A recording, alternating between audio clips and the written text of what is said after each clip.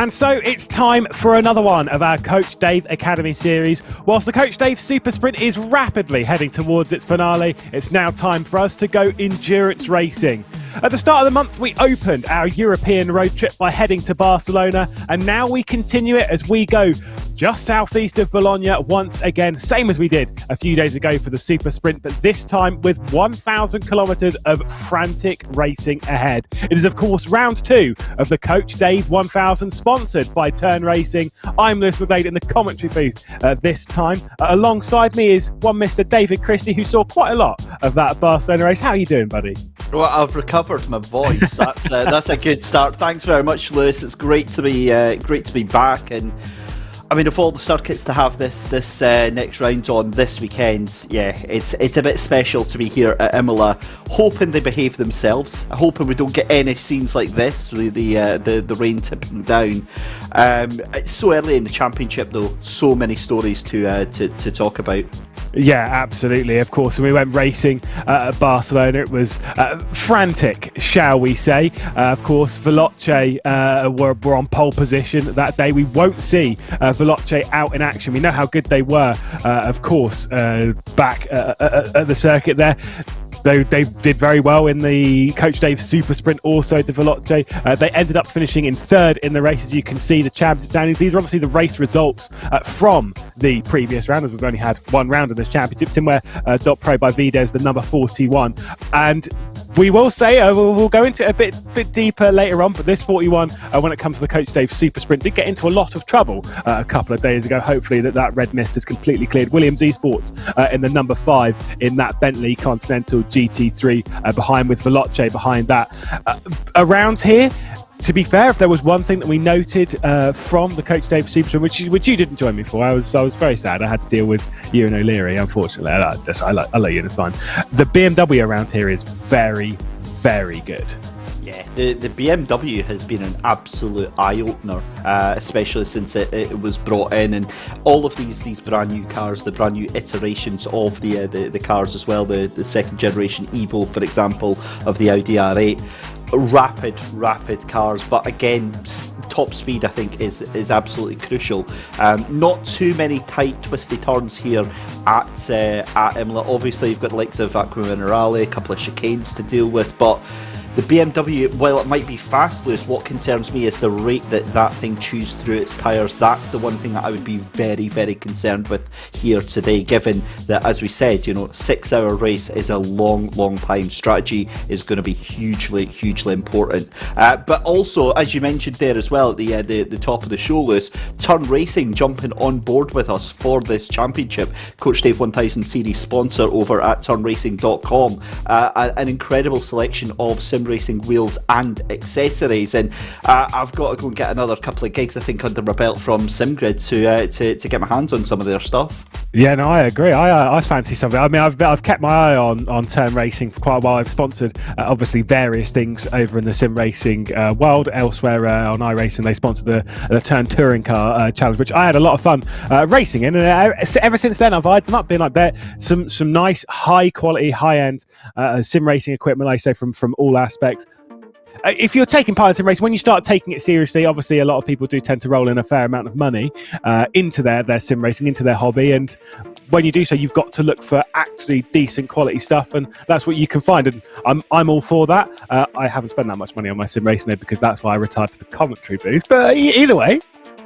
I'm in the same boat, Lewis. I'm buying one of their $9 sticker sheets and just sticking it on RS. I can live the dream, damn it. But yeah, incredible products over there. Check them out, turnracing.com. And as always, it's great to once again be supported by yet another commercial partner who are in incredibly good standing within the community. It's nice to have these businesses on board and do our bit to help them out as well, Lewis. But I mean, right, back to the story then, with Imola, as I desperately try and shoehorn us back into here. 6 hours, as we said, I know from past experience from that Barcelona race how long these races are, but despite that, and it was weird because given it was the same drivers that we saw in the super sprint, this was a much more different affair. This was a much more relaxed affair, I think, from all the drivers, and frustratingly, maybe proving that they know exactly how to behave themselves.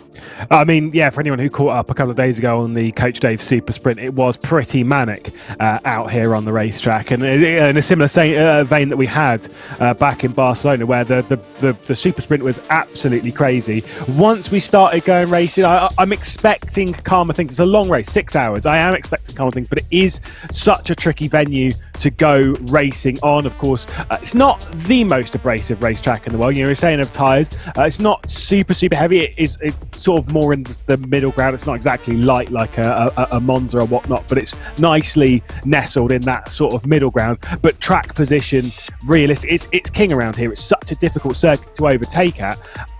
Qualifying is going to be very important. 100%. I think it's going to be so much more crucial than it usually normally is, because it's so much hard work to get an overtake set up around here, because 9 times out of 10 all they have to do is stick it to the inside line and they can just hold you off round the corner, and then you're likely going to be compromised for the next one as well.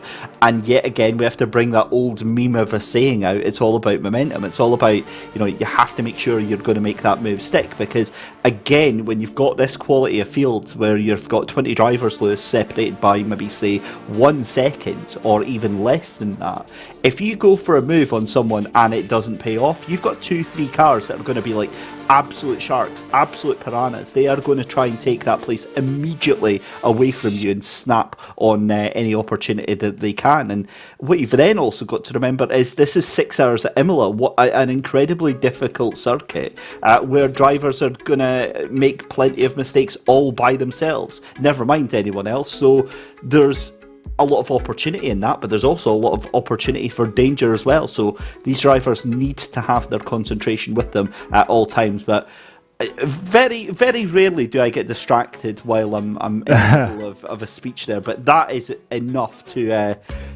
completely lose your train of thought there. That is a stunning. I'm presuming that's going to be a sunset here. Very pretty. I think it was in the morning. I think it's a sunrise. I don't remember which way around we're going. Obviously, they're all sat in the pit lane at the moment. They're getting a stern talking to from Michael Hamlet, of course, the driver briefing before we head into the qualifying session, which should begin in a couple of minutes' time.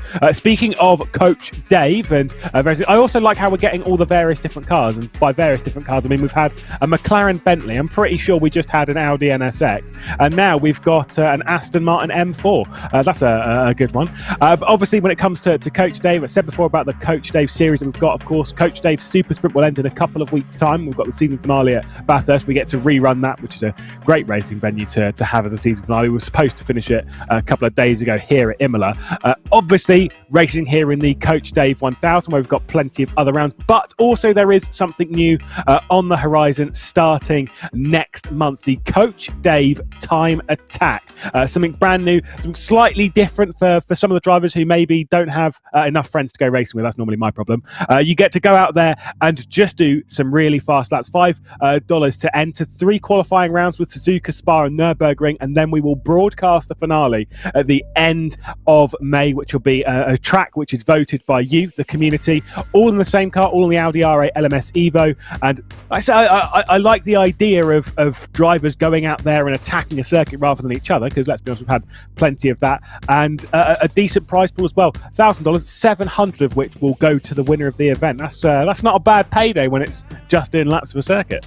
Yeah, that is definitely a good, fun competition to take part in. What I love about that, as you said as well, it's all done using that R8 LMS Evo 2. And the thing with that, having a control car is amazing fun. It just amps it up even more, because it becomes less about, knowing the car inside and out, or knowing which is the best car for a specific track. You're all in the same the same bit of machinery, so it really does level that playing field. Mark my words, I mean, it will be a case of the aliens will be out to play again very, very rapidly. But it gives you, as a normal person, much more opportunity to take part in this. So I remember a couple of years ago actually qualifying for one of these competitions on a different platform, and because it's time attack based, it just makes you feel absolutely incredible to be part of it. And you can genuinely say, you're up there with some of the fastest drivers in the world. But qualifying underway for today's CDA 1000, I don't know, I'm very tempted to get a little entry in myself. I'm not sure if that counts as self-harm though, knowing how particularly slow I am. I think, so I was suggesting this to Ewan O'Leary, who, by the way, hasn't raced in sim racing, which I was just like, why not? That I've suggested to him that me and he should enter the Coach Dave Super Sprint next season. No. I think, though, me, you, and Ewan O'Leary, we should all enter a CDA 1000 at some point. I don't think Mike Yao would be particularly happy because I have to abandon him on broadcast. But I think we should all give it a go. We would not do well. I think that's the critical thing. It's funny you should say that. I've been floating the idea for ages, and not just maybe with the SimGrid, but a much wider, across all the platforms and all the different channels and things like that.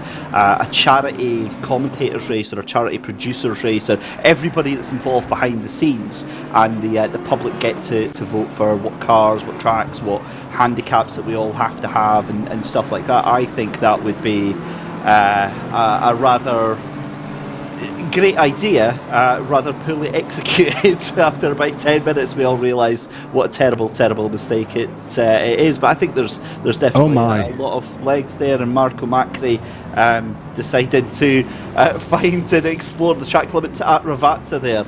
Bit of a traffic jam. I'm getting painful flashbacks to the M6. Yeah, that was that. I've seen that before quite a few times. That was nearly Macri to the rear end of the ballast car, as well as the Simware.pro by Vides, as a Race Anywhere Sims Sport will also start their laps. A bit tricky, obviously, to find basically any really clear bit of track surface. It's not the longest lap in the world, and with there being 40-odd competitors out there, it's not easy to just get into your clean bit of space. So important, though, at the start of the session, when you know that the car ahead of you is just starting their lap, you're just starting yours. When it comes to a bit later on in the session, after you leave the pit lane, you're kind of in a bit of a grey area where you don't know who around you is actually on a lap, and it's quite even harder to get comfortable and find your own bit of space. I mean, look at the track map, it's almost completely full with the exception of that second sector. It really is, and it makes it so difficult. Cars just coming across the start-finish line, I think, now maybe in the best possible position for getting a little bit of clean space, but then you've got to also factor in how many drivers are going slow just to try and get themselves a little bit of space. So you could be on a really hot lap, and then suddenly you come across some traffic. It's going to be crucial. I would say, fair enough, maybe get a banker lap in now, give it about 5 minutes or so, and then you'll find a lot of the cars heading back to the pits, waiting for that last 6-7 minutes. Well, Abelads was on was topping the practice session coming into this qualifying. It was a 40.245, kind of the times that we're aiming to go for, something in the mid to low 40s. Macri, I think, seems to have more bailed from the lap just a little bit, just didn't look super aggressive driving down there into Ravazza, and a little bit wide there from the second part of it. As you start to push a little bit too much, it's going to cost you all the way down towards Tamburello. First laps coming in, Novikov in the Simware.pro car, 41.185 at the moment, topping the session. There they are in the 3.22. That time, I can guarantee, won't stand as pole. There we go, instantly beaten. Yeah, I'm just looking at some of the times from Free Practice 1, actually, that was posted by Jardier. And I can see at least 20 cars within a second. So, my God, that is scary fast. In fact, the 20th position time was a 1:41.385. Fastest in that FP1 was a 1:40.472. So that should give us an idea of what sort of time we're going to be aiming for. But interestingly enough, that was Bentley 123, so that was the Williams esports machine, and then it was the 41, our championship leaders. I think it was Vyacheslav Abelads that was in the car at the time, and then Alexander Novikov in the 322 as well. So the Bentleys seem to have the upper hand, certainly from Free Practice 1. Yeah, they're looking very strong right now. And the Coach Dave Super Sprint a couple of days ago, I say it was a BMW that was well in charge. Realistically, it was G2 Esports, the lone BMW M4 in that, but it just looked so strong. They finished first, obviously, in the first race, dominant fashion. Finished second in the second race after rising up from 10th position as Abelads comes into pit lane to escape. Not a great start to the session for them. Obviously, a few minutes into the session, and they are already back in the pit lane without having set a time. So the 41, little bit under pressure there, as we'll see Sven Hetic come across the line. 10th place for them. They did quite well on the Thursday night. Did Prime E Racing, looking to go for another top 10 here. Yeah, I'm just saying Tariq Adam actually in the 157 GTWR R8G Academy. I see you up there, 140.482. That's a fairly decent lap as he jumps into the car there. Victor Nicolaidou goes across the line in that 33 BMW, and it's definitely the BMW show right now. 140.7 for West Competition Racing right now. And yet again, you're seeing that 20 cars within just about a second of that pole time just now. Obviously, the track conditions I think will be a little bit more, a little bit different. 7 a.m. in the morning here might be a little bit cooler, so those times will definitely come down, like you said there, Lewis. But I would be imagining a lot of these teams will want to keep their hands close to their chest, or their cards rather close to their chest, because they'll be wanting to see how this plays out, to see what everybody else has got in the tank before setting their ultimate lap. But here comes Nicholas Anka for WPS Racing across the line and set his next time. He did a 141 that last lap there. That wasn't fast enough to actually set a new time. Is there anybody up in this top 10, Lewis, that you're surprised to see up there just now, or not up there? So the 41's the big one that's not up there, obviously not setting a time at the moment. There's no real major shocks right now, with it obviously still being very early in the season, so we're not sort of seeing those major shocks. The 383, the Dalton Community car, they did really well here a couple of days ago. Unfortunately had a couple of issues, as you do when it comes to cars, other cars, and racing hard, shall we say, but had really good pace. Nicely they've carried that on to today's action. We'll see Martin Schumacher across the line up into 6th place. BMW's again looking very strong around here as Apostle goes up into 2nd position right now, 40.3. Still expecting these times to come down quite a bit. Track temperature, like you were saying, 26 degrees right now. The expectation and the weather forecast for the day is that this race is going to get quite hot. It's 26 degrees and it's 7 o'clock in the morning in game. That is going to get pretty toasty as the day rolls on and the race rolls on. So as much as I said it wasn't too much of an abrasive circuit, I think the tyres are going to have their work cut out for them this afternoon. I think you're absolutely spot on with that one. The other point as well is that one man maybe with a little bit more experience than most about those cosy conditions was Jardier, because he did a sort of fun stream last night or yesterday where trying to survive the hottest possible conditions in Assetto Corsa Competizione, so he'll be maybe a little bit more used to some really sticky and really warm conditions out on track, as we see a BMW deciding to try and move off track. This is exactly what I was saying there about the traffic here. Makes it very difficult for anyone to get a clean lap in. We see a car taken to the escape road there. Darren McCormack though in 3rd position for the Williams Esports machine, number 5 in as well. And obviously, like many of the teams out there, Lewis, they've got their own stream going on as well. And one of our real-life commentators taken to the esports commentary scene for the very first time, Bryn Lucas.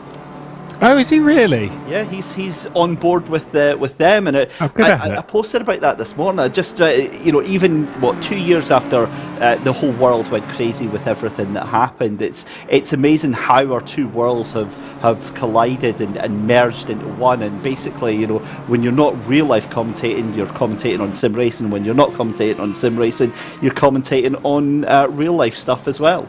Yeah, I didn't quite manage to meet Bryn Lucas because he was obviously down in pit lane at the Alton Park. I didn't quite manage to bump into him. Did manage to bump into someone else though down towards the pit lane. Someone named David Christie. Yeah, if I do remember correctly. I saw and Mike Yao. Obviously. But I did see Brown. I didn't actually get a chance to speak to him because he was too busy interviewing Ainsley Harriott at the time. Yes, I did see Ainsley Harriott was there. And of course, Q Twitter just melting down the memes of "yeah, boy." But seeing it and obviously being there. If you ever get the chance to see these machines in real life, which is the point I was very clumsily trying to get round to, is that it is an experience like no other.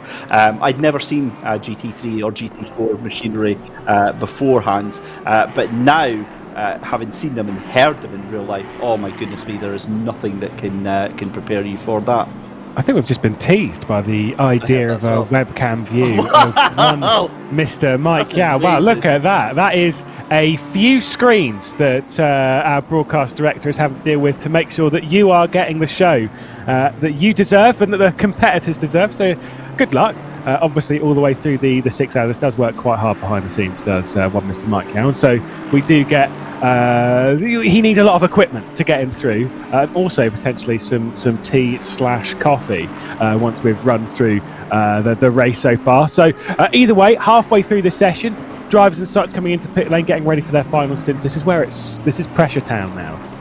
It really is, and this is where the crunch time happens, because they've got their banker laps in, they've now got their ultra extreme super duper hardcore setups loaded in, and now this is the time to really bring out those lap times and make them count. At the moment, it's now the 41 back up in pole position then, and we wondered where they went even faster than FP1, 140.245, so that is Vyacheslav Abeladze up into pole position, Darren McCormack into second, and what do you know, the trifecta is complete. Alexander Novikov in third position, so it's a Bentley 1, 2, 3. Well, there we go. That is back to where things were. Now, I'm seeing that on my timing screens, and yet I'm not seeing that in the actual timing screen. So I'm wondering if I'm getting excited here, I'm not looking at the right information. We'll just ignore what I just said there. I'm really sorry about that. Lewis, I'm going to go and frantically try and figure out what's going on here, and maybe you can actually update us on actual times here. No, you see, no, I was going to make up that same point earlier on until I realised what you just said on air, and I was like, oh no, okay, no, fair enough. I won't say that, but no, power to you, mate, power to you. The Bentleys at the moment, they're just not in this qualifying session. They're not looking quite as strong as they were in practice. Obviously, conditions could be slightly, well, they would have been slightly different in practice as the sun's been rising, the track temperature's risen a little bit. The Bentleys seem to match the slightly cooler conditions of the practice session as more times come in. Abeladze does go ahead of Darren McCormack, 4 tenths off of pole. Tarek Adam, though, 3 tenths clear of everyone else. What does Novikov do? There, boom. Alexander Novikov goes up onto second position, 2 tenths off of that pole, but finally starts to close that margin down in the 3.22. So there is some progress from the Bentley camp, but that leaderboard, I'm getting flashbacks of the SimGrid VCO World Cup from the 24 hours of Spa when we had the top 11, there was 10 Aston Martins. Obviously, 9 of them were inside the top 10. The only car that wasn't an Aston Martin inside the top 10 was the legendary Rocket Sim Sport McLaren. And what a sight that was. Still doing very, very well. Of course, that weekend that we saw in Ulton until it wasn't, and it was into the barrier. But I don't think we'll be seeing that. But 6.5 minutes left to go. Lewis, one of the points I wanted to very quickly touch on with that, on that note, is the Veloci team. Of James Baldwin, Eamon Murphy and Isaac Gillison not taking part this weekend. Now, obviously, we know the drivers are very tightly committed. They've got loads and loads of things that they've got going on. But do you think that detracts from their ability to compete in championships when they've got to spread themselves so thinly, as it were? It's not an easy one, because obviously from this point of view, I get it, because obviously there's lots of competitions, like we say, but it is kind of one of those bitter pills to swallow when you're kind of sat there and you've got all these other championships. You think, actually, no, I can't do all of these. I'm not sure what's happened behind the scenes with Veloci and what else they're doing at the moment, but either way, clearly not having the time. They didn't have the time to do Thursday either, whether it's just down to preparation. From it being a 5-round championship, normally if it was a standard 5-round championship, I'd be like, no, that's it, that's them out completely. But knowing how things work here in the SimGrid with all of the championships that we've had, 5-round championships, like each round is so completely different than the last. You never really know if they're still able to do the final 3 rounds. I still actually wouldn't necessarily rule them out of the championship. Maybe it's just that the McLarens aren't so great. I don't know. Ivan Shevetinsky across the line, currently in 11th spot, and doesn't actually improve from where he was. John Lacey Esports Academy car that is quite up there in the championship. Didn't they finish top 5 last round?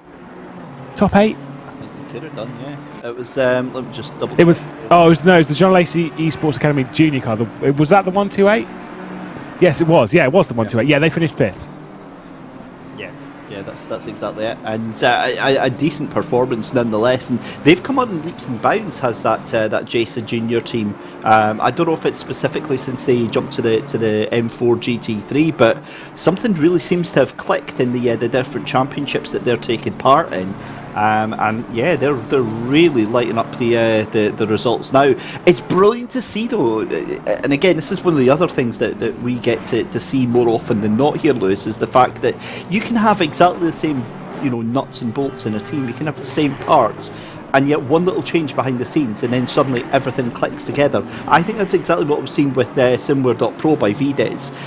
You've had maybe 2 or 3 of the same drivers in that team, and now because we've had a seismic shift behind the scenes, and now suddenly everything's changed. The composure, the performance that's expected of them has massively changed, and it's not a surprise now to see them up the front and being consistent with that as well. Yeah, I will say with the SimWare.pro by VDES car, it was your boy as Rottas goes up onto pole position for the Vipperman racing car. As we'll see Shemetinsky come across the line. This time, is there going to be the lap time? Yes, it is up into 8th position. I'll correct myself. It qualified in 5th and it finished in 7th. Still a great round for them back in Barcelona as they move over to the BMW M4 from the BMW M6. But yeah, it was your man, Igor Ograkov, who got 3 penalties in 1 lap and got a drive-through penalty from it. Obviously, the red mist did hit after one of those incidents, and essentially from that, especially with how the penalties and stuff work in the Coach Dave Super Sprint, that in 1 lap essentially ruled out the 41 from taking part or from competing for the championship. Just 1 lap. Those mistakes. That's the kind of thing that we've seen a few times from that squad. That's the kind of thing that if they're going to contend for this championship, of course, after winning back in Barcelona, those are the issues they need to completely eradicate. If they don't have the car to compete for the win here today, for whatever reason, that's okay. Hoover up some points. That's why they were so strong in the SimGrid VCO World Cup and the Love Sport Roseneft Aston Martin, which is a bit of a weird thing to say, but whatever. But it's a good point to bring up because, as everyone knows, or everyone that's ever listened to any commentary that I've done, they have been my poster child and also the poster that goes on the dartboard every now and again. Because I love that. The team that you kind of look to for good or for bad, incredible pace. They've got one of the fastest lineups out there in Assetto Corsa Competizione, hands down right now. But they need to be able to have that all come together on a good day, because we've seen it time and time again. If Igor gets mad, then the Hulk comes out to play, and it's Hulk smash to everyone that goes anywhere near him. He gets really wound up, and we haven't seen that from him so much this season, so much this year, as up into what was that? I think that was 10th place, was it? Or sorry, 13th place for Dan King there. That was a nice little lap there. But again, we've not really seen it so much this season, but we did see it at Barcelona. We saw that frustration starting to creep back in. So thankfully, making a really good job of holding on to that. And that was one of the big things that had changed, I think, over the past couple of seasons for that team, was that I don't know if it was like maybe, and again, this might be completely unfair to say, but it almost smacked of like a victim complex sometimes from the way that they go. Because like they would come into an incident and they would feel instantly aggrieved, and they would lash out, and either the drivers would lash out or the fan base would lash out. And thankfully now that's all changed, and they get the job done on track. They try and keep themselves as clean and out of any sort of issue as they possibly can, and it's been an absolute revelation to watch them lately. Yeah, and they actually gave a decent interview after the Coach Dave Super Sprint, unlike the other team that we interviewed. But we'll not go into that too much, don't worry. I've only got to go. I've got a quota to fill out now of just ripping into G2 Esports. It's fine. Do love the guys. Either way, lap time that was completed there for Dara McCormack. Saw a couple of mistakes coming down into the Ravazza, pushing in a little bit too hard. Lost around about a tenth from that. That was potentially a guaranteed second position. Lost from that. Maybe even pole position from Dara McCormack, who unfortunately couldn't race a couple of days ago in the Coach Dave Super Sprint was replaced by Harry Spears, who did a very good job. Unfortunately was the first one to feel the wrath from Igor Rognikov, but regardless, as we end this qualifying session coming down to the wire, keeping an eye on all things behind the scenes, making sure that we can see who's actually improving and when. SMP Racing Esports sticking to that Merc, which doesn't look super strong around here. We are really talking of the BMW Bentley show here this afternoon, at least in qualifying. Racing is very different. You say that, and then a glance at the results there, that is, I honestly, in the whole 2 and a bit years of doing comms on the SimGrids, I don't think I've ever seen that before, unless it's like an event where it's only been BMWs or whatever. But yeah, that is wow. Yeah, great to see that Darren McCormack leading off the Bentleys there. But yeah, that was awesome stuff.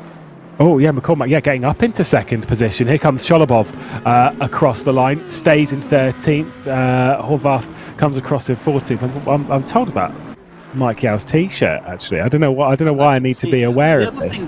I wasn't really looking at Mike. I was looking at the screens.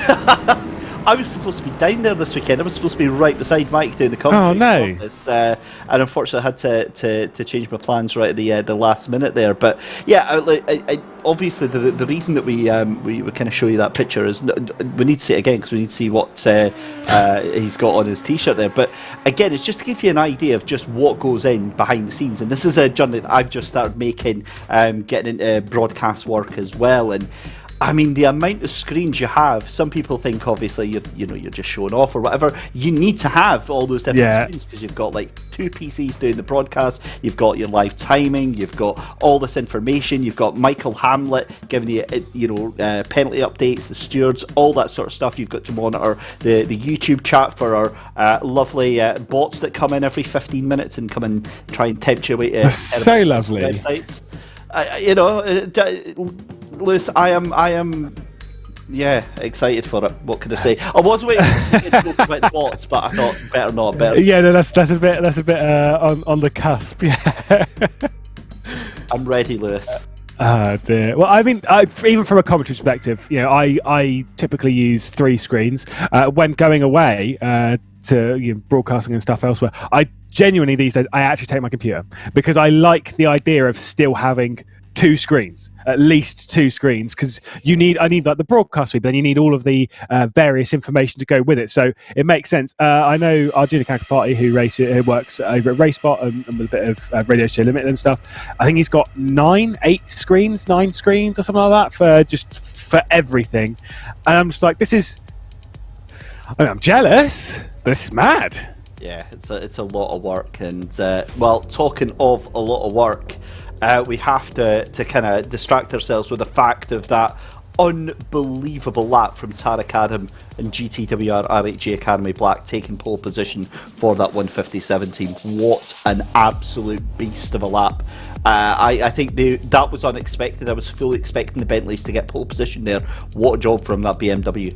Yeah, honestly, an amazing lap time. Of course, the 157 being the GTWR RHG Academy, as you said, a team that we've seen towards the front in quite a few cars, including most importantly the 157 in the Audi R8. Seemed to match very nicely to that. Then you've got a trio of Bentleys behind, and then it is this wave of BMWs all the way down to the back end of the top 10, and then slightly outside of before we get to Macaulay and the 123 FFS Racing Aston Martin, which you quite literally can't miss.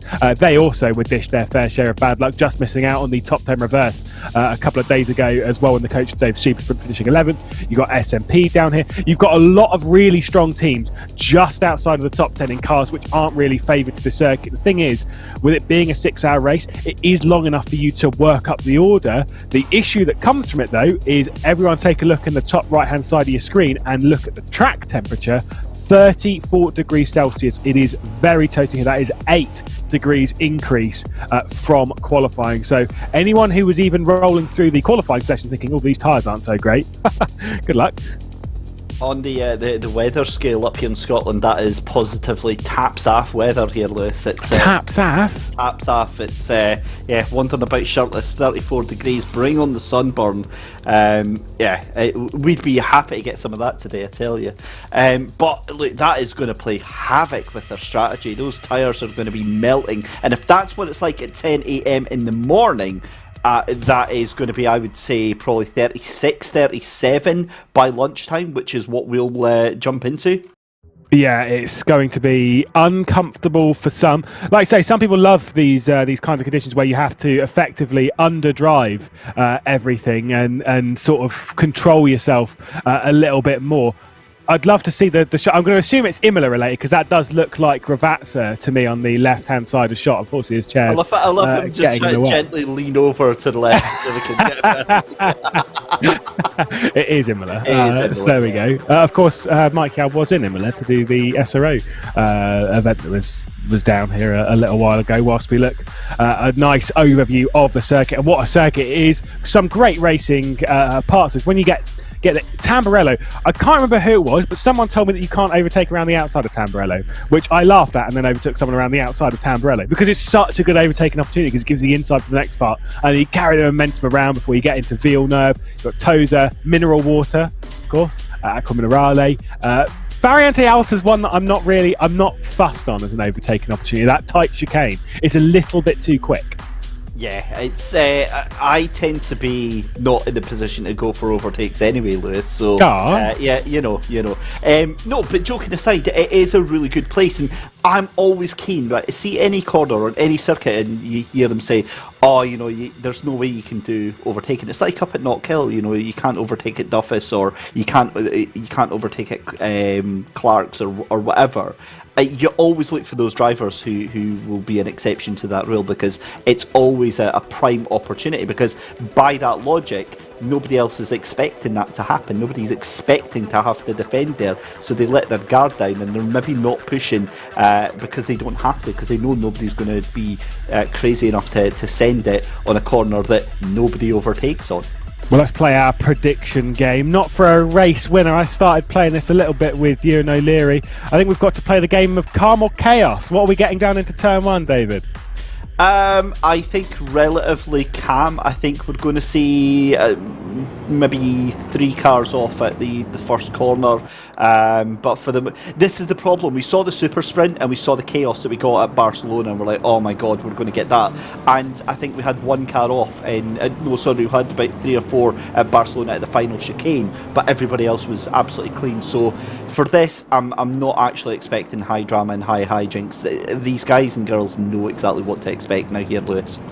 I'm in the same boat. Now, we did get a little bit of drama, more so not into Tamburello. It was more so a bit later on in the lap in the Coach Dave Super Sprint in the first race. And the second race, it's the second race for Coach Dave Super Sprint. They were manic from the race start. Here, I am expecting things to be a bit calmer. It's a 6-hour race. People have got to play the long game. You can't be making it 3, 4, 5 wide down into Tamburello the first time. You are going to cause chaos. We'll have to wait and see. We've got 45 competitors and 6 hours on the clock as we get ready to go in the Coach Dave Academy 1000 here at Imola, sponsored by Turn Racing. We'll see what GTWR RHG Academy can do from pole position. Alongside them on the front row, Dara McCormack for Williams Esports. You can see how much space is between the two trains, the defensive and the aggressive line. The left-hand side going to be holding it on the inside of Tamburello. The outside, they're going to be sending it in, trying to take the lead early on. Do the Bentleys feel the pressure from the BMWs to make that attack early? We are underway at Imola, and it's a good launch from Tarek Adam, who's going to lead for GTWR RHG Academy. Williams Esports funnel their way through to second position, trying to go around the outside. I think it might be Petrochenko, but no, it's a Simware.Pro by Vides car that holds on to second position. There is one of the cars off. That's a little bit tricky from one of the BMWs who rejoins and slides straight into the barrier.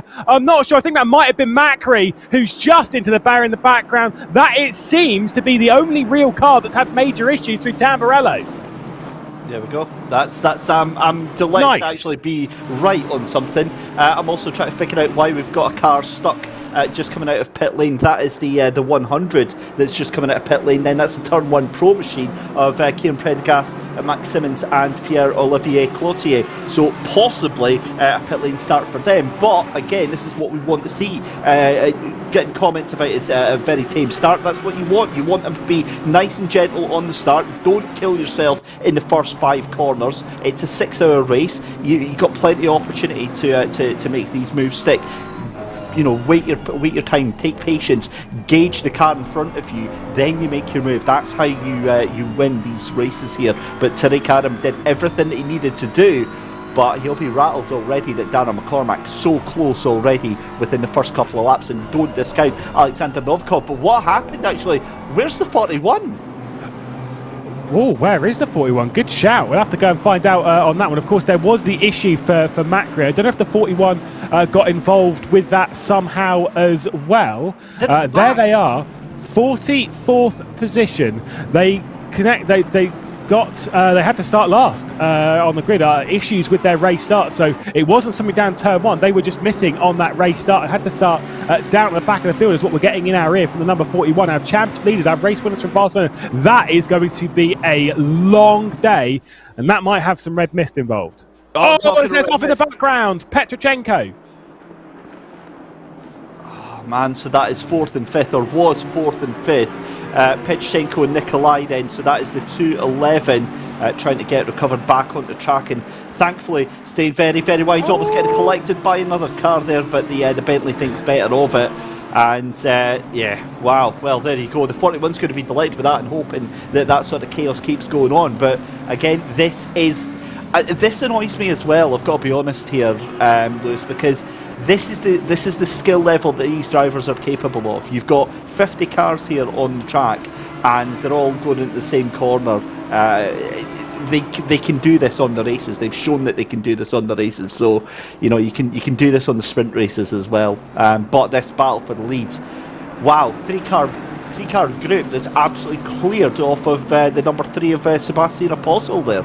Yeah, like a nice little group clearing off. Now, this is kind of what happened a little bit in the Coach Dave Seaver sprint, where the BMW was kept in touch a little bit through the earlier stages of the race, and then suddenly it was Robbie Stableford behind the wheel decided, actually, I don't really want to be near anyone today, and then just started walking away from everyone, just put the foot down and away it went. I don't think it's going to be quite as easy around here. Bentley seemed plenty fast enough in the straight line to keep in touch on the start-finish straight, as we don't have all of those BMWs inside the top 10 as we did earlier, because we've got an Aston Martin and the 123 FFS racing car that's coming under pressure from the Mercedes of SMP Racing, and then of course you've got Nicholas Anker in the WPS racing team, Audi as well, just the back end of the top 10, so a little bit more diversity towards the back end of the 10th place here. That was a little bit of a slip and slide though from SMP Racing. Yeah, they're going to struggle with these hotter conditions. I think that Mercedes is really, really not going to play well in the sunshine. But fair play to Danila Sharipinen getting up into that 9th position, started in P10. So the only Mercedes that we can see here of any sort of competition whatsoever, doing a rather grand job. And also that 1-2-3 up there as well, FFS Racing's Joe Macaulay. The only Aston Martin really in with contention. You've always got Darren King down in 13th position, but to be in the top 10 at this early stage shows the intent, and they're not hanging about, are they?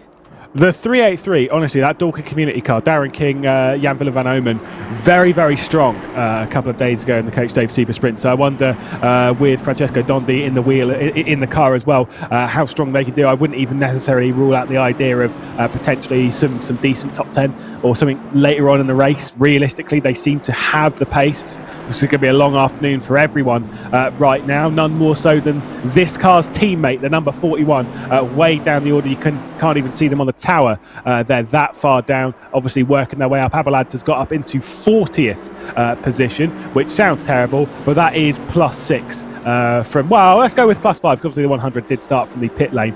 Unfortunate for the 55 Macri, who started up inside the top 5, that green BMW that went off at Tamburello on the left-hand side. That is a big shame from the number 55 Race Anywhere SimSport Pro car. That is also going to be a very long day. I'm assuming they got a substantial amount of damage and had to pit. As you can see, they're just running into Piratella now on the track map on the right-hand side. Yeah, I'm just keeping an eye on that 41, who are just, making big inroads right now. It's been looks like a bit of a collision between the 69 and the 333 just now. They're dropping down the order as well. But that 41, we're looking on pitwall.live, and it's always concerning when you see on the left hand side the text reading accident involving number 41. Oh God, what's happened now? But I mean, 38th position, they are still properly charging on, and as long as they've got the cars in front of them that are still fighting, they've got a really good chance of getting themselves up. I think by the time we get into the first pit stop, they'll be up into the top 20. Wow, that is confident. That's very confident. Well, this is less so. Yeah, Barras Esports a little bit too deep running into Acqua Minerale. Didn't quite open the door to the GTWR RHG Academy white car that's just on the rear end of the 457 of Turato, who's very close in check. Wasn't quite close enough to take advantage, which is always frustrating, by the way, when you're sat behind someone, you see them make a mistake, and then you think, actually, if I hadn't missed that apex and I hadn't done this, done that, I would have been there to get past. It's always a bit annoying, but you can't always get freebies. See, I always wondered that, and I've asked that question to the drivers, and the resounding answer is they don't think about that at the time. They don't want to second guess what they're doing. They just drive their stint. Maybe when they get out the car, they'll maybe think a little bit differently, but that's what all the training's for, is we watch a replay of the start here. And I've got to be honest, I'll take the comments in YouTube chat about it being a quiet and a tame start, because that's exactly what we want to see. We were 3 wide. That should have been somebody that was, well, fair enough, we got the 55 of racing where SimSport into the barrier there, but I mean, where else are you going to see 3 wides and they still, survive and keep things going? Yeah, I mean, that could have been much worse, let's be honest. Like I say, if they'd have all spun out in front of everyone else, then we would be looking at some pretty large drama right now. Eventually, they did rejoin just ahead of the Yaz Heat car. I do believe that Malinovsky is behind, and then obviously dropped back courtesy of the damage. Top 3 still well in check, as we'll check out some more replays from earlier on. This, of course, was Petrochenko, the red and white car that we're focused on. It was Nikolai who's closing in, the Romanian driver on the run down into the first corner at Tamburello. And as far as we were told, it was Nikolai kind of going for a move which really wasn't there, looks to the inside and sends it in, is kind of alongside, doesn't really back out too much, and there's a little bit of contact, and then just drives straight into the rear end of Petrochenko, and Petrochenko sent off into the gravel trap, and it was a long recovery from Petrochenko. More issues behind. Is that the Race Anywhere car again, or is that a different green BMW? I think that was a really good spot there, Lewis. The problem with that one, with that move there, was the fact that right up until that exit from the chicane there, that was all above board. That was firm but fair racing. That was, it was a little bit sort of push and shove, but I'll allow it, as you would say. And up until that point, it was absolutely fine. And then he just, for whatever reason, just thought, right, no, I'm just going to keep my foot down and take the position. And of course, the car ends up getting spun sideways, and that is likely going to be race control going pretty. I don't want to use the word mental, as we've got a yellow flag. That is the 888 that's gone off. That's Danilo Sharepinen, who I was giving all the praise to. You were indeed. Is that the commentator's curse? It's the 123 as well with the FFS Racing car of Macaulay. You can kind of see them both dropping down the tower as we'll ride on board with the SMP Racing car. A little bit left hand down, but nothing too major. There they are, both on screen, just now coming out. Okay, yep, so that car's not in a great spot. That was a bit scary. Just a little bit of damage on that. I bet if you go on board with that car, the steering is straight, but the wheel is as soon as you brake, Oh, that is some hefty suspension damage on that one. Yeah, that's gotten to watch. But 6 hours, they'll get back to pits. Maybe they won't. So this is the problem. So this is clearly some rear suspension damage, because the problem with rear, I've always said this, front suspension damage you can deal with, because it was because it'll obviously knock one of the fronts in. Fair enough, it's a little bit hard to drive because obviously you might have a lot more understeer into a certain corner. Rear suspension damage is killer because it'll almost be fine in a straight line until you brake or until you turn. That was a nice bit of drifting though, avoided the barrier. However, I'm sure they will be fearing Ravazza. Acqua Minerale, a Variante Auto. I'm assuming this car's going to go straight on. Let's wait for it, see if they are going to take it. Good effort, I wouldn't have. But that is a beast to drive right now in such a bad way. This is going to be not I'm pretty. going to say, Lewis, is where there's blame, there's a claim. That is, yeah. I feel bad for them. Say for that. However, right, I'm going to give you a bit of an eye-watering update on this. Remember our bold, outlandish prediction about that 41 getting into the top 20 by the first pit stop. 32nd place, Lewis. Yeah, I'm a bit disappointed, mate, that you are you're almost right on it with Abelards, but either way, making a lot of progress right now, working his way up the orders. Will focus back on the battle outside of the top 10. Of course, FFS Racing were also involved. Remember how I said Darren King could be up inside the top 10? Courtesy of some of the drama that's also gone on in this grouping. Darren King and the Dalkin Community Car are now in 8th position, 6 seconds back from the 201 SPQ Racing team, their first car that's just sat in that 8th position right now. You can just see at the back of shot. Do you know, me being a terrible human being that I am, I have some very bad thoughts. I was thinking as myself, as that we faded away from that Triple A, wouldn't it be horrifically funny, but really not funny as well, if we just sort of beached it and got it parked sideways on into the pit lane and couldn't move it after all that work? Which I have seen before. I've seen it happen as well. Oh, I remember, what was that one race? I think it was Bathurst, where we saw somebody come flying into pit lane and lodge themselves into the tyre barrier when the car was damaged. That was that was the SimGrid VCA World Cup from last year.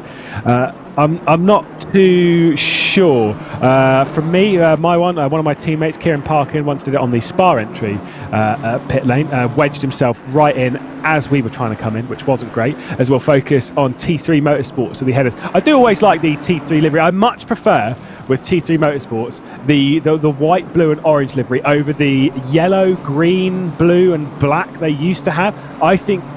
I thought it was very eye-catching, but I think that this looks a little bit smarter, a little bit cleaner, but still keeping that design. I'm getting told in my ear that no, the yellow one was better, but that's fine.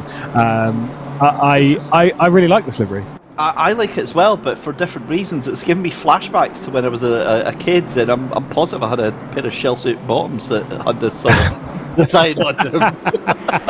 Oh my goodness! Now that is showing how old I am. There. Wow! Shell suit trousers. Let's get in there. Yeah, no, fair enough. Each their own. You're a bit older than me, so it's all right. Either way, T3 Motorsports inside the top 5 at the moment, and with the fastest lap of the race, must add. Still, though, the top 3 have just been able to more consistently pull out, as we'll try and get that image well out of our heads. The 157 still from the 5, still from the 322. This little battle here just for 4th place at the moment, as they're also pulling away from the 201. You can get the image out of your head, but you can't get the sound out of your head. That crinkle of shell suit, yeah, that's tell me you're poor without telling me you're poor. 5 hours 45 left to go in the race. So again, it's been a very, very orderly start to this race. Yeah, we've had a couple of incidents here, there, and dotted about, but for the most part, I think all of these teams will be very happy with how this first 15 minutes have gone. Mostly because it gives them the best possible chance, doesn't it, to be aware of where they are, try and make the moves realistically that they can make, but they're not actually getting themselves into any dramas, into any collisions whatsoever. P27 for my 41 team. What is going on with them right now? They're just getting past all this carnage whilst we're seeing some of the racing going on. Dave Hardy is trying to hold on, or trying rather to get past Haupton, one of the prime e-racing cars, and the greatest number of all of sim racing and motorsport, the number 78. No bias, it is my number, but still, just trying to hang on at the moment. Of course, they've got their teammate and assistants behind with Enders and the number 79 prime e-racing car. Petrochenko got one off in the background with Julenko. That's the second time I've seen the slow racing team car backwards, or at least one of them. I think they've got a couple on the grid, but either way, backwards once again. It's a little bit feisty back there, but you can see it's so close, and that's what's kind of allowing the 41 to pick them off. Rather than being almost at one at a time, they're able to pick off groups of them at a time, whilst they're all kind of tripping up over each other. If they can rise up the order inside the top 20 without a penalty, I will buy a hat and eat it and be very impressed and enjoy it. Right, sorry, I'll be back in a minute just while I go and click that. That's gonna be. I hope you realise that's a verbal contract is legally binding up. Well, it can be a cake in the shape of a hat. Cake hat, so, yeah. A cake hat, yeah, I'll take it. Yeah, I'm quite intrigued by this cake hat, and we'll get the nice 41 car put on it as well for you. Nice. Yeah, no, I'd be all over that, and I would definitely, I'd eat all of it. But either way, to focus on their progress right now, the 41, regardless as to our criticisms and stuff of them in the past, this is kind of what you were saying, is when they're on it, they are on it. They can pick their way through so well and so quickly as well. The thing is as well is that there is room for a certain amount of aggression as well, and I think that adds to not their mystique but to the kind of team of who they are. It's that whole thing of like, we are faster than you, move out of the way, or we will make you move out of the way. And a lot of these teams, I think, will just be like, yeah, you do you, mate. It's absolutely fine. That's not obviously how it happens at all, but look, Vyacheslav Abeladze is insanely fast. The fact that they've already made up about 20 positions in 5 laps is frightening. But it also, it's easy pickings for them just now, because everywhere you look there's folk fighting, and it's that whole thing of you getting slowed up by cars in front of you and not able to go as fast as you can actually go. The thing for the 3 in front that you've got to remember as well, Lewis, they've kind of got a little bit of an easy time right now. They're just breaking away. They're all on the same page, it would appear, and they're leaving everybody else to fight amongst themselves for the scraps of what's left. So for them, it's a fairly easy time just now, and everyone else, you've got to have your eyes on stocks, because you're trying to get ahead of the cars in front of you, but you've also got like 3 or 4 cars behind you that are trying to chew at your ankles. I'll just rescind what I was saying earlier about the green BMW that I thought might have been the number 55 Race Anywhere Simsport car. I actually do believe now, because obviously they went off down at Tamburello. I believe the second incident was this green BMW, which is the 199 MSL Racing car that Moorman's behind the wheel. I think that was the one that was involved in the second. But the reason why they were getting quite a lot of these battles, for one, pace from everyone is obviously very similar, even from front to back, we are getting a lot of similar pace, but also because this pack at the back does have quite a lot of cars in it that maybe necessarily shouldn't be in it after incidents earlier on. Of course, yes, we've had the 41, spoken about those ad nauseum, rising their way up the order. Valentin Barriere, who is plenty quick enough, more so in a Bentley, less so in a Ferrari, but either way, in the virtual drivers by TX3 Ferrari, you've got Savalainen in that Grip Packs Engineering Audi, Macaulay, of course, the 123 FFS Racing car. There is quite a lot back there. Petrochenko, who was up the field before being spun off down at Tamburello. There's a lot that should be a lot higher, and now we're going to watch them as they rise their way back up, but they're all kind of battling amongst themselves whilst trying to rise up. It's fascinating to see those little battles in themselves, but these are the kind of battles that we're going to see genuinely through the next 5 hours and 40 minutes. They're going to be there for pretty much the entire race. And on that note as well, if you told me I'd get a championship where I've got Joe Macaulay, Jonas Salvalainen, Valentin Barriere, Jonathan Seville, Kieran Prendergast, you've got Marco Macri out there, and Danila Sherepinen, all outside the top 35, I'd be like, what kind of championship is this? Who do you have in the top 35? That is just the way that the cookie crumbles, as we see Vyacheslav Abeladze trying to take, it looks like P24 there, fighting with, who's that in front? Is that Christopher Strepin in the 214? It is, so makes the move done, P24. Right, okay, well, I'll be right back. I'm going to go and phone a baker to go and get that cake made up. Nice. Yeah, no, I'll. To be fair, if you're going to pay for it, I'll allow it. I'll take some cake. The thing is, right now, is the Bentley's straight line speed is what is really assisting it here, right? It's getting to the rear end of like an Audi, which isn't particularly the fastest, not exactly the bullet in a straight line, and the Bentley's just able to sort of get alongside into turn 1. And whilst we're quite early in the race, and whilst I think people do know, obviously the 41's championship leader and stuff, and there is kind of that vibe. I know you were saying it earlier of like looking down the inside and then people going, all right, yes, I know who you are. I've done my fair share of racing, more so in touring car stuff, but there genuinely is a little bit of that sometimes if you're playing the long game, if you're using your head. And I know that's obviously in touring car racing, why are you playing the long game in touring car racing? But you do. And there are times when you realise, I know what I'm fighting for. I'm fighting to finish, say, you want to finish in the top 10. Right, and you're currently running in 7th place, and then suddenly someone like that comes alongside you. You just go, actually, do you know what? If you go past, I'm still in the top 10, and if I start racing you, I might not be. So you kind of play those long games, and sometimes you might not fight a driver like this as hard as you would everyone else. And so there is a bit of that dynamic in there when you are rising up the order. Sometimes you do get a little bit of a free pass as long as you can get alongside. That's not been for everyone, though.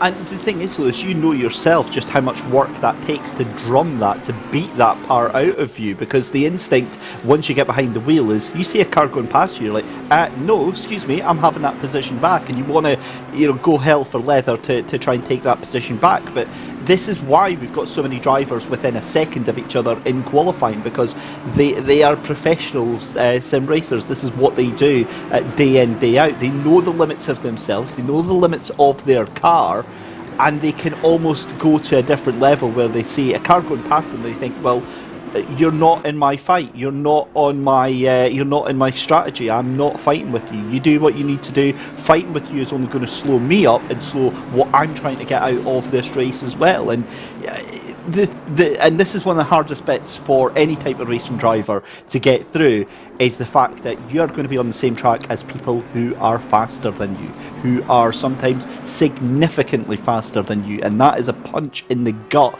to your ego, to see cars that are in maybe the same car as you are, and maybe exactly the same car as you are, and they can do things with it that you could only dream about doing. But all these drivers can do, as you said, is just keep to themselves, keep doing their own thing, and 9 times out of 10 they'll get a way better result than they actually thought possible.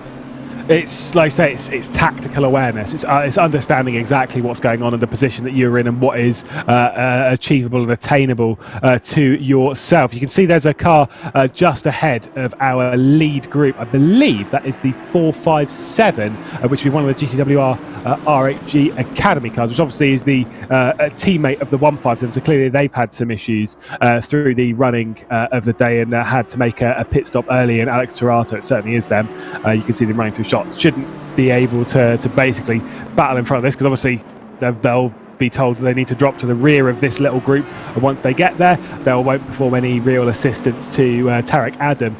Anyone who wants to know, by the way, on strategy, as we're about halfway through the first stint, is that there is no amount of required pit stops. You can see that's why everyone's got a green bar by them. You don't have to do 4 pit stops and that's it, but there is a 65-minute stint limit. So as much as you can save fuel and try and keep yourself well in check, and maybe try and shrink that stop to some degree, but realistically speaking, yeah, it's 65 minutes. Yeah, we're just getting a little view of the Williams esports stream that's going on just now, and it's a fascinating insight that they get over there with their works drivers. You can currently see in the bottom right there Darren McCormack, that's Chaz Draycott and Bryn that are doing the commentary over there just now, Bryn Lucas. But having a look at that just now as well, it always surprises me at how young that Dara is, but I mean, it's a brilliant thing to see. It's a little bit of contact on the back of the 157 there, and that was a little bit unnecessary. I mean, there's not many places that the 157 can go, but we're now going to go 3 wide into the corner here. I'm not a big fan of this, actually, because that's going to be a move for the lead potentially, and Dan McCormack's done it. My goodness me. Lovely stuff there from Novikov as well to sneak his way through. Tarek Adam almost getting into the rear end of the Simware.Pro by Vides Carl Williams. Esports then hit the front here at Imola. Lovely move around the outside, just making it stick. I mean, it was brilliant stuff. It was hard racing between the two of them, but they both gave each other enough room. It was just driving off of the road a little bit there from Tarek Adam on the exit of Villeneuve, which will happen pretty much every time you try and leave it in on the second part of the Villeneuve chicane. But either way, sometimes you just got to do it. Sometimes you've got to give it a go, and the favoured car of the day being the BMW, no longer leading Bentley 1 and 2, McCormack and Novikov at the front. I'm going to say something, another bold prediction here. That's the BMW. Oh, Gonna too try and deep. get up into second place. He doesn't get it though. Somehow lets the 322 of Novikov keep that position there. Maybe it wasn't as close as I thought it was from that camera angle there. Oh my goodness me, how did he get that stop? That must have been about 2.5 millimetres away from the back end of Novikov there. But the other thing as well, watching these track temperatures go up, I'm thinking that's now the point where the BMW tyres are now going to start slowing down. It's going to get really, really painful for them in the next lap or two. The other thing though as well is Tariq Adam, I didn't see him pushing so hard. Well, with it being, like I say, 10:30 in the morning, with it being 36 degrees track temperature, we're expecting that to rise up a good margin, potentially even to the lower 40s later on. Here's Valentin Barrière just trying to keep Savalainen at bay. Wade on the order said there's battles up and down it. There certainly is, and that is exactly what we're seeing. Valentin Barrière just able to hang on the switch back underneath from Savalainen. This for 37th position on the track. So proof that we do get battles up and down the order, and we're going to see this a lot today. That said, Valentin Barrière was one of those ones we'd expect to rise up the order as well. Yeah, look, we said that about quite a few of them. Everyone, basically everyone. But that's it, and we don't say that, just to blow smoke about the championship. It's the fact that we see so many drivers that are here, right? All of these names, and every single one of them, we're like, yeah, we know them from this championship. We know them because we've seen them time and time and time again. And we know that these are some of the fastest drivers in all of Assetto Corsa Competizione. How many times have we seen them in the likes of RCI or SRO or any other big name championship that we do here at the SimGrid as well? It's unbelievable, and you can't look at one of these drivers and go, oh yeah, he just lucked his way in, or they're only here because they've got fast teammates. Every single one of these drivers deserves their place on the spot, and every single one of them, if they were appear in the top 10, you'd be like, yeah, that was a good drive. Yeah, honestly, there's not. This is why when you said in qualifying, is there anyone that's a bit of a shock that's up here? And the realistic answer is no. And the reason being is that there is so many strong teams out there that we're not blowing smoke up. That you can't really pick which ones should and shouldn't be up there. When we start after like 4 rounds, once we head to that finale, then we do have those expectations, because obviously the title fight. But at the start of the season, especially at this point, absolutely no idea who should be in that title fight, because there's so many really, really good contenders. Either way, battle back here. That's a little bit of a slip and slide from Samira Brahimi, going around the outside one of the prime e-racing cars of Sven Hertich, and now going to make it 3 wide as Moorman's going to look to the inside, coming down towards Villeneuve. Oh, someone's got to back out of this. Surely it is Moorman. Certainly does. Prime e-racing do take over 18th position ahead of Samira Brahimi, just courtesy of that slip running through the first chicane at Tamburello. But either way, making it stick, and a nice little move there from the prime e-racing car. Yeah, that point though about the BMWs, yeah, for me again, from what I'm seeing here, that's done. That is not catching up to the back of the Bentleys. That explains why Dan King is charging through the field, as you pointed out at the beginning of the race, and that also points out why our man Vyacheslav Abeladze in the 41, that other Bentley, tearing his way through the field just now. What we need to keep our eye on in this first stint is how long do they look after those tyres, how well do they look after those tyres. The BMWs look pretty much that they've gone from their optimal pace after about 7 to 12 laps. In fact, Dara's managed to hold that out to probably about maybe 13 to 15 laps. But sorry, not Dara, Tariq Adam.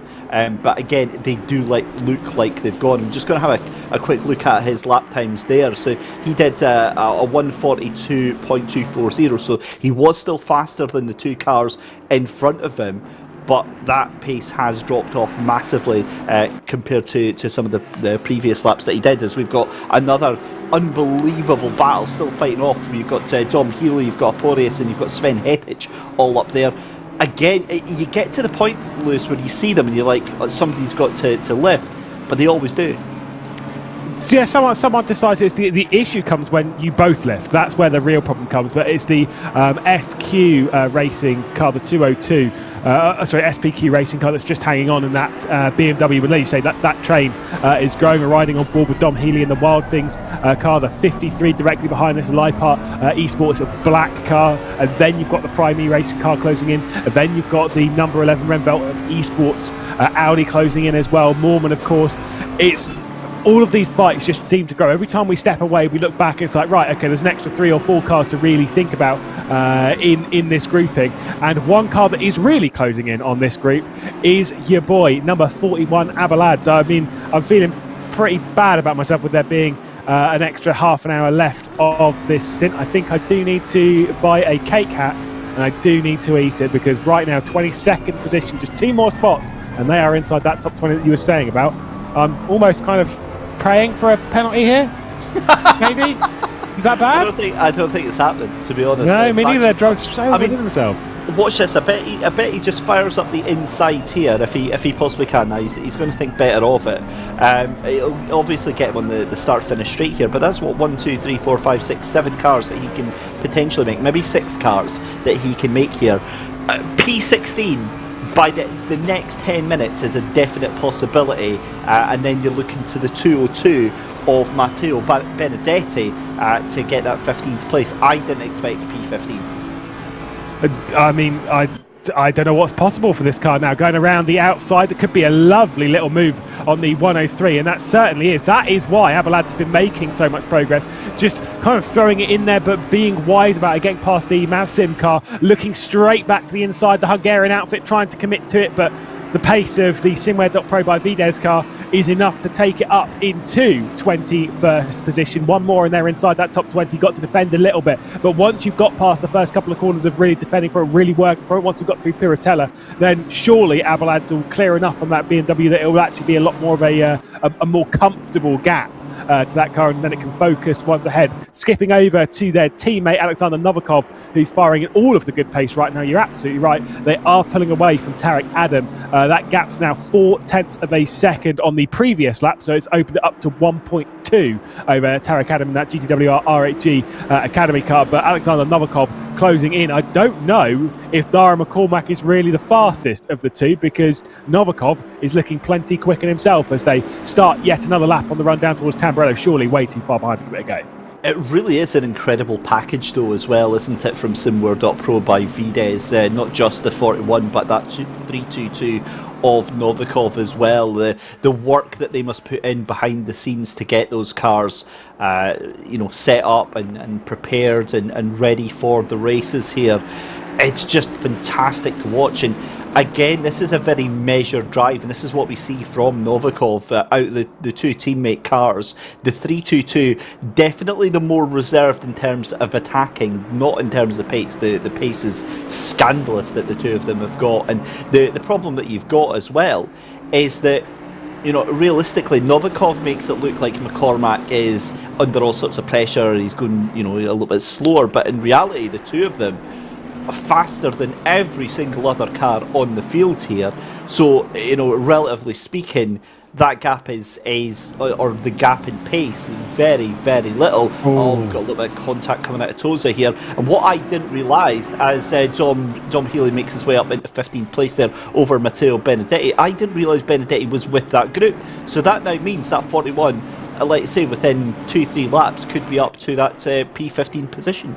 Yeah, very realistically so. You can see just looming ominously in the background in that Bentley behind Samira Brahimi, quite a lot larger than the R8. A little bit too deep there was a Brahimi, but obviously no real attempt coming into Variante Alta, but potentially into Ravazza. Prime E Racing looking to the inside just a little bit to try and fancy a move on Aporius. There was Sven Hertich as they roll their way through Variante Alta and accelerating down the hill. Like you say, a bit of a train here. That move, 15th spot has allowed Dan Healy to clear off from Benedetti just a little bit, but let's be honest, those gaps destroy themselves once we get onto the straight.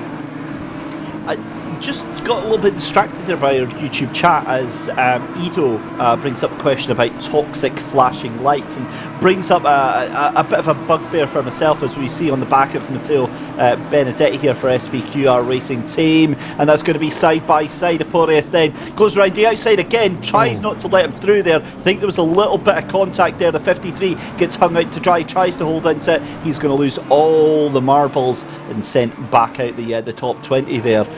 Well, that was a bit unfortunate, but you know, you take your chance, you pay your money, and sometimes you're not going to win. I think that's exactly what happened with the Audi there. Goes back to a point that I was making about momentum being so important, and if you make the move, you're going to have to make sure it sticks, because he's just been mugged by 5 other cars. But yeah, Ido on about a bugbear of mine about cars incessantly flashing the lights when they're behind another car, and you know, realistically speaking, there's nothing to stop them doing it. It's just something that really, really annoys me. And I think if you're a driver worth your salt, then you don't need to resort to that. But then the other argument is, if you're separated by such a small margin, anything you can do can help. There's obviously a valid use for it. If you're coming up on, say, a car that is much slower, it's just a way of saying, look, yeah, I'm here, just watch, I'm going to try and come through. But if you're trying to make the move and you're flashing your lights to the car in front, try to put them off, yeah, that for me, that on a personal level, it just feels a little bit underhanded.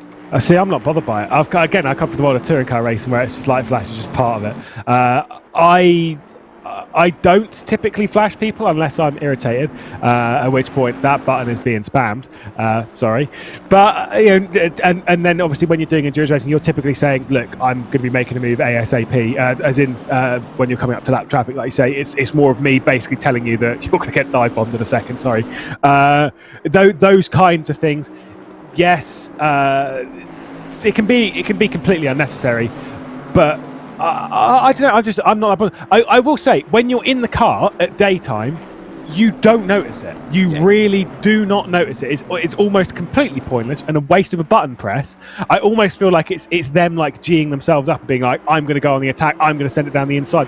But then, for me, I always kind of I don't really know why.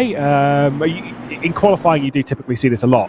But take, for example, of those 3 that were running first, second and third. First and second don't have their lights on at all. Third place, though, does. Tarek Adam does have his lights on. And for me, I always used to turn my lights on when I was going into attack mode. That was my sign, as there's another move from Abelard. Oh, a little bit over the curb there, though. Just trying to wrestle it back onto the road. Abelard's made an awful lot of progress there, getting past Mormon, now in 17th spot, has already cleared a large majority of this train. The 41, which had to start from last place, already marching their way up towards the top 15. Is a top 10 possible in the first hour? I mean, I'm not even going to rule that out now. Maybe I'd still want my cake, actually. I'm going to keep it. You can have your cake, mate. Thanks, mate. We'll get you a cake anyway. But I think, yeah, it's definitely possible. I think he's going to be up into to P14 at the very least in the next 5 minutes, because he's got that going on there. And again, you know, it's not a case of that's the only car we're focusing on. It's the context of it is that it's a remarkable comeback drive. As you see, side by side, that is Audi on Bentley. I believe that is Samir Ibrahimi on the outside of Jan Moorman, and getting that position like candy from a baby, making it look very, very easy indeed. But again, you know, the reason why we're saying that is because, you know, championship leader and a real unfortunate start to the race, but a brilliant recovery drive. As we see Nicholas Arndt for WPS Racing Team fighting side by side almost as they come out of Tosa there with Darren King. As you said, that 383 Darren King community car, incredible pace on it. I think it wouldn't be too long before he's on to the back of the BMWs, but he's going to have to hope that Nicholas Arndt doesn't get past them first. Yeah, they have been closing in quite a bit, obviously through tyre wear and such. It's kind of this is the scenario to play the long game. Is that if you say Nicholas Arndt, if he gets past or whatever, clearly that Audi is running as fast at the moment as the Aston Martin, as we've got a 15-second time penalty to Nicola. I'm going to assume that's an instant between himself and Petrochenko earlier on in the race down at Tamburello. We'll get confirmation of that from race control. But yeah, if you're Darren King and you get Nicholas Arndt, go for a move. Don't fight it. No point in fighting it. Absolutely zero point in fighting it. If they're running the same kind of pace, you're going to be closing in on that group at the same speed. if you fight, then you lose all of that progress. So let's see what Darren King will do here. Arga's closing in the slipstream, looks to the inside, running into Tamburello, wasn't defended, and there you go, exactly, boom, just as I said it. Darren King playing the long game, just backing out of that fight, will stay in the slipstream of the 21 WPS racing car and will hang on to that position. Well, we'll gain that position and just try and hang on to the coattails of that Audi. Penalties coming through, by the way. Like we said, there was the 15-second time penalty to the 33. That one being Victor Nicolai in the West Competition Racing. That was for contact between himself and the 211, which is the Vipperman racing car, which Petrochenko was racing in, and then a penalty as well for the 333 down the virtual drivers by TX3 car that is running a bit further down. That was for contact between themselves and the number 69.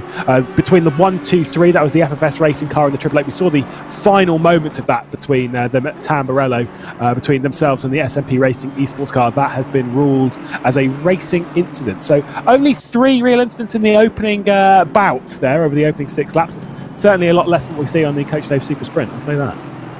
Well, yeah, I'm saying absolutely nothing about that. But anyway, Yuri Petrochenko then, again, a recovery drive here from the Vipperman Racing 211 machine on the back of that Mercedes 48 of Sholobanov. Again, just trying to make that look there, and the problem with it is that it's such a deceiving camera angle as they come down into Acqua Minerale that you're looking left and then you're looking right and you think, oh, they're side by side, they're alongside each other, and it's not the case at all. It's just the compression of the field of view. But getting that position up then and making that 25th position happen, and yet again it sounds, oh, that's not great, is it? You know, P25 at 50. It's a 6-hour race. You're 45 minutes in. You're still on the lead lap. You're only, maybe about 35 seconds off of the leader, if that. That's a good position to be in. That's a good start to the race, believe it or not, because you've still got the cards in your favour. You're still on that lead lap. You're still within touching distance. Accidents can happen. You're going to lose at least 10 cars from in front of you if you keep going at the pace in front of you. That is the level of attrition. Accidents will happen. Overtakes will happen. Mistakes during strategy. Disconnections will happen. All that sort of stuff will go on. So you will get a number of positions, and that's just if you keep on doing what you're doing. You don't have to change anything to make that work. But one thing that is going to have to change is we're going to have to put some sort of muffler on Vyacheslav Abeladze's car, because clearly they've accidentally installed some nitrous to that car, because it's an absolute rocket ship right now. Honestly, absolutely flying. Abeladze, of course, he'll hand over to his teammate. Potentially not on the first time. I'd want to leave him in, to be perfectly honest. It's a 6-hour race, do 2 hours apiece.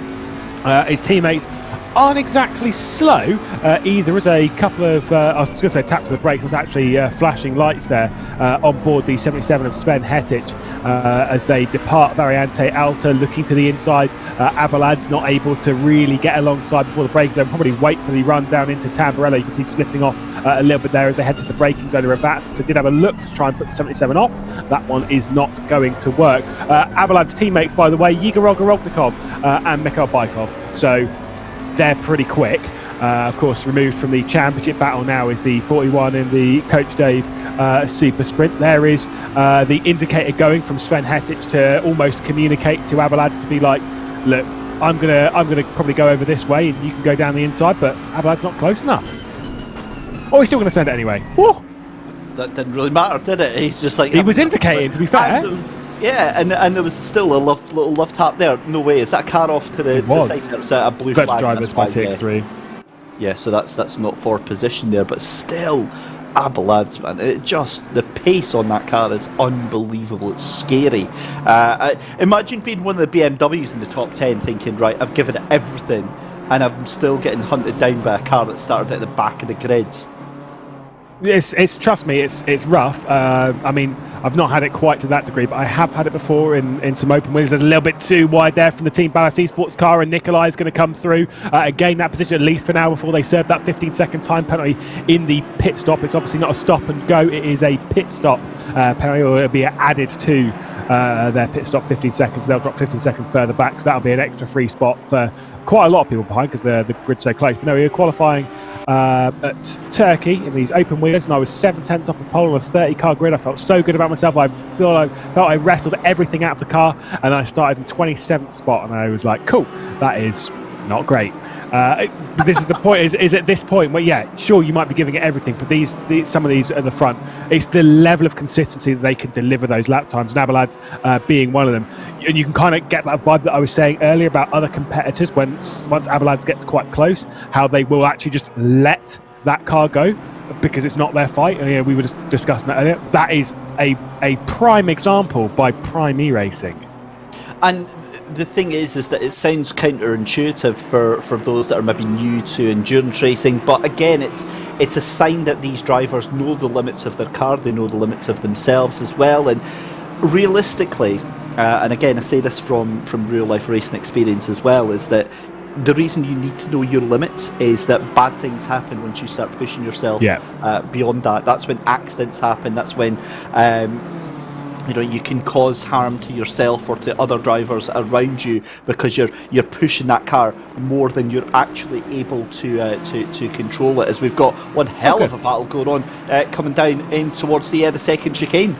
Yeah, well, I mean, there's a little bit of a switch already before we even got to this, as McCauley's got past Hardy. The little bit of a cutback from the McLaren of SOP Esports Racing going around the outside of Hardy in the heavy braking zone of Tozer. It's not really that heavy, but after you've carried the speed off of Villeneuve, you can make those moves around the outside, and that is exactly what we've seen there by the McLaren drag race up the hill as they'll run their way side by side up towards Piratello. Surely the Aston Martin's going to back out. It certainly does so. And the SOP Esports Racing car does take over 28th positions. They're side by side, even behind that as Balance Esports, another one of their cars, rolling their way through, still side by side through Aqua Minerale. Oh, that's a great bit of racing. A little bit of a hip check off of the final apex at Aqua Minerale, as you would kind of expect from that level of racing, and they're still side by side. I'm loving this. This is like watching two drunks outside a pub squaring up to each other. They're basically they're not really wanting the fight, but they're not wanting to let it go either. And you saw one of them going wide at Aqua Minerale and then waiting up for the other one as well. Great sportsmanship between the two of them there. Something has to go, and unfortunately that is Manuel Fuchs who gets sent back to the likes of Arctic, Vitic and Pozo in that 31st and 32nd place there. But look, incredible car control, incredible awareness from both of those drivers as well. I don't think I've seen that before, seeing two cars fighting it out through Aqua Minerale. I've seen it a couple of times, less so in this style of racing. Now got to worry about the slow racing, the second of the slow racing cars getting to the outside of the Ballas Esports car. A little bit too deep in there though from the Ballas Esports, just overcooking that first corner ever so slightly. Now manages to get it back onto the racing line and such, and we'll have to focus forward. But that Aston Martin does seem like it's struggling. Of course, whilst I'm speaking of the BMW struggling more so on their tyres comparatively to everyone else, but if you get those PSIs wrong by 0.1 of a PSI at this point of the race, you get those tyre pressures just off, yeah, you're going to be paying the price for an hour, and big time as the track temperatures are going up now, 37 degrees track. I'm trying to remember what the pole time was. Was it a 1:41 that we had for pole and qualifying? Oh, that was at least 15 minutes ago. I know, right? My brain's just shut off as well, because what I'm seeing Darren McCormack doing a 1:42.0. It was a 40. A 40, right? Okay, so it is still a wee bit off. Then I was getting excited, thinking, "Oh, that's some pace from Novikov and McCormack, but it's not quite on the same level. Still fast nonetheless for us to be 28 laps into a stint, and they're still pulling 1:42. So I think we're about 10 minutes away from the pit stops here. That is going to turn everything on its head.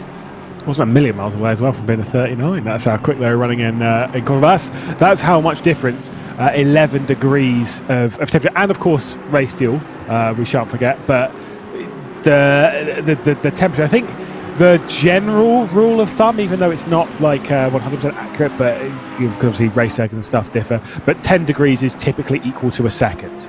Or more like 7/10 to a second. So it's that kind of region they're really thinking of when it comes to the track temperature increasing. That's how much time they're really losing.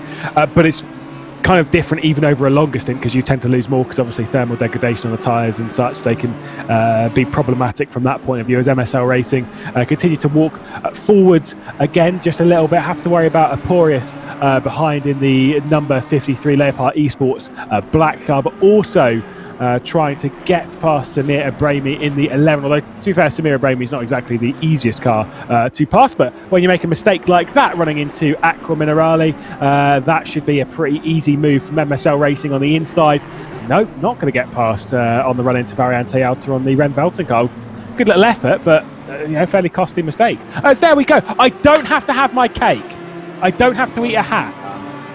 Well, to be fair, it's a great drive still. They're still going to come into the pits in the top 20. They're just not going to leave the pits in the top 20. Yeah, but it was a critical thing, as they had to get inside the top 20 without getting a penalty, which... no, there was never any No, that's what I said.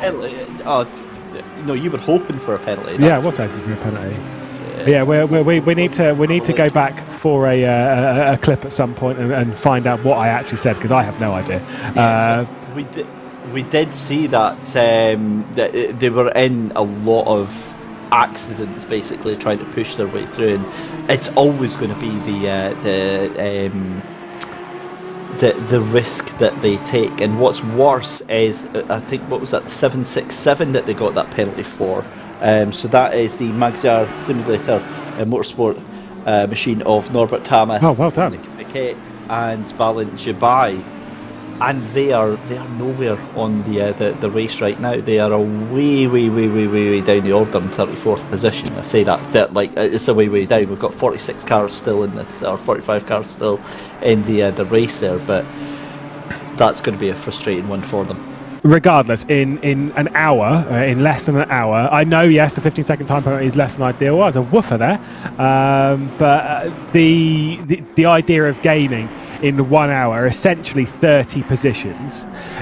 The reason, and I'm 90% sure I said to get inside the top 20 without a penalty, because that is the unbelievable part, because that is a difficulty regardless of the team and squad. Like, you could have the number one drivers of every simulator in sim racing here, the cleanest.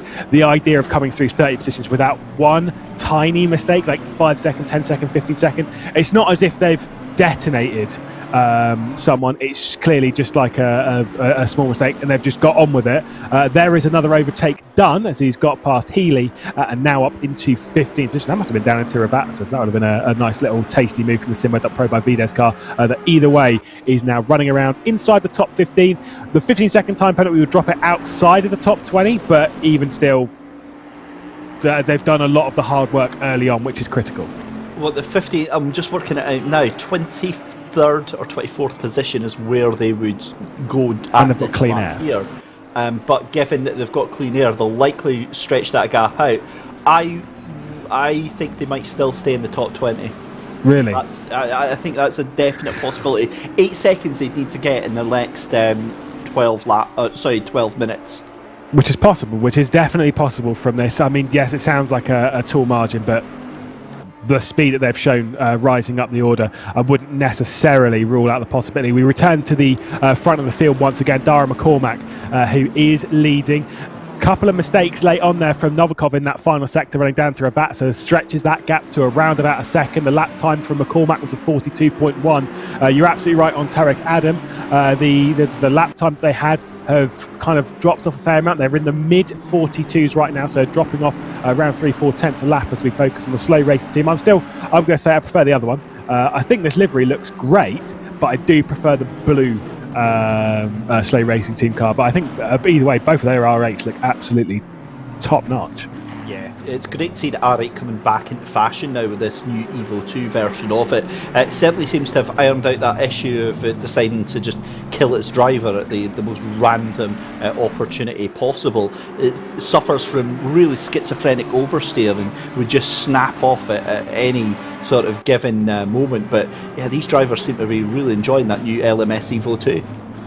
Either way, warning coming the way of car 990. That one, of course, being the slow racing team, their other car, because they've got 3 of them on the grid, if memory serves. It might just be the 2. That one, I think, might be the one that I prefer. Either way, we'll focus on that a bit later on.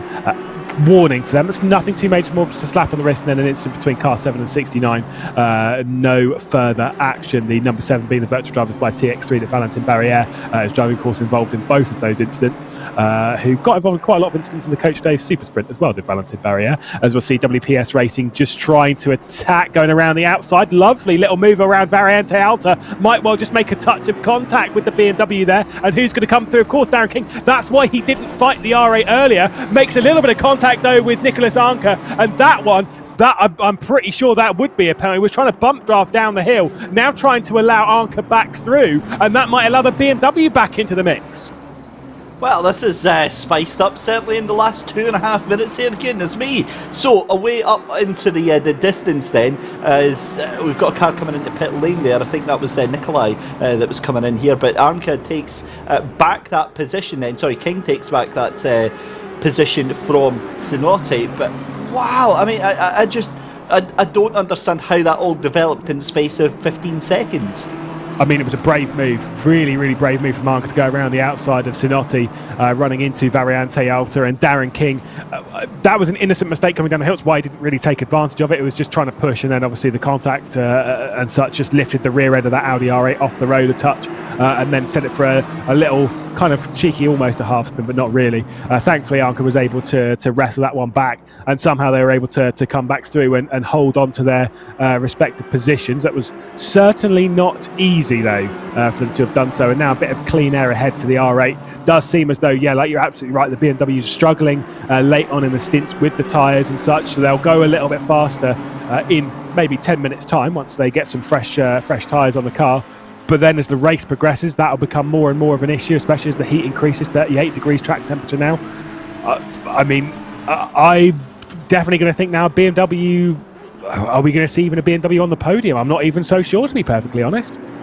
Very early days to be speaking of, by the way, but still, you know me. That's the problem. As I Novikov into the pits, but the issue with that is that I've been caught out and burned by that so many times, Lewis, about, I'm fairly confident I know exactly what I think is going to happen here, and then 20 minutes later something happens to completely turn everything on its head. So yeah, I stall for time now and get a better idea of exactly what's going on.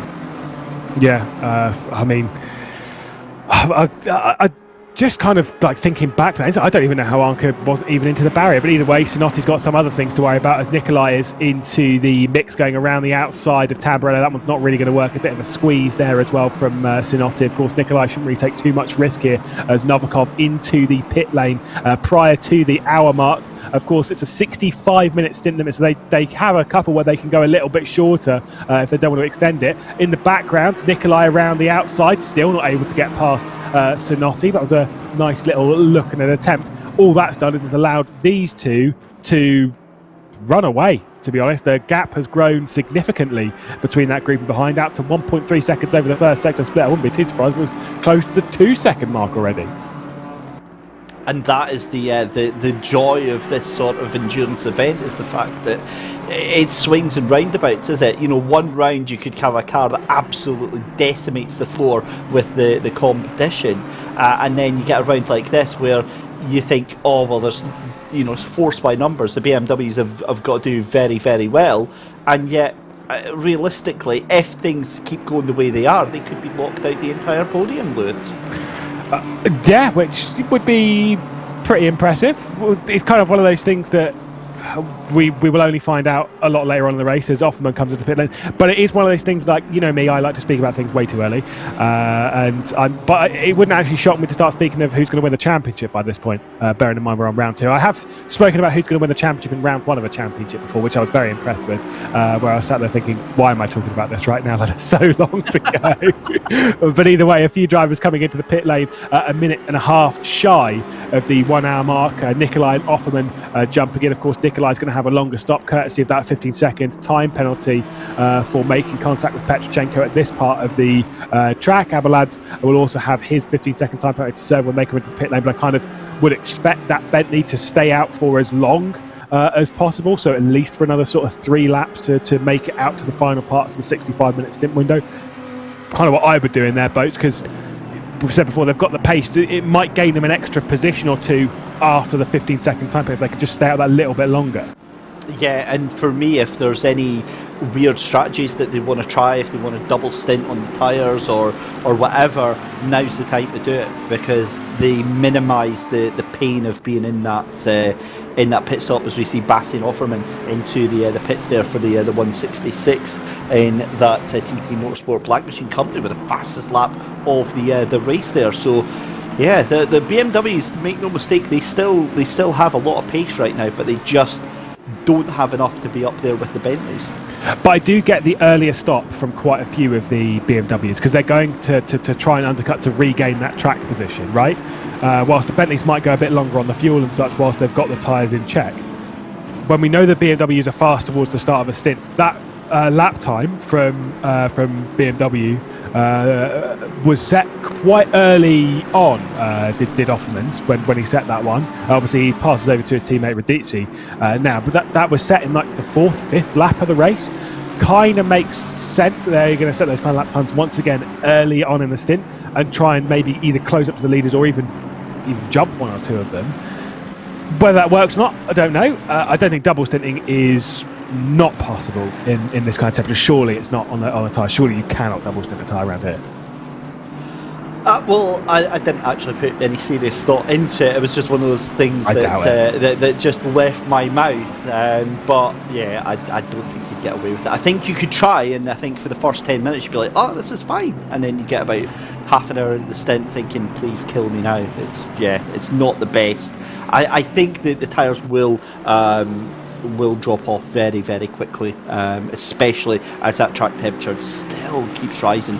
We're definitely going to creep into the 40s here.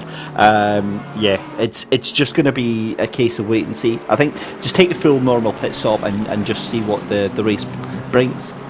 The thing with double stint is, like I say, once you, to be fair, even on a single stint, as Primary Racing completely missed the apex there with Hout behind the wheel, trying to get past the Aspar Esports team by Odox. It's the thing of, once your tyres start going off, it is, yes, we've heard it time and time again in real life, but they're going off a cliff is the case, is that once they start going a little bit, and then suddenly it's like, well, I've got no grip. I know I tried doing a race a few weeks ago on ACC. It was the first ever race I did on ACC. Must have been about a month ago, 3 weeks ago, and I had to do the double stint on the tyres around Barcelona in nowhere near as hot temperatures as this. And like it's towards the end of a stint, like when you've been on a tyre for 2 hours, it is noticeable, shall we say. You know, you're on light fuel and you're setting times that are like 2 seconds up slower than where you should be, or in that vein. It's like, nope. No, thank you. Don't want to do that again, ever again. Thank you. It's just, it's a truly horrible experience. But you've kind of got to keep the mental fortitude that you need to do that, and keep the lap times consistent and not overreach is crazy, to be honest. Right, I'm scratching my head here. I'm trying to figure out what has happened here. What has happened to Darren McCormack? I don't know if it was the last lap or the lap behind, saying that he's had an issue on the previous lap there. I also noticed in the gap between him and Tariq Adam now, that's back down to 4.4 seconds. And he was at least half a second or 4/10 of a second slower than Tariq Adam on that last lap there. So I wonder if that Bentley has maybe come into a bit of strife there, and he's actually struggling to catch up and to get past the number 80, which is the 26th place car of Henrik Horvath. But of course, remember that they will have fresh tyres. He's on old tyres. Kind of makes sense. Drive-through penalty to the 987. Big penalty there for the slow racing team, Sim Racing Cockpit. That's the pink one in the 987 for contact with the number 50, their Ballas Esports car. And then also they were under the 990, rather their teammates, the THRD car, was under investigation for contact with the 17 Pulse Sim Sport car, the one receiving the contact in there. As we can see, Darren McCormack into the pit lane at the moment. So kind of expected him to jump in after maybe a couple of issues. It does promote Tariq Adam back to the race lead. Certainly does. And it also promotes that number 41 all the way up, I believe, into the top 10 there. I'll get an idea on where they are just now, although they're shown as down in 24th place. So the 41 is already pitted then, and it looks like that's who Mikhail Baikov that's behind the wheel of that. So I mean, that is not a bad pit stop to come out. And granted, I don't think there's still quite a few cars in front, maybe still pit. Yeah, I think there's still a couple to do so. I'm not sure about Malinovsky. No, they would have pitted Malinovsky in the 82, of course, the Yazzie car. And there might be still a couple to do so as they'll roll their way around. And Samira Brahimi, who we're focused on now on the rear end of the 199, right, of course, the MSL Racing team. Hardy into the pit lane with a 15-second time penalty. McCauley also in the 123 FFS Racing car. A drive-through penalty, by the way, came out to the 78 Prime E Racing car. Not 100% sure what that was from, because that did not come from race control. That's an interesting one. Maybe it's gone. Yeah, so they've gone through just now. I would imagine it'll be from an automatically assigned one from the from track limits or for speeding into pit lane. Maybe it's a pit lane speed limit infringement. Could be very easy to do so. I've said before, it's not kind of the easiest pit lane because when you come into the pit lane, it's kind of very a wide open pit entry, and it's not quite as many references. You're not scrubbing off speed before you kind of do it, and you're accelerating. Going into it, obviously coming off of the final corner, it could be a little bit tricky. But if it was from speeding in the pit lane, it's a very lax, and they're very lucky because they would have gotten that from it's typically a stop go 30, which you can tell the 157 does have a stop go 30, and that is from speeding in the pit lane. Of course, our race leaders. Our pole sitters and race leaders early on, that is not good. Yeah, that's an F right there, I'm afraid, for that. Stop go 30, taking over the car from Tariq Adams. Yes. And yeah, that's a difficult pill to swallow, because that pretty much blows a big hole in your race. You're going to be right at the back of the field there. So yeah, it'll be a disaster recovery drive from that with 4 hours and 50 minutes left to go. But yeah, worse things have happened. We've seen different things. I think they'll now be trying to recover a top 10 from that. I think any hope of a podium now well and truly gone with that. It's not going to be a fun one. Like I say, once you've served a stop go 30 is once you've gone in and served, it's probably close to 50 seconds once you've brought it down to pit lane speed. So that is going to be a long afternoon. FFS Racing having a switch of driver, and Mike Noble jumping in behind the wheel. He was quite impressive with James Parker a couple of days ago as well in that FFS Racing car. They got a top 10 in the second race and just missed out in the first. Got to battle it out with the SOP Esports racing car of Van Brabant as well, running through the final section. Couple of penalties around that pit window sequence. We do kind of expect that. Obviously, pit entry, as I said, is a bit tricky. Not the hardest in the world, and certainly not the worst pit entry on the planet. For me, that is still Austria. Absolutely despise that pit entry. I think it is the worst on the planet. But still, it's just caught a couple of people out. Could have been on once they switched car as well. Might have accidentally turned off the speed limiter, which is actually surprisingly easy. As we'll continue to roll our way through an hour complete in this race, and it is Tinko van der Velde jumping in, of course, from Dara McCormack in that number 5 car, the Williams Esports car that's leading, the 322 that's now Sadarov behind the wheel, taking over from Novikov that's running around in second, and then the 157 car, the GGWR R8G Academy car that's running in third at the moment. Stop and go 30 at hand. They'll have to serve that within the next couple of laps. It's going to promote the 128 of Shermatinsky, the Jean Lacey Esports Academy Junior car that finished in 7th place back in Barcelona. It'll promote them inside that podium battle at the moment, but they've got a little bit to worry about as we focus on Henrik Horvath and the GTR Masters Endurance team, the one that was first in that pit lane sequence. It came in right at the start. I think from 10th place, David, if I'm not mistaken. So clearly making a bit work as bit of a slip and slide down into Aqua Minerale. That's not easy.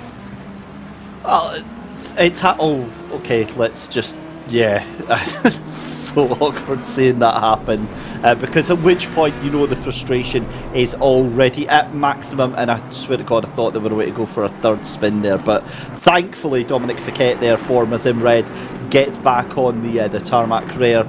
That is a very easy mistake to make there, especially when you're in the heat of battle there.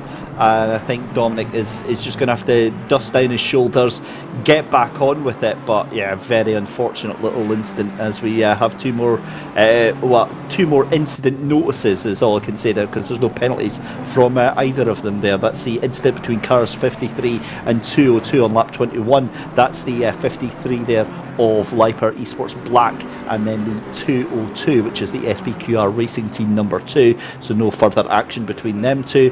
P3 currently in the background there, coming into the pit lane, but also the 17 and the 990. The 990 is the Slow Racing Team third machine, and then the 17 is Pulse Sim Sport, and no further action for those two as well. So great to see a little bit of leniency from race control.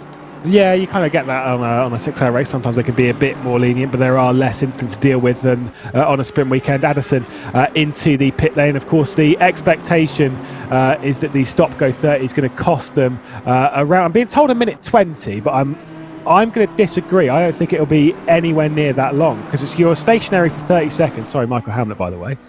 You're stationary for 30 seconds. You're in the pit lane for around... I guess 30 seconds travelling pit lane. I guess pit lane is quite slow and quite long around here, so maybe I won't disagree with Michael Hamlet. It's really a wise thing not to do. But either way, it'll cost them between a minute and a minute 20, which is not good. Yeah, a minute 20 would put him outside the top 30 just now. I think it might be that he gets out in the top 20, certainly from the looks of it. He's out onto the track just now. Yeah, and he's starting to fall through. So it sounds like Michael Hamlet fairly close to 115. Yeah, that's going to drop him. Well, we'll see, because that should drop him out of the top 30 there. In fact, he's just in front of the number 103 and the 787. That's the 123, 25th and 26th. I've learnt my lesson, David. I've learnt my lesson. Never say anything that contradicts what one Mr. Michael Hamlet says. So fair enough. Getting obviously word in the YouTube chat from Tarek Adam saying that they shifted up gears, because of course the way the pit limit works is only active when you're in first gear. So if you shift up into second, that pit limiter is no longer active. I saw something in that vein at Spa a few years ago, because obviously the pit lane limiter is also dependent on where your throttle, right? If you don't have any power going through the engine, then the speed limiter is also not active, which a few people fell foul to because they were trying to save fuel coming down the hill at Spa, and they were doing 120 in a 60 km/h pit lane. So it's kind of like, yeah, cool. You've got to read what it does say on screen: first gear selected and throttle on, pit limiter active. Easy mistake to make, so easy, and a very costly one as well.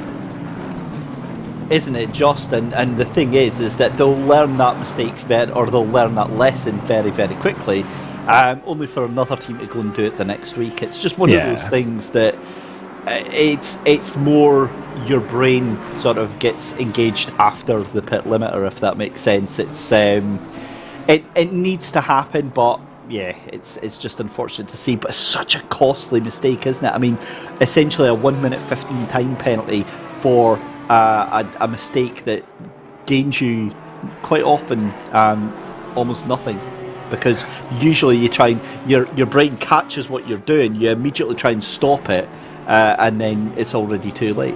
Well, when we speak of races that are decided in the pit lane, it's typically through errors and such like that, not just strategy and those kind of errors right there. For me, when I was doing these endurance racing stuff, the pit lane is the most stressful part of the track. It really is, because every time you go in there, you're just kind of like, there is so much that can go wrong on a pit lane sequence, and that is exactly what we're talking about. This car, though, has risen its way up the order. I think this might be the last stint that we see Malinovsky behind the wheel. They can do 3 stints over the 6-hour race, but typically we'd see them separated in 2, 2 and 2. Malinovsky obviously started the race for the Yas Heat CD1000 car. I'd suspect he'll be jumping out and passing off to one of his teammates, who I believe are George Boothby and Yaroslav Honzik for this round. So we'll see who jumps in. Of course, right behind Team Ballas Esports right now. That Porsche not quite quick enough to make a move down into the first corner. It had to be a pretty big send from the Polish driver, and didn't really fancy it. He wasn't really wanting anything of that, was Maciek Malinowski on the number 14 there, Team Balance Esport of Kilian Guet. But yeah, you get the impression it's mind games right now. It's making sure that Guet knows that Porsche is there. It's going to be dangerous and it's going to fancy an opportunity just like that into Tosa. And there wasn't, in all honesty, there wasn't all that much fight back from the BMW because he's doing his own thing. He's fighting his own thing. But I'll say that now, side by side, this is not going to end well, is it? Surely somebody's got to give up, and it's not going to be the Porsche. No, they worked too hard for that track position. TF Racing as well coming through in the number 34, the TF Racing Souvlaki car, just making its way up into 11th position. I will say that Ballas Esports car, I know it's obviously like a small bit of criticism on it, it did not need to lose that position to that Audi. Had they let the position go down into Tosa and then accepted it, and then just dropped in behind the Porsche, they wouldn't have lost the position to the R8 as well, only because they tried to fight the Porsche going into Piratella. Small thing, but either way, that's how that position kind of unfolded. As soon as that Porsche was committed to the apex at Tosa, the Bino could have fought it off. The Ballas Esports car could have fought it off, but there's just no real need to, because it's one of those things where it's probably going to end in disaster. It's not worth it. Play the long game once again. And I think you were right, mate. Bykov and the 41 car, after a 15-second time penalty, you said they might be still inside the top 20. Well, they are. 16th spot, and now right in the fight between Felix Arndt in the Prime E Racing car and the 199 of MSL Racing that Smith is driving. Again, on the march. 1 hour 15 done. Back of the grid to 16. It's absolutely stunning, and again, it's so important that we give the context for this. This car started at the back of the field and has had a 15-second time penalty applied to its pit stop, and yeah, it's still in P16 right now. Mikhail Bykov behind the wheel right now, going to be handing over the car, I would imagine, in the next hour from the looks of it, if they're doing an hour each, to Big Bad Igor Ogorodnikov. But realistically, yep, I think top 10 is going to be their aim for this part of the stint, and with the pace that's been on show for him that first hour, definitely not without the out of the realms of possibility. I don't know, like, what is sort of outside of the realms of possibility is probably the win, might be a little bit, but you never really know with a race like this, as there is the position switch. Bykov up now into 15th spot, going down into Aqua Minerale, the SimGrid.Pro by Vides car, working its way up. Felix Arndt's the next one for him to pick off. I mean, a top 10, I feel, is at the moment, as near as makes no difference, a guarantee, with 4 hours and 3/4 of an hour left. But what past that? What's realistic? That's the kind of thing. Bearing in mind how much the BMWs are chewing through their tyres, more so in comparison to the Bentleys. I mean, I think you brought it up a bit earlier. Is that podium really out of reach? Is something even more than that? You just do not know, especially when one of the heavy hitters on the podium received a stop and goes 30 on that pit stop back to the podium, as Shermatinsky is on it for the John Lacey Esports Academy car. A couple of cars battling just behind him, of course, a lap down. He's 3 seconds ahead of the 166 T3 Motorsports car of Radici. Feeling fairly comfortable right now after that 7th place finish last round, the highest placed BMW now. Yeah, you asked what was possible with that 41. Here's what my current thinking is for a roadmap. I think P10 by the end of this stint, P5 by the end of the next 2 stints. I think it's the win is not going to happen. It's at the moment it's not going to happen. It's outside of its control, if that makes sense. It's going to have to be like a stop-go penalty or an accident or disconnect at that point. Definitely a podium is definitely within the reach, because when you look at the top 3 split by 10 seconds right now, then you've got another 4 seconds back to the next BMW, and they just keep dropping off even further. So definitely going to be in the top 5 within the next couple of hours, and this is all, if it keeps the current pace right now, but definitely if it goes on, podium's still a thing. Yeah, 100%. Of course, 41 being our championship leaders, they do desperately need to, if they can rescue a podium, they need to go and do it. Kind of makes you wonder where they'd be running right now had they been able to start from their original qualifying position inside that top 5. Couple more notices from Race Controller. Warning for the 383 being the GTWR Dalkin Community car that Darren King is behind, and was wrestling his way up the order so nicely, now inside the top 10 and behind Horvath in that 7th place that we've seen battling as well. That was for contact between the 21, which itself, the WPS racing car, did get a 5-second time penalty to be added to the next pit stop. You can see Nicholas Anker there in 6th position with that 5-second penalty. That was for contact between themselves and the 201, the SPQ racing team, their first car, which was Sinotti behind the wheel in that first stint. So yeah, I mean, that's not too major, but I think that 5-second time penalty might actually help. I think that might be a little bit too far down the road, but if Bykov can make enough progress to get within 5 seconds of that car, which I still wouldn't rule out, by the way, over this stint, which is pretty much a mammoth task anyway, but then could actually jump a position without actually having to fight for it, as we focus once again back on our now race leaders stream, the Williams Esports, who are presently leading the way with Tinko van der Velde behind the wheel, taking over from Dara McCormack. The one thing that's always surprised me about the Williams drivers specifically is how young they are. You know, I've seen the names of Darren McCormack and Tinko van der Velde, and then having been a presenter 1 or 2 times on the Williams Esports streams, when you actually get to speak to these drivers, and you know, Jack Keithley is another one of them. He doesn't do ACC, but more in race room, and you realise that these are exceptionally young guys and girls, and you're like, wow. You know, if there's anything to make you realise just how old you're getting, it's definitely this, and you see, you know, how much they're on the top of their game as we see Tinko van der Velde dispatching yet another lap car there. That was the 1-2-1 there of Aspar Esports team by Odox. That was the one that was being piloted by Ricard Pozo, but again, I mean, the pace that they've got and the consistency, and what I love, and again, as an old person here in the relative world of sim racing here, I love that these youngsters, this is a valid opportunity for them. This is like not just something that they do as a hobby, this is a life for them now as well, and for a lot of them this could be a very lucrative lifestyle as well for them. Yeah, I mean, to bring up Jack Keithley, who we have seen on the ACC side of things as well, with SRO Esports and the SimGrid VCO World Cup last year, alongside Tarek Gamel, and Dara McCormack did a couple of races with them as well.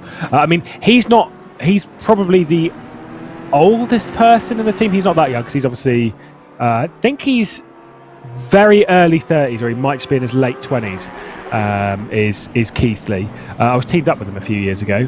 I cost them a race win. It was hilarious. I spun the Nordschleife, poor lads. They worked so hard for that race win, and I came along and ruined it all in one moment. But obviously a lot of talent behind the scenes. But when your oldest driver is in their late 20s, right, which is fairly common, although most teams tend to have a lot of their drivers in sort of the mid-20s to high 20s. When you compare teams like Unicorns of Love, where pretty much their average age is about 3.5, right?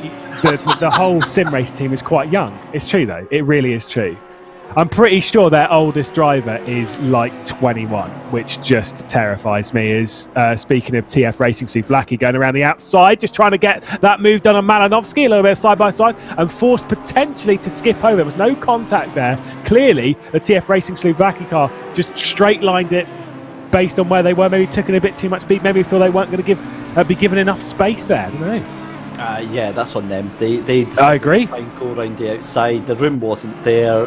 Well, it is what it is. I've seen that happen in many real-life races. We're not going to say any further than that. I saw Samir Ibrahimi get a little bit sketchy there. But yeah, look, going back to the age thing, it's that, you know, the age-old comment that we have about how much sim racing has changed, and how much it's evolved over the past couple of years. And Lewis, I mean, we've been involved in the sim racing world for many years, even just as racing and observing, and, you know, being part of the community and seeing how things have come on. And again, I always say this, you know, if we'd been said or told 10 years ago that we'd be sitting here commentating on professional sim racing drivers, I think we'd laugh ourselves silly, and a couple of swear words would be mentioned as well. Well, back when I first started sim racing, like I say, 7-8 years ago, the largest prize in sim racing, as Luke Addison's trying to make a little bit of progress here on Klaus Nyring in the 214 NSN racing car. The biggest prize you can get in sim racing was taking part and winning one of the iRacing Drivers' World Championship, whatever they were, back in the day, because that was $10,000, which is a lot of money, but that was the biggest thing you can get. And then when you account for sponsored money, basically what I'm saying is that there was only 1 or 2 drivers in the entirety of sim racing that were making what would be classified as an okay wage from sim racing for basically dedicating their entire life to it, not just doing like 9 till 5.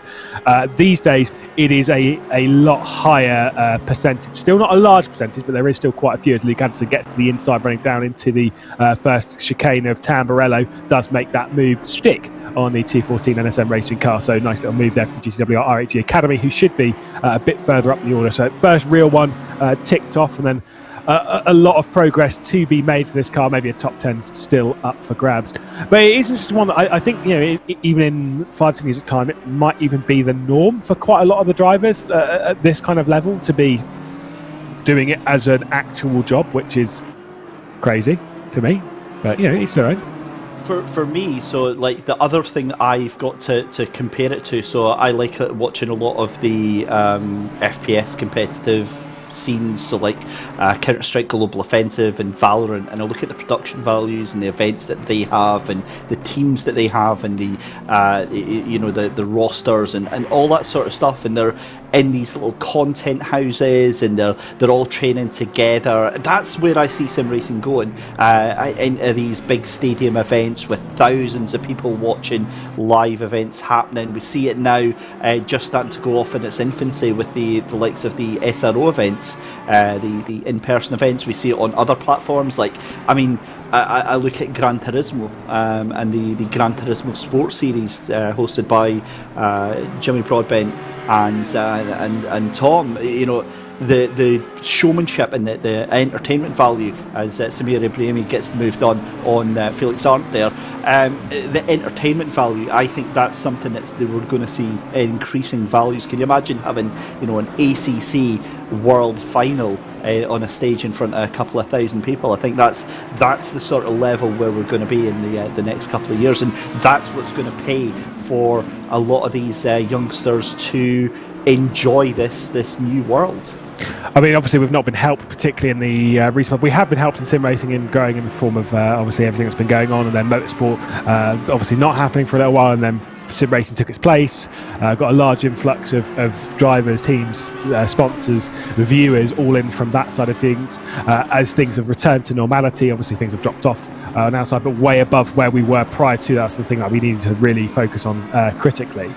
And as things are growing to the main one that you speak of there, which is like the real attainable one now, which is a lot of teams having the team house, which has been a thing commonplace, even like people who are doing WoW and stuff competitively or whatever to some degree, and it was like they was the new expansion would come out and they'd sit there and they'd cycle. All people would be on the computer and they would cycle an 8-hour shift to make sure that they work their way through the expansion as fast as possible, which, yeah, fair enough, as Chris Hack in the Wild Things racing car trying to get past Ballas Esports here but not having the straight line speed to get past the M4. But team houses are becoming a normality. Obviously, we've got the Coanda Sim House and their esports facility in Gronau, if I remember correctly.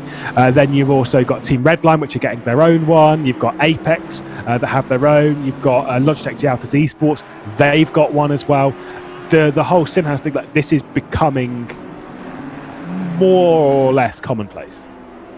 It absolutely is, as we've got a couple of messages from Race Control. Incident between cars 767 and the 8 car. The 8 car is the Pass Sim racing team. 767 is that Magyar Simulator is Motorsports Siule car. It's just a warning for that 767 car. And then the 100 and the 202 on lap 45, that is the Turn 1 Pro machine, and the 202 is the SPQR Racing Team 2 machine. 15-second penalty for that 202 for causing a collision. Just to go back to that comment there as well, I'm looking at the way that this has come and this has gone. As we see, Chris Hack very, very slow letting the leaders go by there. It was Bykov, actually. It was, you're right. So Bykov just strolling by there. So do you think that was a case of maybe Chris Hack just seeing the two cars were so much faster, or was that a little bit of a mistake there? I think everyone has either some form of race engineer in the form of a teammate or actually a designated engineer within the team, basically telling them, hey, by the way, that 41's rising up, no one's really fighting him, I'd get out of the way as well. I think it is more so that rather than a potential mistake as well. I've known Chris Hack for a while. I don't think there was a mistake in that one. I think I was teammates with Chris Hack once, like for one round of a touring car championship about 7 years ago. But either way, I think that was just being wise and just getting out of the way, like I say, getting the call in your ear to jump. Yeah, and that's the thing, is that it comes down to that situational awareness, knowing who you're fighting and knowing who you're not. But apparently someone who is fighting very hard is Mikhail Bykov, who is onto the back still of that BMW number 14 machine of Team Ballas Esports of Killian Hewlett just now, as they come through Tulsa just now. Again, just making these massive inroads, but that's going to be about 6 seconds to get up to the back of Maciej Malinowski with 4.5 hours left to go in the second round. That BMW on the absolute ragged edge here, and really having to push really hard to try and hold off that 41. This is why we were on about knowing your car. That is unreal. It's almost like Bykov telegraphs these moves, knows how weak the car or behind is, and the BMW is just like, yeah, look, whatever, mate, fine, you take it. I don't care anymore. Just go away. Yeah, it was a bit of a mistake there from Ballas Esports running through the final part of that Minerale. Nearly opened it up to Chris Hack as well to come through. But yeah, I say Bykov is just sitting there menacingly in that massive Bentley, being like, look, you're going to make a mistake at some point. And then they do make a mistake, and they're like, God, how did he know? And yeah, Bykov straight up the order. What was your roadmap for this car? Was it top 10 by the end of this stint? Top 10 by the end of the stint, and then top 5. Top 5 by 2 hours. Did the car just disappear there? Did I just see that, or did that actually just... That was bizarre. It looked like it was 15th position that just vanished into the ether there, but obviously not. Obviously, I'm just seeing things. However, what I'm not seeing, Lewis, is that track temperature coming down anytime soon, up to 40 degrees, as Yuri Petrichenko sends it from last week over into the inside of Marcus Eichhorn in that number 53 Audi. And yeah, the BMW's got a big jump now already because it's slowed down that Audi so much. Yeah, they've obviously got the 33 West Competition racing car, which is one they'll probably be pretty desperate to keep behind, closing in the background, as that was the car, I'm pretty sure, that they made contact with, as there's a little bit of a wide run there from the 767 SimGrid car, just going a little bit too deep and passing over the position to the 987 Slow Racing Team car, the pink one, not the blue one. I want to see that blue one again back on. By the way, we will get in a little bit of chat about the T3 Motorsports car and how they were closing in. I don't think they're actually closing in on the podium battle, but they are sat there in 4th spot at the moment. Gaps kind of hovering around the same as we ride on board with the Team Ballas Esports car, and you can see there another thing sitting menacingly. He probably was sat there thinking, I've just already gotten rid of one of you Bentleys, and that's Chris Hack filling up the mirrors of this car. He's doing such a grand job as well. That's a scary sight in the back. It is scary. Chris Hack there, you've got I've got a line of thought that I'm waiting to say there, and I just see this ominous Bentley behind in the rear view mirrors. It's been pointed out, a couple of times in the YouTube chat, but you do have to take a second just to kind of look at what we're seeing here and think, this is a video game. This is a sim that we're watching here. It is stunning, the level of detail. Again, these cameras from Mike Yao behind the scenes, our broadcast director, has backed up the inside from Chris Hack, and that is lovely move. As easy as you can possibly get from Chris Hack. And I say that, I'll be honest, I'd never be able to pull that move off.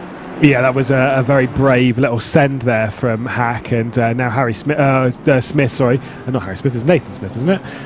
Sat on the rear end in the 199 MSL racing car. It is Nathan Smith, and the thing is with cameras, by the way, like that, which I love. You kind of sit there and you think, yeah, it's a very sim racery camera, isn't it? And then I was watching British Touring Cars the weekend, and then they've mounted a camera on one, I can't remember which car. I'm pretty sure they've mounted one on the rear wing in a very similar spot to that kind of style, and then one in the front in one of the wing mirrors, looking backwards, and it looks so good. It's kind of those things where you just sort of like, anyone who's watched any of our 24-hour races or even the 12-hour races where we've gone through this here at the SimGrid, be it in the SimGrid VCA World Cup or even in some of the SRO eSport stuff, when it gets to the middle of the night, Mike Yao goes into crazy mode and just goes and gets camera angles from everywhere, and you get some really cool looking shots at night. Don't tell him I said that. I think it's a bit late, mate. Yeah, probably is.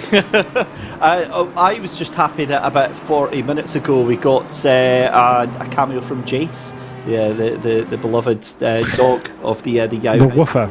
Yeah, yes. I've had the privilege of actually looking after him a couple of times. Oh, really? At the second. As that was a heck of a dive around the outside there from Smith on Hewlett, but not going to happen, not this time by. Yeah, that was one of the first times I was down there seeing Newcastle, the sights and sounds of it. I was down there dog sitting as side by side again, and the two of them now getting held up. This is going to bring Samir Ibrahimi back into the fight as well, as you see Yuri Pichchenko as well having a little bit of a moment out the second chicane here. Meanwhile, Chris Hack is seeing this and like, yep, thanks very much, guys. This is going to be awesome. Yeah, this is perfect for Chris Hack. He's pulling away right now. Once again, like you say, Smith not able to get past the Ballas Esports car.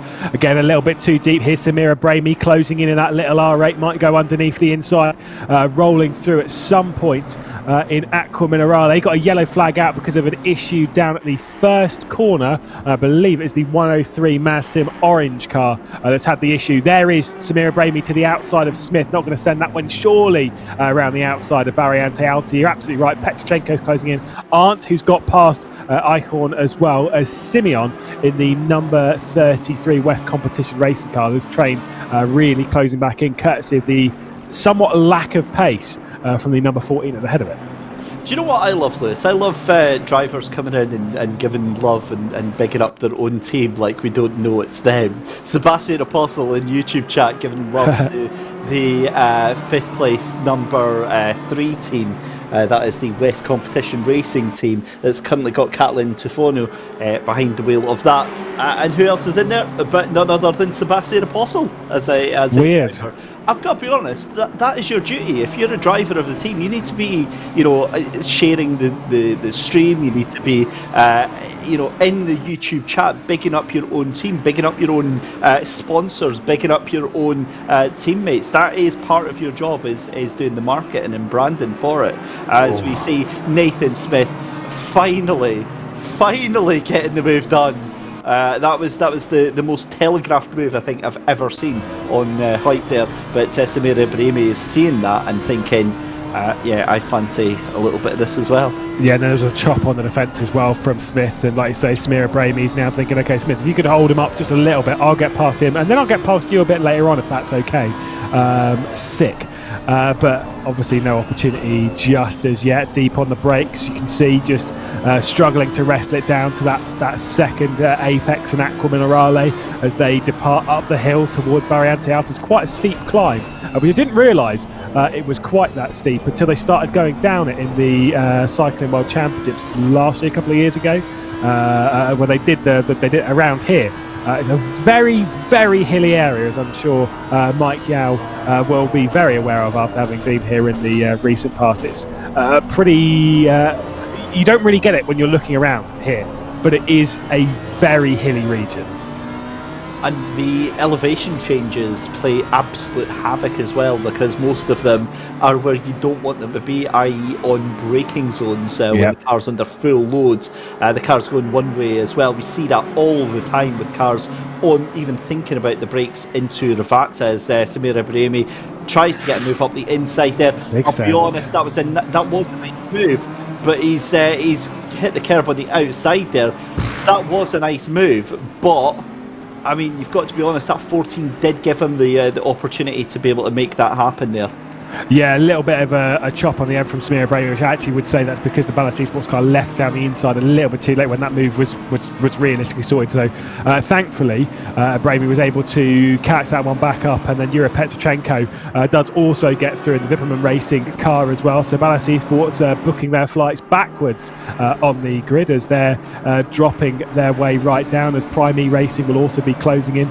Got some more stuff from Race Control. As a 10-second time penalty has been gifted out to the 787, I do believe, which isn't what the call is about from here. There was the 17, the 767, and the 21, all involved in an incident that got listed down as a no further action, and then a bit of a time penalty as well elsewhere.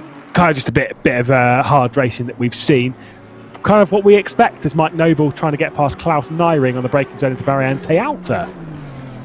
This is again not to be insincere in any way, but this is what I love about this sim particularly. This is what I love about these drivers, and actually it's just come back to me at a point I was about to make about 15 minutes ago there, and I completely forgot my train of thought. But again, having done real life commentary like myself, Lewis, and doing the sim commentary as well now, I don't know if you'll be able to agree with me, but for me, having gone like from one way to the other, come more recently into sim racing commentary, I feel much more emotionally invested with these drivers than I ever have with real life racing drivers. It's like I know these guys and girls so intensely well. Maybe that's because we're seeing the same events and seeing the same drivers and the same faces, week after week after week, but it's such a strange feeling because you feel proud when they do well and you feel gutted when they don't do well, but you genuinely care about how they're driving. It's such a fantastic phenomena, and you really feel like you know these drivers very, very well. I mean, it kind of depends on, like, say, the investment in whichever championship. Like, having commentated on, like, plenty around sim racing on various simulators. I don't know. I can't explain to you what it is, and I'm not going to say which championships and which before anyone's like, "Oh, which one's none of that."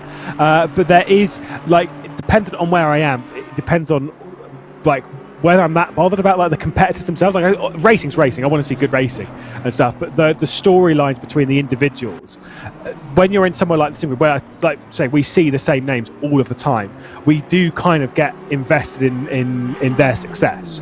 It's nature of it. It's what kind of makes us wake up and then jump. If this was 45 cars that I didn't know, I'd be sat here thinking, actually, as much as I'm cool with this race, I'm just not really, like, that bothered about where people are. But there is a thing when you see the same names all the time, the same teams, you understand when a team's having a good day, having a bad day, and that context is everything in racing. I know everyone's like, yes, but the side by side, the actual racing is the meat of it.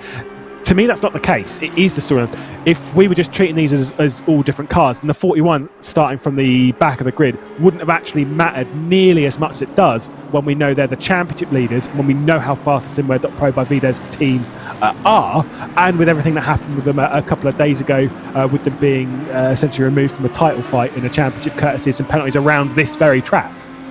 And that is the amazing thing that I think we get on this, is that context. We get to build this storyline around what is essentially a 6-hour race with, 45 cars, say 3 drivers to a car, 135 drivers or whatever taking part in this one race. We get to build up a storyline because of the history and the amount of times that we've seen these drivers out in the past, and even if we've got one or two that we haven't seen before, certainly the rest of them we will likely know very well, and they are enough to kind of fill in the gaps. With the likes of Felix Arndt here in Prime E Racing 1, it feels like the same drivers kind of switch between different allegiances, different teams, and new teams will be formed and old teams will disappear by the wayside, and it's just nice to be able to tell that story.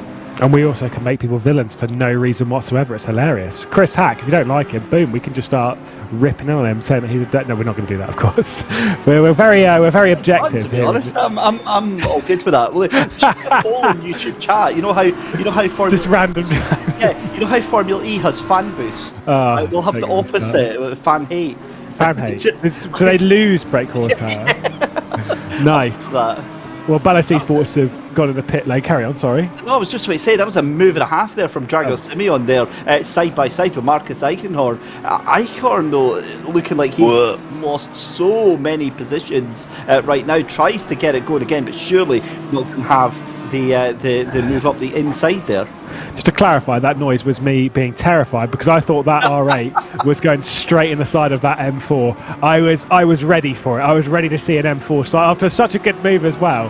That was good effort for the pair of them to keep it both on the road. Nice little bit of racing between the two as we go back to Bykov, who's on the rear end of the number 34 TF Racing Souvlaki car.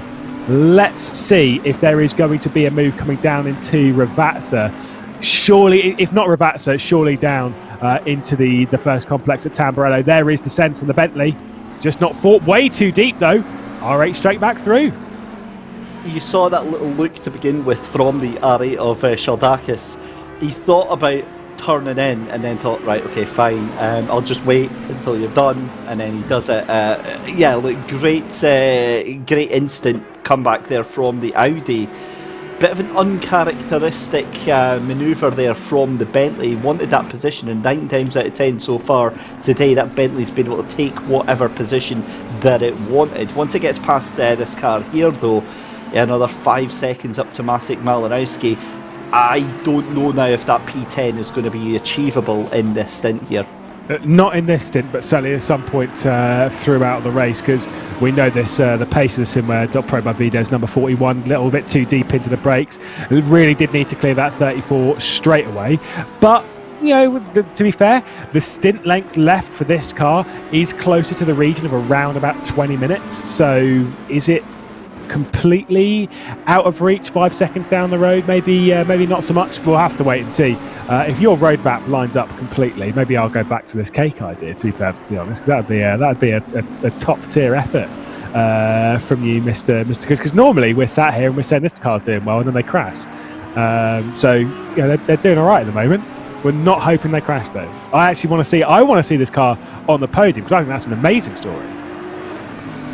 I think that very well could still happen, but again, I don't think it's going to happen. If I'm being brutally honest with Mikhail Bykov behind the wheel, he doesn't seem to have the same level of intensity and pace that Vyacheslav Abladze and, to be fair, Igor Ogorodnikov. Now, this is for me going to be the most dangerous point in this race format 41 because. Ogorodnikov is going to have seen what has happened so far in this race. He is going to be absolutely fired up and ready to go. Heaven help, if anybody actually comes anywhere near that 41 car and he gets another penalty, they get, let's say, a drive-through or anything like that, all hell will break loose as Felix Arndt actually gets a drive-through penalty there in the 77 McLaren down in P17 just now.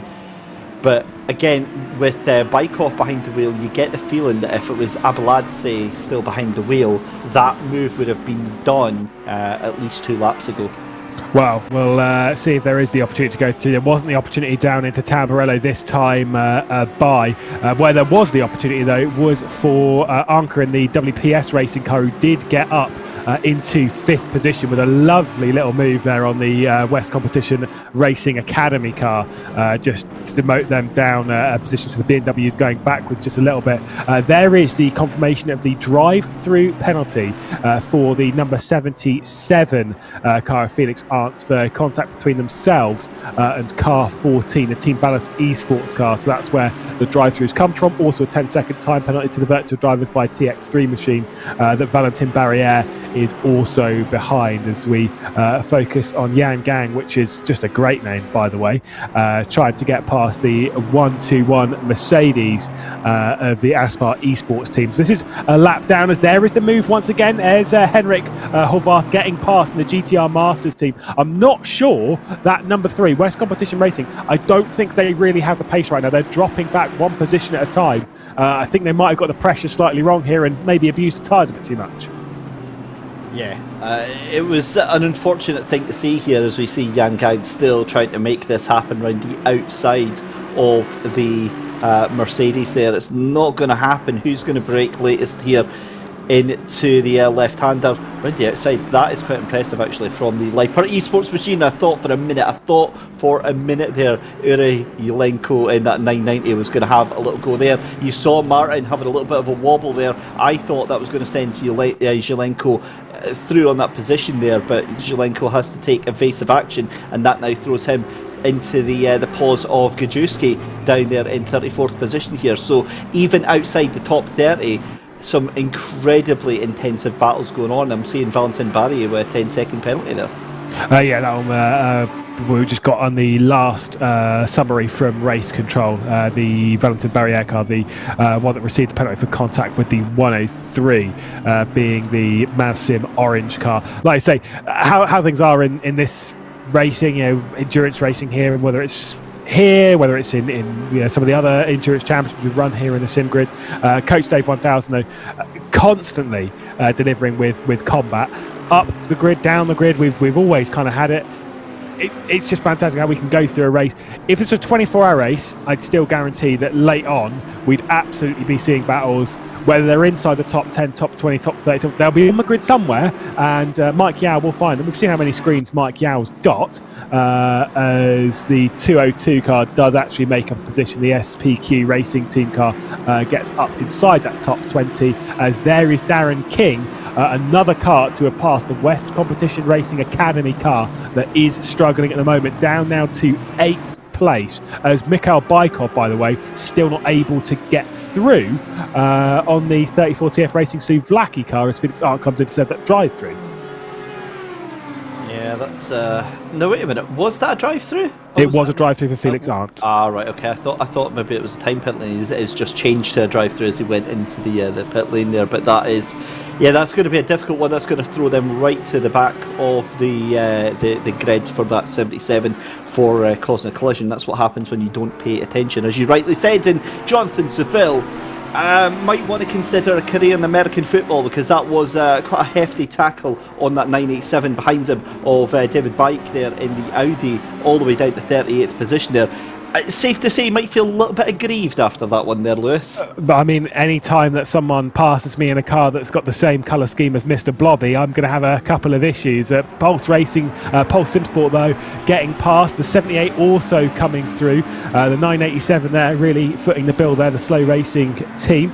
I mean, well, yeah, if you're going to be side by side, Piratella, Aqua Minerale, that kind of section, you're always going to be expecting content as well. Well, why not? Got that revenge. Thanks, mate. I can speak English. Yeah. It's only been 2 hours.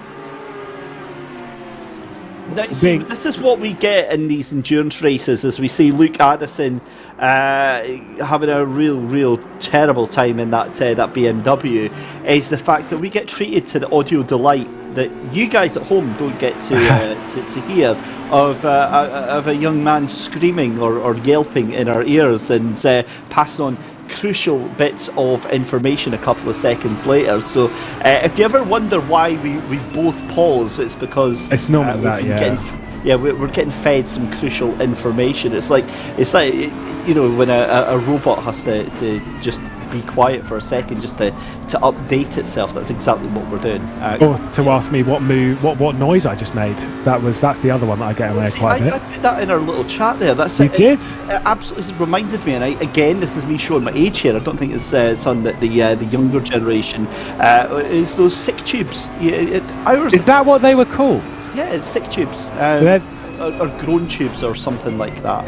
That's the plastic tube with a bit of plastic or whatever in it, that when you turn it vertically it then moves down and makes a noise. Yeah, okay, yeah, no, I'm with you. I did not know they were called sick tubes. Oh, that's at least I get it when I was a boy. Back in my day, that's what they were called. I think anyway. But anyway. That's sick. Way, I see what you did there. It's too easy. Yeah, no, I'm young and hip. I got absolutely based onto the GB3 broadcast because all the GB3 drivers wanted it. So Well, look at you dropping in all the mean words. Based. Exactly. You're down with based. I don't know what it means. I think it means very good. I've seen it. Yeah, it's unreasonably good. I think is what. Yes, same as when people say that's legit, no cap. I'm like, yes, I know what that means. Either way, we'll focus on the battle at hand between Samira Brahimi and Petrochenko and see if there is going to be a great move, no cap, between the two of them. Petrochenko over to the right-hand side, the defensive line from Samira Brahimi down towards Tamburello, back into that slipstream of the Audi R8, and Petrochenko will have to go around the outside in the first corner at Tamburello. That would have to be a pretty big send from the 211. There is the pretty big send from the 211, a little bit too deep on the brakes though, and that's why sometimes it just doesn't work. Well, there we go. Skull member is enjoying our little... Loving the chat, isn't he? He's loving it, no cap. Do you know what it is, though? I've just realised we're slowly becoming our parents here, Lewis. Because I know, it's so bad. We're listening to all the street speak now, and it's the same way as like our parents try to understand tech speak in the early 2000s. You all right, mates? With an M and an A. Yeah, that's exactly the same sort of thing. To be fair, my mother could definitely out street talk me, like very much so. I don't know if it's just down to her job with some of the people that she deals with, but I'm like, yep, I have no idea. She can translate for me, so that helps. She is 55, so it helps me. Either way, down the hill as Bykov still not able to get by the TF Racing Souvlaki car.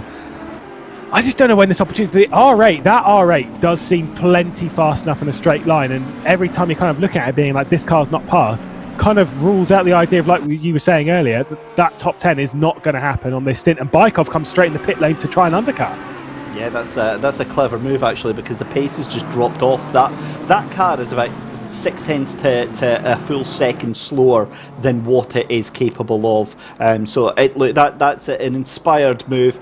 The thing is, again, I have to qualify what I was saying earlier. Mikhail Bykov, in no stretch of any understanding in any universe, he's not a slow driver. It's in relative terms compared to the aggressiveness from Ogorodnikov and Abeladze.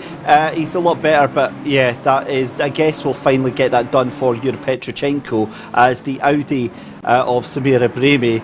Yeah, I think he's not going to be too impressed with that. The two of them went side by side. Something's got to give.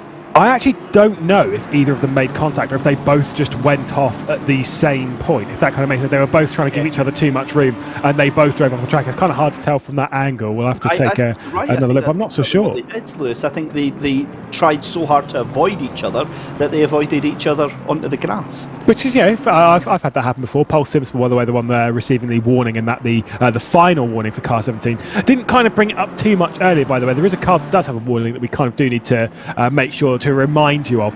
But our race leader, the number 5, they do have a warning. The Williams esports car that Tigo van der Velde is driving, they do have a warning. Obviously not final warning, but it is a warning as Mr. Blobby jumps out of the way to allow the TF Racing car to jump its way through, as our focus being on battles a bit further down the order.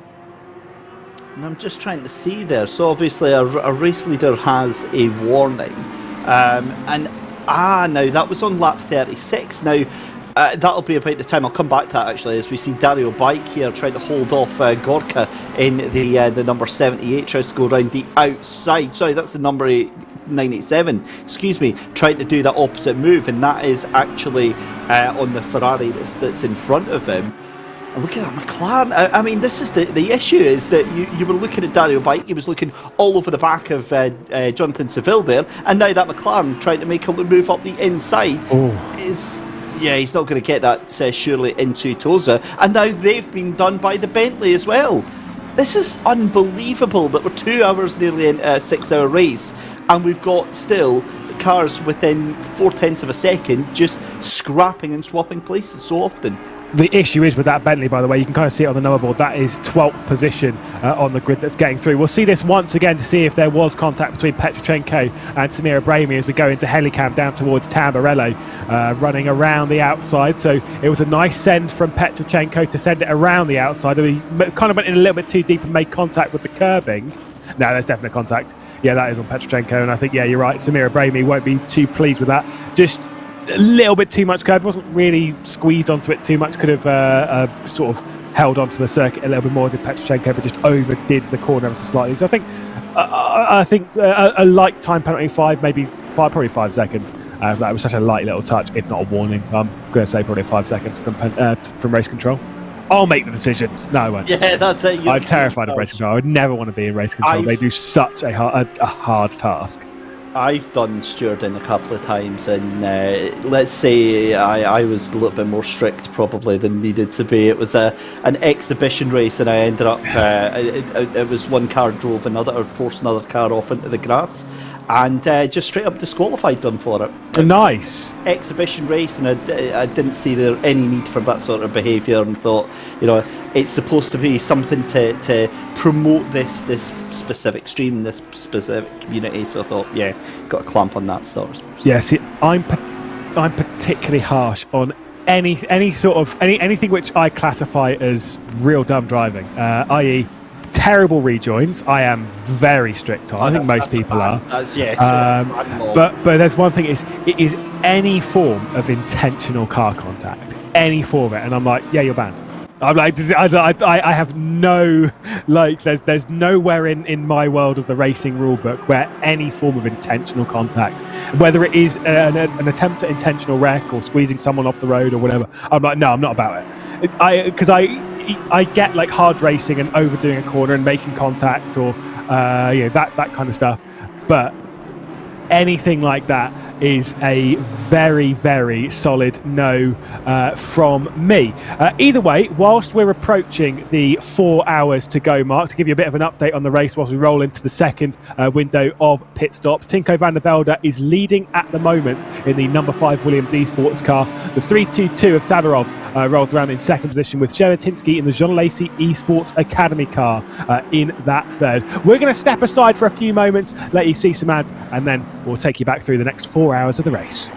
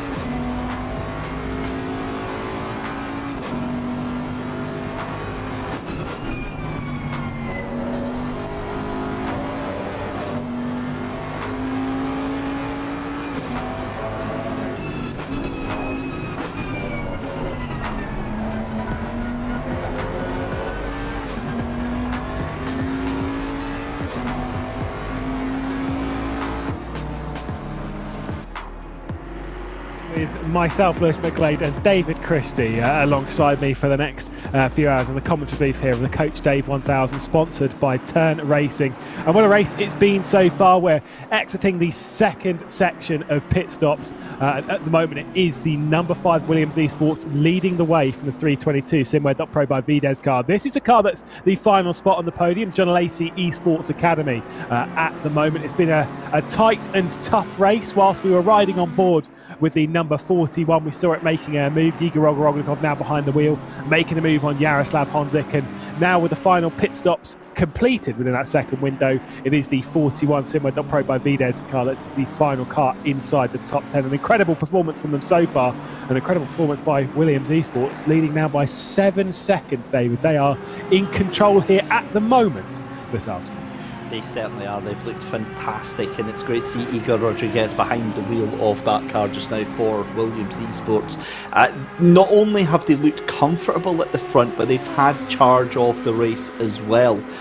So yeah, great to see that. The problem we've had all through the stream is we've spoken incessantly about that number 41, and it really is important to give that context as to why we keep speaking about that car. Coming into this race, it was championship leader. It was one of the stronger cars that we saw out there from Barcelona. It started at the back of the grid due to disconnecting during the warm-up lap. It then came all the way back from the back of the grid to get up into the top 20, only to be given a time penalty to drop back down to, well, it climbed by that point up to about P12. Then it dropped back to P20. It's now back up to P10, and we have to say a huge congratulations to Mikhail Baikov.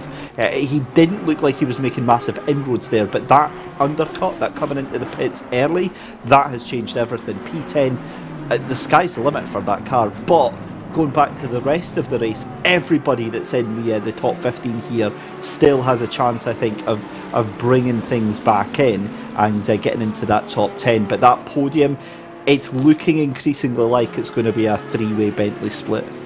Yeah, it does seem in that kind of vein, which to kind of remind everyone as to how things went back in Barcelona. And when it comes to top 10, normally when we go racing here in the SimGrid, when we had, for example, when we were on the SimGrid VCO World Cup, and obviously they were 12 and 24-hour races, rather 6-hour races, certainly weren't any of those. 12 and 24 races, 2 24-hour races and 3 12-hour races when we did that last year. And we were kind of remarking on the fact, yes, there was success balance, but each race, the top 10 was almost completely different than the previous. Like, not even like 1 or 2 positions. Like, no, it's just a different group of 10 teams. And this is a bit more of form. Williams Esports, the number 5 car, they were second back in Barcelona. They're leading now. The 322, that was 4th in Barcelona. They're in second now. Veloce, they were third. We don't have them with us today. The 322 was there. The 41 was the victor, of course, last time out in Barcelona. They're now inside of the top 10. Then you've got things like the 383, the GTWR Dalkin Community car that's right up there as well, inside the top 10. You've got the John Lacey Esports Academy car that was inside the top 10, now looking for a podium, as we're seeing virtual drives by TX3 and Ballas battle out. I've seen this one quite a few times on other simulators between different drivers of these two teams. They'd have battled with each other a fair few times and become well accustomed to each other's liveries, as there is a switch for 26th place, and Florian Bonjour will say hello to 26. I see what you did there. Nice. That was a nice little comment there. Let's very much appreciate that one. I speak French. I don't. That makes at least one of us then that does. But Florian Bonjour making it up to that position then.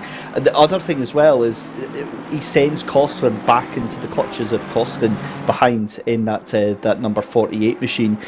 Interestingly, I'm looking at the Audis, and they seem to be very much stuck to the mid-pack just now.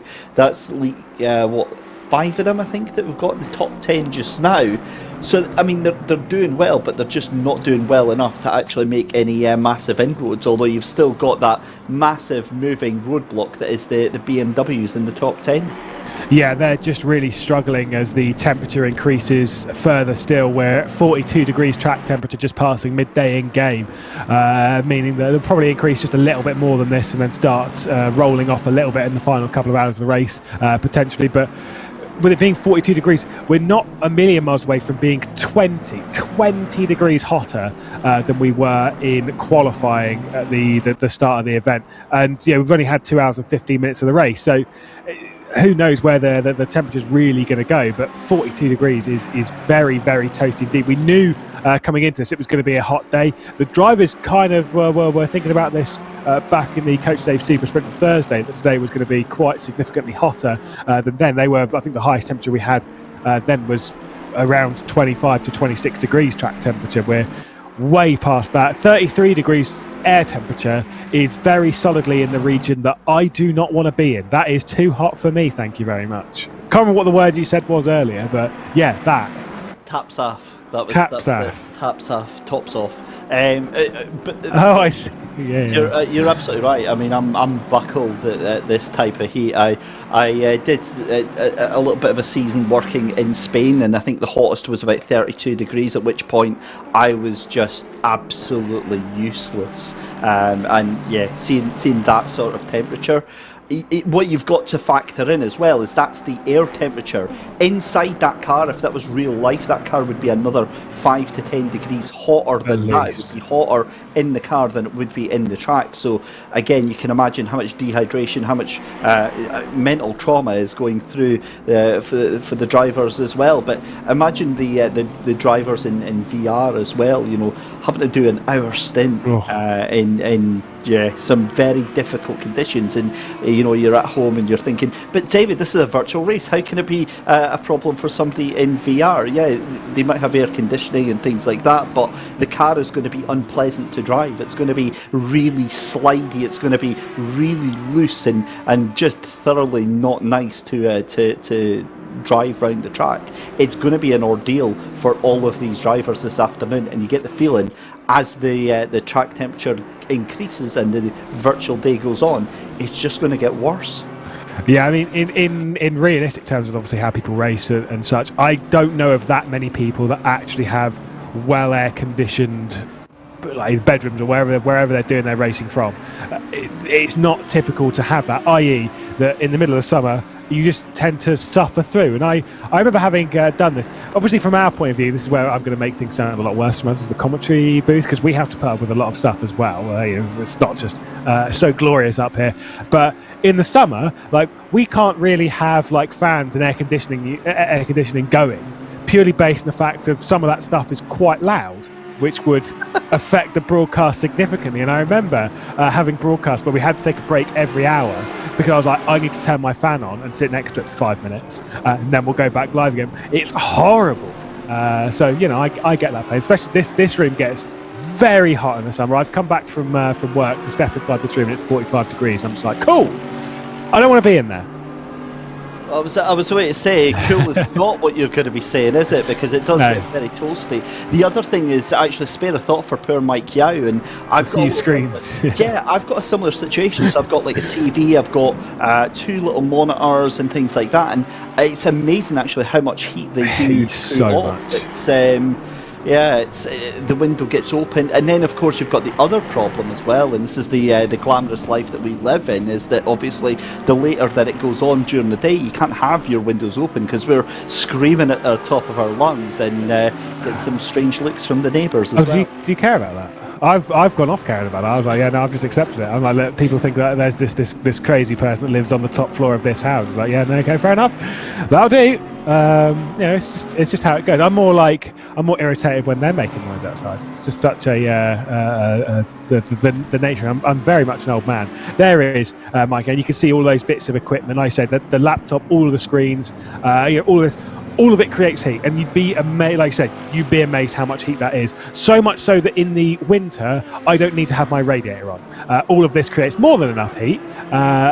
It's just it's fine. You just don't need it, which just means in the summer, that webcam surely wouldn't be on, as he'd have a bit less on, as we're getting side by side, just as various bits of lap traffic are trying to get made their way through. 3 wide is that the car that Petrochenko was in. Well, I mean, I don't really know where to start, really, if I'm perfectly honest, because that was about the single most predictable thing that I have seen in race. I don't think many people are particularly to blame in that. I just think it is just a large group of people where it's like no one wants to back out, and so it's like, cool. You know what's going to happen there. Oh my god! I just what was I don't even understand. I want to see it again. I know, I do as well, because it was just like you saw it happen. And the thing was, I was way to open my mouth and I was way to go, oh, here's another example of how great and close the racing is here at the SimGrid, as you've got two lines of 2x2, and then that happens and you're like, for me, I was looking at that car that decided to make it 3 wide into the corner. I was like, really, is that really the best decision that you're going to make during this 6-hour race? Are you positive you want to go and make that? And yeah, all hell broke loose. That was unfortunate, and yeah, a couple of cars went spinning into the gravel. As we've got, we are joined by commentary royalty just now here, Lewis, because Chaz Draycott has decided to join us in the YouTube chat. Who's that? Some guy. I think he's a never heard of him. Yeah, never heard of him. I've never worked with Chaz. Genuinely, hand on heart. We've obviously known each other for a very long time. Never ever worked together. I think he's avoided me, if I'm perfectly honest. I'm offended, actually. It's probably your legend procedure. He just doesn't think that he's worthy of your. I don't think that is the case, even remotely. I wish that was the case. I wish there was this legend. It's very much fictional. Lewis, I'm not worthy of you. What's the last year been then? Wait, what? Well, we've commentated with each other now for a year. Probably close to a year and a half now. I've earned my stripes here. I'm more than up to the task of this one. I think maybe either Poor that Chaz. or maybe Chaz was unavailable for today. Right. So he had settled with me. Right, let's see here. Let's try and pick this one apart. So you've got the 199, that one is the MSL racing car. You had the 33, which is the West Competition racing car, and then it was the 211, the Whipperman racing car. And bearing in mind the 33 and the 211 had already made contact earlier on the day. They just get past a little bit of lapped traffic, and then for some reason the Whipperman racing car thinks that this is a great idea to make it 3 wide into it. For me, that's the green car in the middle. That green car caused all of that. It bumped the car on the left-hand side, which sent him into the car I don't on the know. right. He did get knocked from the Whipperman racing car. That's not what I saw. Okay. But anyway, this is why I'm not sure. We'll have to see it again. From what I saw, he turned into that green car, turned into the car on the left, which bounced him across onto the car on the right. Again, this is why it's so important to see different angles, because, you know, and this is what brings up the whole thing about stewarding and race control, is the fact that, you know, we see different things. So we talk about it, we have a look at it again as we see Ricard Pozzo trying to have a look up the inside there. Not going to happen. It's let's have a look here. I'm going to return back to where I think we were. Like, I think it might actually just be a racing incident, because as much as the Greek, like, the only one that I would actually blame to any degree in that is the Whipperman racing car, the 211, because it's the one that kind of instigates it being 3 wide. But there was no reason that it wasn't allowed to make that work. Like, they had every right to be in that position. They were fully alongside and didn't miss the apex. That's the only person that I would label any sort of like lack of logic. I don't really know like how to put, like, that was always going to happen, but I don't actually think anyone there is specifically at fault. I think it's just 3 drivers all knowingly asking for way too much. I think it'll just go down as a racing incident. Oh yeah, I don't think that I'm hoping that there's not a penalty from it, but it's just I'm watching this and the space is there, yada yada. You're not a racing driver if you don't look into it. Yeah, see, for me, that's the green car turns very slightly into the left. It's a left-hand corner, so where else is he going to turn? But I think he was being pinched from the car ahead. Yeah, and in all honesty, you know, play stupid games, win stupid prizes. That's the be all and end all of it. 3 cars go into a corner. Who survives? You decide. It was just never going to work. I mean, like I say, I respect the attempt to give it a go. I do see what you mean about like, the green car, obviously the one 211 rather. Oh no, sorry, it was the 199 MSL racing car that did turn in a little bit there to kind of start the contact, but at that point it's always going to happen. The contact model obviously sent him straight out into the 33 West Competition racing car, and like I say, it was about the most predictable thing that I've seen all day. Watching it, like it's kind of like you're expecting it. The first time you saw the 3 wides, like people aren't coming out of this, so you just know it's going to happen. And if they do, then it is more of a bravo, but it's just not going to happen. The thing is, as well, is that, you know, as has been pointed out in chat, 3.5 hours to go. I mean, that is a pretty bonkers move to be pulling this early into the race with half it to go. And the thing is that, you know, it's funny for us to watch and laugh at. It's obviously very unfortunate for the drivers, but in the grand scheme of things, it's such a minor incident, given that for the most part we've seen some incredible driving, we've seen some incredible moves on places that we wouldn't have imagined, and you know, when that wouldn't even be a footnote in how this race goes down. We have had some great racing. One place that we're not getting any great racing is for the lead. It's now out to 6 seconds. Rodriguez over Novikov.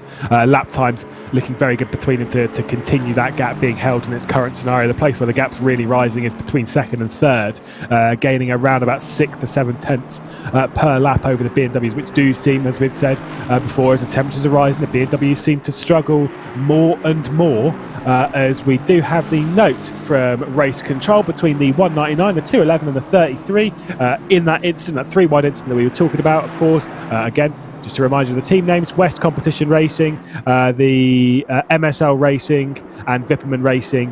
Those 3 racing incidents. Basically the note is that it's 3 wide racing. Any one of them could have backed out and it would have been fine, but no one did, and you all kind of came together. So like, it's just you 3 racing. So yeah, cool. That one I completely agree with. Not that I disagree with race control very often here, but that one was about one of the easiest decision to make.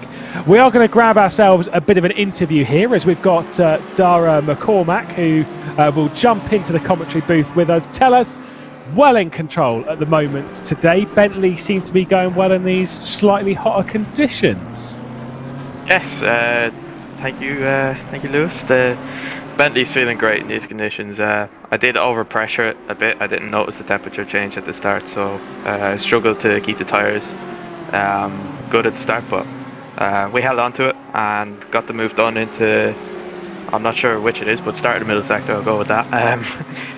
I was happy to sit behind Tarek, but from there it was, I saw the opportunity and I set it up. How much did you watch the Coach Dave SimGrid? Of course, I know obviously it wasn't the greatest day for you a couple of days ago, or for the team rather. Obviously, I know you weren't racing in that. But were you kind of keeping an eye and seeing where some cars were strong, or were you not really using it as reference, knowing that the temperatures were going to be significantly hotter today? I was keeping an eye on it just to see how we finished. To be honest, I wasn't really seeing how the cars were going to do. But I knew the Bentley is very strong here. I put it as the second fastest car behind the M4, so we're doing brilliant at the moment, considering that the 322 is on a different strategy, lower fuel. So keeping them behind was for the first 3 stints was the main aim here, and it looks like we're going to do it unless something drastic goes wrong here. We're happy sitting where we are. We expect them to be ahead by maybe say the 4th or 5th stint. So. Yeah, I mean, I guess you can work out a strategy being low fuel at the end and going for 40s. So yeah. How much do you keep an eye on your competitors' strategy? I know some teams tend to focus on their own and what they can do, but do you, obviously you're saying there about the 322, is there anyone else's strategy that you're keeping an eye on, or is it just them? No, it's just them. I think they're the main threat right now. At the last race, Barcelona, we got overtaken by that strategy because we didn't expect it. This time we expect it, and they are doing it again. It's just the fact that they had 2 cars within 8 seconds that they had the second car to block, and that's how the 41 got away to win. So this time we're in command, we're controlling it, and this is the way we want it to be. I mean, obviously the more we stay ahead the better, so but yeah, the later they overtake us the better as well. Hopefully we can stick it out.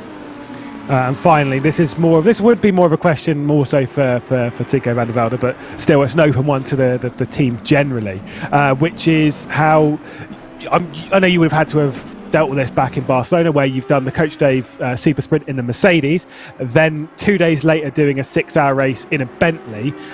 Obviously, you didn't race on Thursday night, but still, kind of talk about the difficulties of jumping between cars. Sometimes you're having to switch things up and learn something different with only really a couple of days prep. Obviously, you would have practiced a fair amount before, still anyway. I'll be honest with you, for this race, I wasn't here for Super Sprint, so yeah, I didn't get back till 12 today, so I only got to practice for about an hour before the race. So it was a bit rough, but bit of worrying in the team. We weren't sure what the outcome would be of quali and first stint, etc. But yeah, it all went well, all went to plan, so we're okay.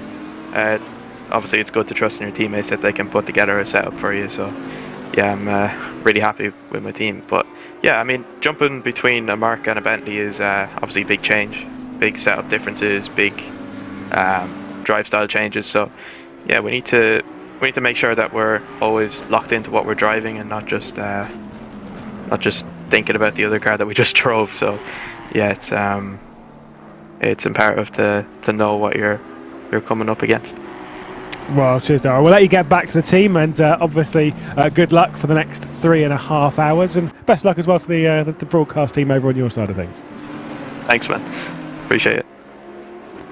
No worries. Right, well, they're well in control at the moment is Williams Esports. David, 6 seconds over Novikov, continue to sort of pull out that margin, and also being very aware of the strategy of the other team. I think that's kind of fascinating to understand all of that whilst we're speaking. Also speaking to Darren McCall, we've also got a drive-through penalty for an unsafe rejoin going to the number 33, the West Competition racing car. So that was one of the cars that we saw being sent off in that sort of 3-wide bout down into Tamburello.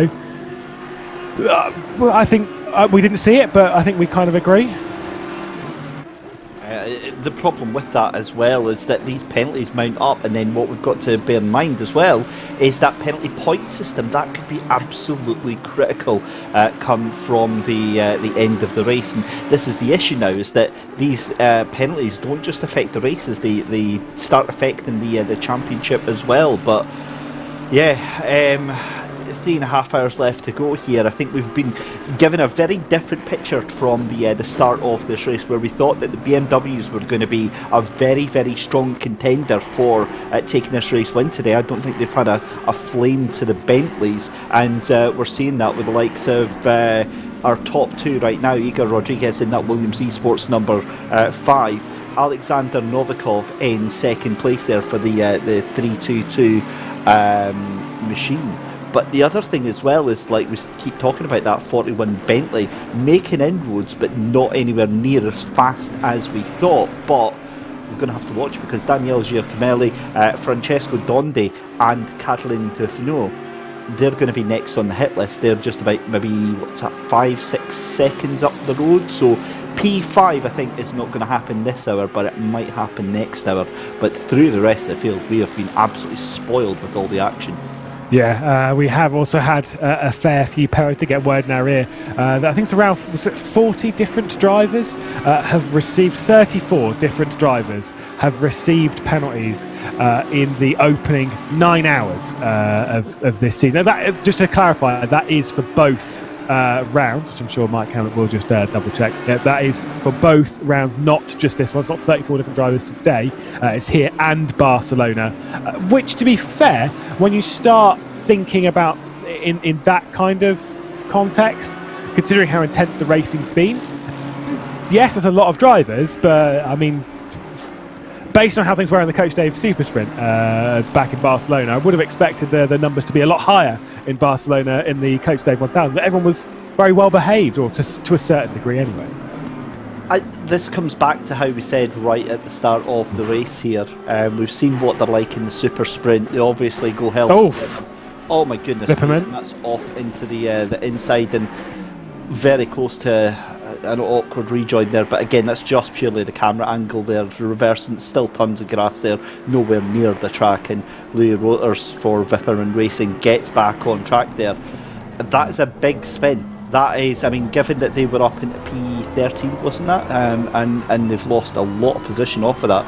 Now, what I'm interested in, I'm pretty sure we saw that car going very, very wide through Aqua Minerale to let another car through there. I think it was rather than letting a car through, I think it was them driving in a little bit too hard as Hardy looks to the inside of the BMW that Ballas Esports have. Cosford behind the wheel at the moment of the number 14. There's going to be a look down into Toza, obviously going to commit onto the brakes. The primary racing car of Balzar also closing in just in the background. Either way, little attempt, little look, little nibble there from Dave Hardy, but there was no real major sort of intent on probably throwing it down the inside, so there was no real move. We've seen that a couple of times where, particularly with the rising of the order of the 41, teams have looked quite a lot going into Toza and then sort of half committed, and then the other kind of cars let them go. That was what that was trying. It didn't really work. There's MSL Racing back on our screen, the 199 that obviously had the issues with the 3 wide bit here a few laps ago, and they'll continue on getting past Kreutzer in the number 11 Renvelten Esports car. And it's looking like that's going to be a job well done to get past that car. You see as well, though, the amount of damage or scuffs to the cars throughout the field here. It's been a physical race, I think it's safe to say, as we come up to the halfway point here. The Aston Martin making its move on the BMW. I'm getting some painful flashbacks here as we see that BMW of Cosford forced to the inside there. They're going to be going down into turn 1 side by side here, and yet again it's a case of, the Aston Martin, it doesn't have to let out of it, but it's by being side by side, you're taking that chance. You're hoping that the BMW on your other side is going to relinquish that position or know when to give it up. But thankfully, that's what happened there, and Dave Hardy up into P28 there. Yeah, it's kind of your. I don't really know how it is like in this, but you're actually you're listening in more so. I mean, obviously some that have triple screens, fair enough, but you're actually listening in to be like, right, are they going to lift out of it? Are they going to lift out of it? And if you're kind of halfway alongside, you're weighing it up constantly. Are you actually going to send it? Are you going to send it? It's not like well, typically anyway, it's not something which is just done out of like, a move from the heart, I guess. Like you're doing something without thinking about it. Like when you're side by side for that long, you are thinking, when do I need to brake? When do I need to brake? When do I need to brake? How am I going to get alongside? How am I going to do this? It is constantly going through your mind again and again. You've almost got too much time to think, as primary racing trying to get around the outside of Ballas in the background. Sometimes giving yourself too much time to think will make you overthink something, and then that's where sort of mistakes kind of come from in that style of racing. You sometimes do just need to drive from what you're feeling, because that's where you remember the braking zone. They're not constantly looking out for every brake marker, being like, oh, there's the 150, that's my braking point. Generally at this level they don't really think about that, they just do, and then it works. And that sounds ridiculous, but that is true.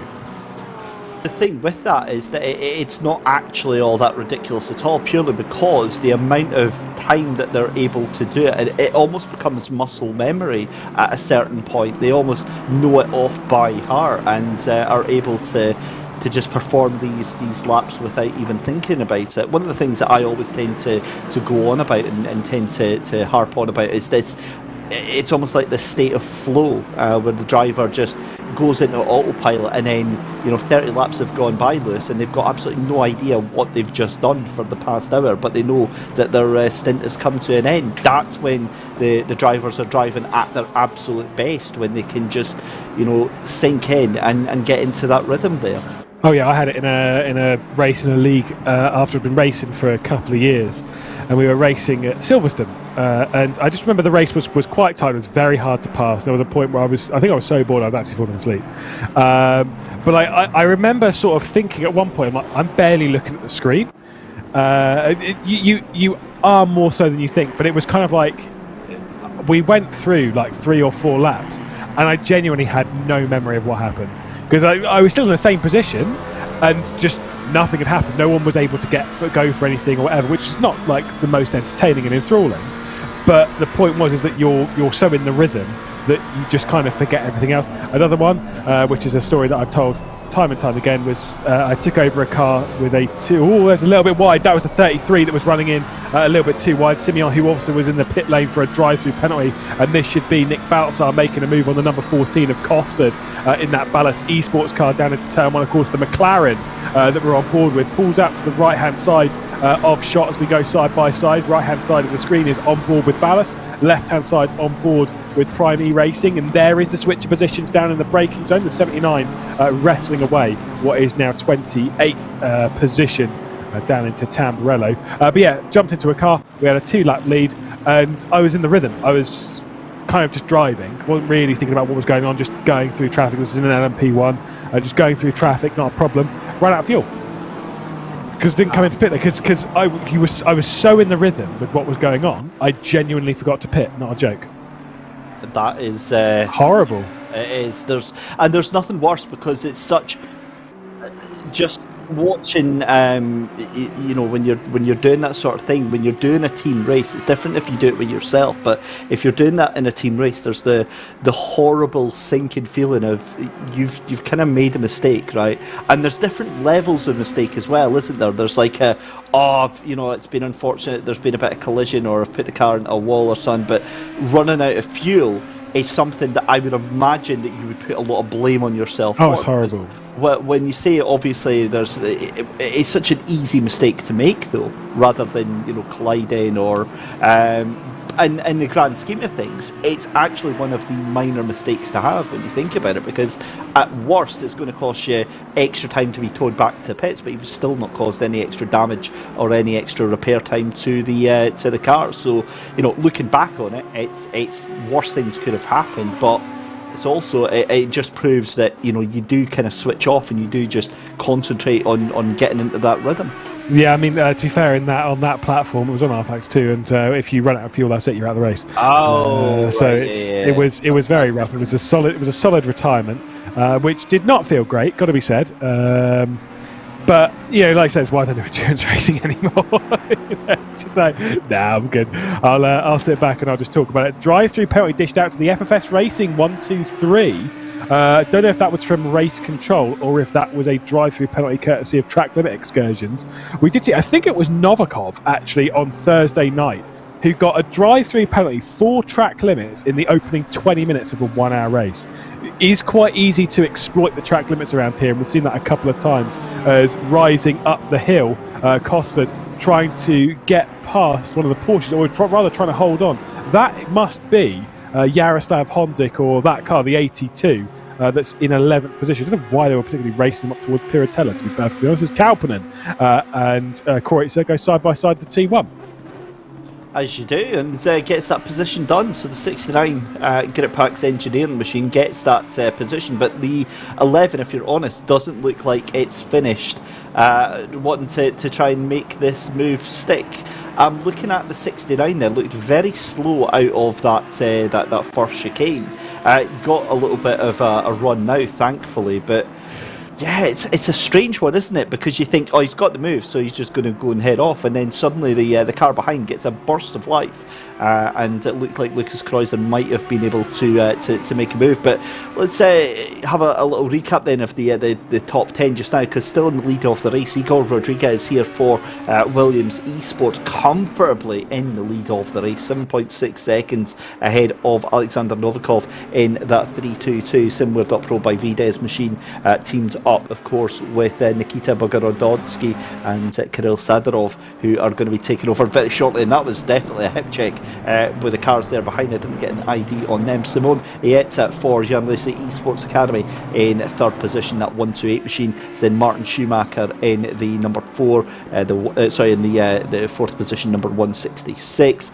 Then it is Henrik Horvath in the 80 in 5th position, Julian Beck in 6th, Daniel Giacomelli in 7th, Francesco Dondi in 8th, Katalin Tufano in 9th, and Igor Ogorondikov in 10th position. It looks like that Dream Recovery drive kind of on hold just now, as Ogorondikov still about 3 seconds off the tail of that group in front. Which kind of makes sense. Like I say, at the start they would have been flying up past people as everyone was nice and tight. the further you go into the race, the harder it does become. There is the 15-second time penalty was given out to the number 48, being the Vladimir Bashmakov racing car that just picked that one up after contact with the number 7 Virtual Drivers by TX3 car. So a couple of penalties coming through. That drive-through penalty, I do believe, was definitely for track limits, as we return to Pulse Sim Sports Mr. Blobby machine, still on the rear end of the 202. The second of the two SPQ Racing team machines has gone way too deep through Aqua Minerale, and now as we roll up the hill towards Variante Alta, should be a fairly easy move, all things considered, and also trying to come through for the sort of lapped traffic, I do believe, is the black McLaren. Just trying to make a little bit of progress as well. Not involved in a fight for position in that one, though. Yeah, very interesting to see how this one is going to play out. And this is a fascinating thing as well, because obviously, Lewis, we focus on the battles towards the front of the field, but arguably there's just as much intense and you know, for these drivers and for these teams, just as relevant battles going on throughout the entirety of the field here. And it's amazing to see. It comes back to what we said earlier, isn't it? Every single driver on this in this lineup deserves their place on the field here. They've all earned their place by skill, by pace, and by ability, and it really does show the thin edge of the knife in terms of talent up here. Is so thin, and that's a huge moment for Benedetti there. Somehow holds on to it and didn't cause contact there. That was a big power slide there from that BMW. Yeah, easy to do through Villeneuve, just losing the rear end on the first curbing, and then or just even on the change of direction can be very easy. The weight differential, the weight transfer as you roll it over from one side to the other can be a little bit taxing. I mean, these positions back here, there's no points for offer. The points in the Coach Dave 1000. This is the first car outside of them, actually. That was a nice little cut there from Mike Yao. The points are for the top 22. 50 points for winning the race, then 44, 36, 32, and then it goes down in twos all the way down to I think it's 18th spot or 17th spot. Then it's 6, 5, 4, 3, 2, and 1. A single point for the 22nd position. There is nil point for anything below that, but they're still going to race. Of course you are. You're still going to race as hard as you can, because it's still positions regardless of the points. I mean, 1 or 2 points doesn't really make much of a difference. So you might as well go for the attack when you're just outside of it, just for the fun. It's still your Saturday afternoon, as well as Ogorognikov right on the rear end of the West Competition Racing Academy car that we now look backwards from. What a view that is. And again, we've got to thank Mike Yao for that one, as we see Catalin Tufano with the scary sight of big bad Igor Ogornikov. And honestly, the way I build this guy up, he sounds like he's a bit of an ogre, and well, just get on the bad side. You're making him a villain. Get on the bad side of him and you'll find out. This is going to be one of the shorter escapades this afternoon, I think, given how close he is to that BMW. Those BMWs really have fallen off. We had 7 inside the top 10. We've now got 5, and the Bentleys and the Aston Martins quickly making their way through. There's a little flash of the lights there from Ogornikov. This is a view on the rear aero spoiler on the under. Well, it's basically under the exhaust, and we go. Oh my goodness! God, that's a car stopped. That'd be one of the SPQ racing cars. I don't know which one it is. The 201. That's the number 1 of theirs. Wow, that was sketchy. That was a technical issue. I'm going to hold judgment on that one, because I wouldn't have thought they would have just abandoned the car in the middle of the track for. They've got that moving. So I wonder, maybe a pedal failure or a gear failure or something like that. Well, we'll have to wait and see. That was honestly, as that could have been a very, very large crash indeed. Giacomelli behind the wheel at the moment. The car that was running, you can see it's running in a good spot. I said it's one of their lead cars. It was running in 7th spot when it had whatever issue it was. It's back moving again in 10th. Let's take a look. So this is on board with Ogornikov. You'll see as this car moves out of the way, boom, goes to pull out, and then I don't know what was going on. There was clearly a fairly substantial issue happening to the SPQ Racing machine, but that was very scary indeed. I need to change my underwear. I don't know what Ogregonov's got to do. Yeah, that's exactly what's required on that one. That was, thankfully, it looks a little bit different watching that back on the replay. It doesn't look like the car had stopped. It just looks like it had slowed down significantly. Still a very serious issue and still a very serious incident, but it would lend credence to the thought that maybe it was a pedal failure or the likes there. So this is coming out the final corner here then. He's still doing 235. Let's have a look here. Oh, it just stops? Oh no, did you see there was a car in the middle of the road there? Actually... It just happens. I don't know if that was So the mirror, just to clarify, by the way, the mirror is not correct. That's a live. That is a live. That was really throwing me off. It was just about at the right point. And I was like, hang on a second. Yeah, right through a BMW there. I don't know exactly what happened there, and I don't know if we will know without finding out from the team themselves. Could have accidentally pulled the ignition. I mean, I don't know. Clearly, it wasn't like a wheel or pedal failure because it worked instantly after. I'm honestly out of ideas on that one as to what that was. I was going to think of a really aggressive slow down penalty that wasn't served and just got more and more aggressive, but I don't know that's what it was. I don't know.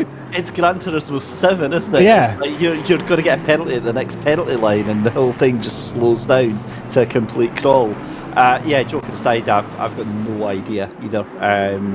That was a bizarre instant. Right, Lewis, what is going on with Novikov? Why is he now just 4.8 seconds behind our race leader of Rodriguez? Remember, that gap was about 8 seconds, if I'm right in saying. I think it was closer to sort of 6 or 7. We'll show again on board. So we're seeing from an actual cockpit point of view. We'll keep our eyes on the hand, see if there's any sort of movement and see if it presses any button that it might not. I don't know per se. It stopped in 4th gear though. It did stop in 4th gear. You're absolutely right. That was absolutely bizarre. I've never seen anything of the likes because the ABS didn't even kick in or anything like that. The entire I don't thing. know. It was literally a handbrake being pulled on the car there. That is, and didn't have to start up the car again. So, yeah. Help. Who's that? Oh, that's the ballast car into the gravel on the outside of Tosa. I mean, we're being told his monitor shut down, which I will say I have had. I can't remember where it was. I have had my monitor flash off and then flash back on. I used to do it for about a second. I've had it mid-race, and when it came back on, thankfully I was on a straight, and when it came back on, I was like, this is the luckiest that I will ever get in my sim racing career. When it happens, your instant reaction is just to kind of come to a stop to some degree because it's the most predictable thing you can do. And right? That's exactly it. I think it's 100% the right thing to do, but that was close. I'm just thinking as well, it's funny that happened actually, because was it not Gamer Muscle that actually had that happen to him as well? But it was completely different. So that looks like it was a monitor failure, because if it's just shut off with no warning whatsoever, then obviously that's a big problem. But the other one that usually... Oh, I think we've got a problem with David Christie just shutting off here for a moment. So we'll carry on. The timing is beyond belief, if I'm perfectly honest, as we'll go down the field. Oh dear, poor guy. Costin, Bonjour and Hardy battling out over 24th position, but of course these will all switch over on the pit stops because Costin at the head of the field, 15-second time penalty, which will drop them behind Bonjour and Hardy. Wouldn't be too major, but he's going to drop behind the 79 as well. I don't know if do we still have David Christie? Is he still alive? I'm here. Okay, good. Sorry about that. I've got no idea what happened. I was talking away, and then it was just silence. So I've restarted my SIM card. Nice. Good work. It was very funny and very well timed. So thanks, man. I've got no idea how much you even heard of what I just said there. Not too much. You were talking about monitors shutting off, and then you shut off. It was Right, okay. good. Well, that's really awkward, but quite funny. No, I was just saying, at least it was Gamer Muscle who had. He was on about when the old screen of this TV has no input and is going to go into standby in the next 5 minutes, and then there's the good old frantic search. Oh yeah. The remote control.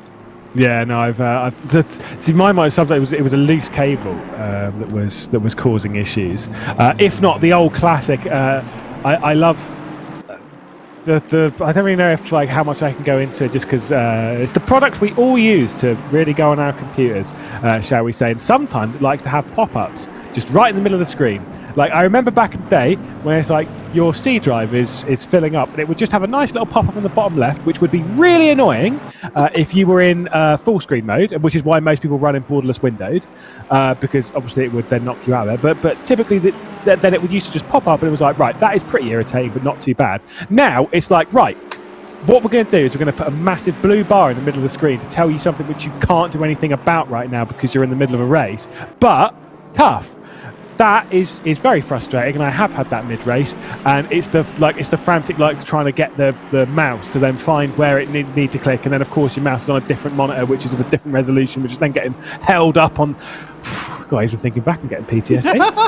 It's thinking about that. Yeah, no, it's a very stressful moment when that's going on, and you're in the middle of an intense battle. I can give you one better than that, Lewis. So obviously I do a lot of my racing on VR with one of the Oculus headsets, and what happens is if you have a low battery in any one of your two hands things, your little controllers, it will immediately pop up over whatever it is you're doing and say that your battery is low, completely destroying whatever you're doing. As that's an interesting battle there for 30th and 31st position there. Two of them managing somehow to get past them. I'm not sure, was that lap traffic or was that fourth position there? I'm pretty sure that it was a bit of lapped traffic. I mean, the thing is, at this point in the race, they're all over the place, aren't they? With where they are, you've got the car just had the John Lacey Esports Academy car, just the head of this little grouping, which they're now trying to close it on. But where everyone's pace is so close, they all just, whether you're a lap down or not, you still end up being I'm faster than the guy that's leading the race. I wish I could. Who was that? Who was that? Who went off? That was the R8. Oh dear God, that was Piotr Giejewski. That was past some racing teams. I've got a feeling that's going to be the snap oversteer of Dead there with the Audi. Probably was to that degree. Hardy was looking to the inside of Florian Bonjour there with Costin again still at the head of this group. This is exactly how they were when we looked at them a couple of minutes ago. It's how they continue in their little battle, a little way outside of the points. Of course, 17 seconds back from 23rd position. Christopher is now inside the points-paying positions with 22nd, but whether they're fighting for the points or not, they're still just going to fight as hard as they wish, as hard as they will. It's fantastic. By the way, I mean, as much as I'm going to still just say it outright, Mike's loving looking at himself right now, isn't he? Look at him go. To be fair, I think this makes up for the past 2 years where we've never seen him at all. We've never seen Mike. I know, it's like he's hooked up the webcam. He's like, yep, I'm going to have my 5 minutes, and absolutely deservedly so, because, so much work goes on behind the scenes as we see Jesse Kauppinen trying to make a move around the outside of Larson in that 199 BMW, but yet again, there's Tobias Schur just on the...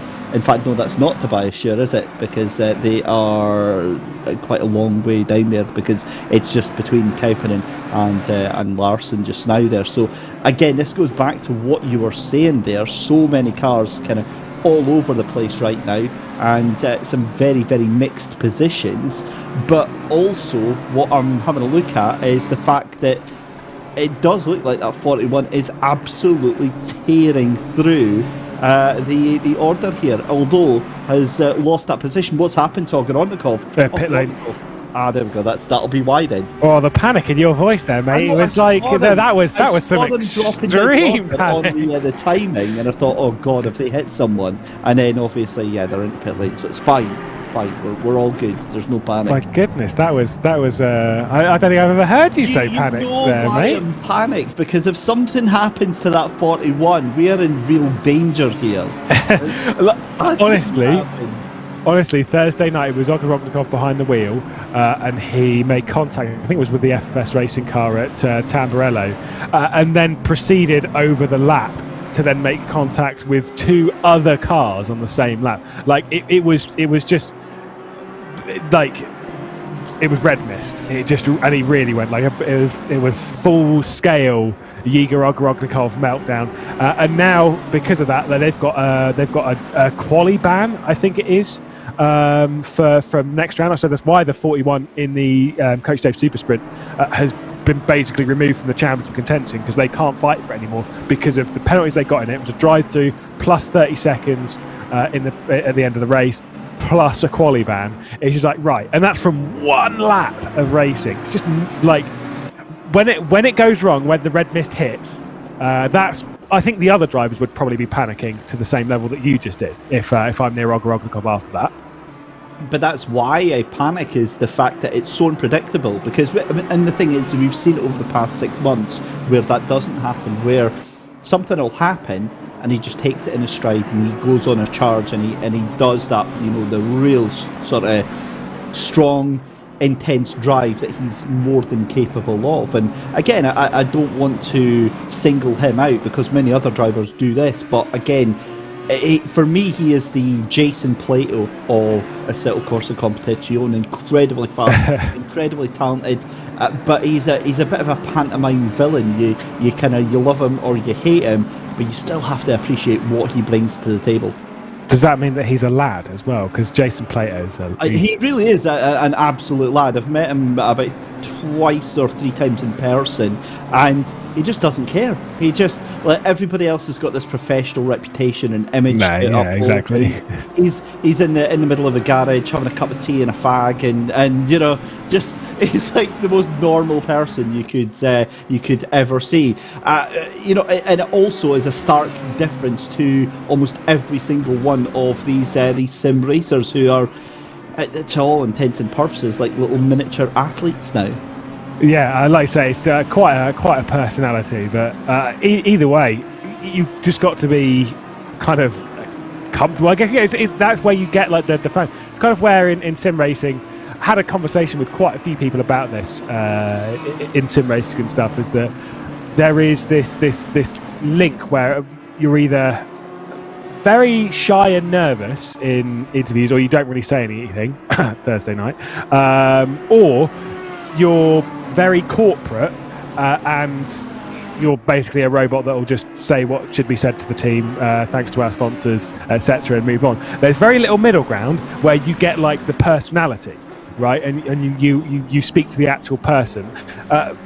And we need more of those in sim racing. This is why, bless him, Luke Crane, he will ask questions that's just on the cusp, basically being like, so when that team overtook you, did you want to go and punch them? Did you want to have a fight? He's desperate to sort of make a rivalry. I think it's hilarious, but it's like trying to get personality out of people. I think it's great. I absolutely agree, and I think we're in this really strange position, because it's not just sim racers, right?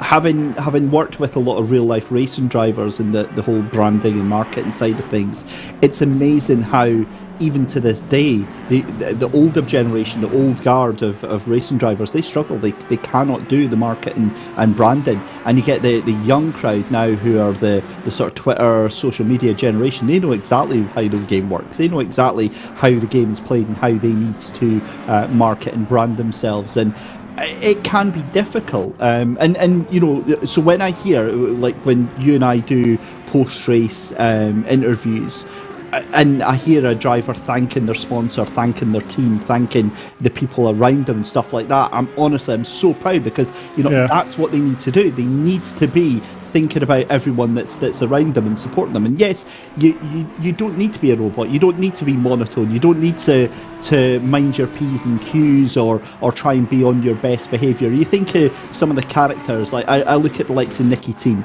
and the brand that he's built for himself. He's a bit of a lad as well. but he's a massive online personality, and he's very, very warm, very friendly. And you immediately feel like he's your best friend, or that you know him very well. That's marketing and branding done very, very well. And a lot of these drivers, if this is something that they're seriously into over the next couple of years, that'll all come naturally to them. They'll all develop their own little followings, their own little personalities, their own little ways of being.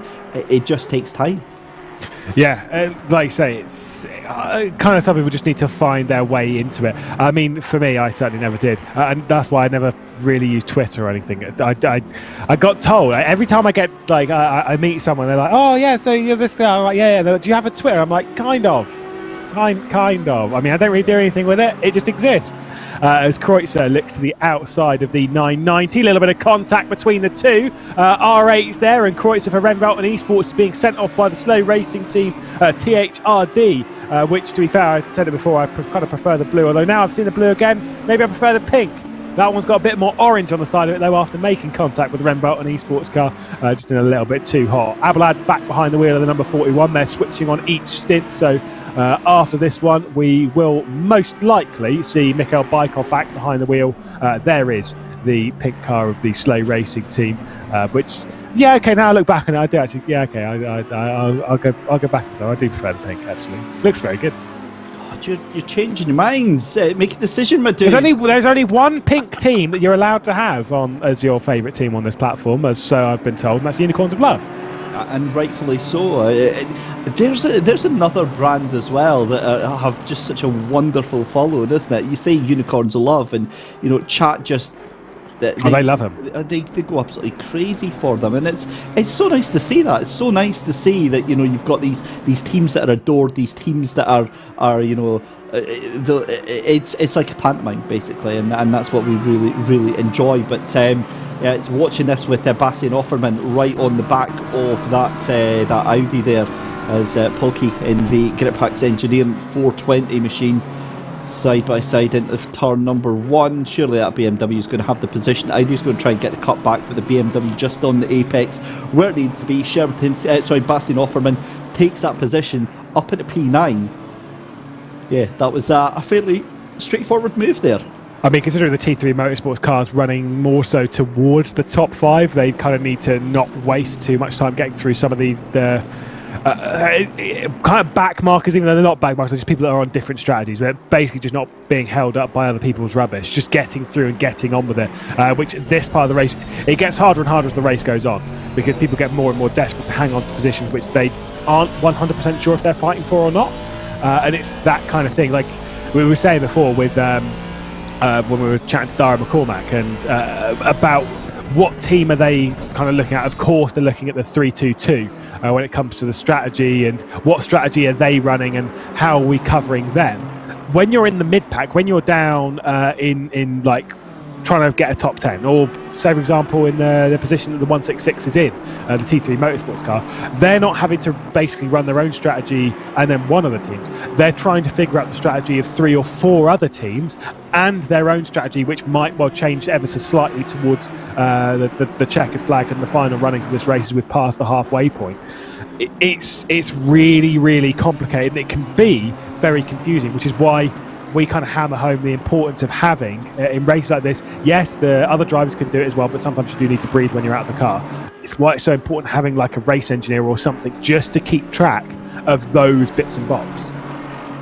Yeah, that's exactly it, and it's just it all adds to the mystique, doesn't it? It all adds to this giant bubbling pot of what we get to commentate over the course of 6 hours. So many different variables, so many different moving parts, and I hate using that pun because it is a little bit cheesy, but there's so many unpredictable elements that's why that when the race starts and we go, oh well, we think XYZ is going to happen, and then 3 hours in we've got like, well, how did that all just unfold? And it really is fascinating. I mean, would you have said that we weren't going to have almost not going to have a BMW in the top 5 after qualifying? No. This is not what I was expecting when it comes to BMW. Clearly, the race pace of that BMW. I mean, it worked so well in the sprint race format, of course, that we had a couple of days ago in the Coach Day Super Sprint. But this is an entirely different kettle of fish, and it's kind of amazing that even if we had the exact same grid in the same cars, it's just amazing that, yes, of course, we've increased the track temperature, but increasing the race length just gives you a completely different race. It's not like it's a sprint race that just has a few more hours tapped onto the end of it. It's completely different. And like the running order, I would not have predicted this at all, that BMW would struggle this much. I was looking at it being the top 10 being awash with BMWs as we had in qualifying, continuing on in the race, as we see George Boothby now behind the wheel, taking over from Jaroslav Honzik. Of course, Malinowski started this car. Now Boothby's behind the wheel, trying to close in on the 201 of Sinotti. Speaking of the 201, speaking of the SPQ Racing team and their teammates, the 202, their second car, has received a warning for contact between themselves and the 166, the T3 Motorsports black car, over the last sort of pit lane sequence period. Yeah, for sure. What are we thinking then out the final 3 hours of this race? What do we think is going to happen? Because obviously we've got Václav Ablads behind the wheel of the 41. I'm going to temper my expectations now and say I think maybe at most they're going to get a top 5 out of this. But yeah, other than that, I can't see anybody else getting past these Bentleys at the front of the field. It looks like the Williams racing team has that kind of in the bag just now. But given that the gap was down to about 4.4 seconds, do we see the tide turning with that, or is it still a done deal?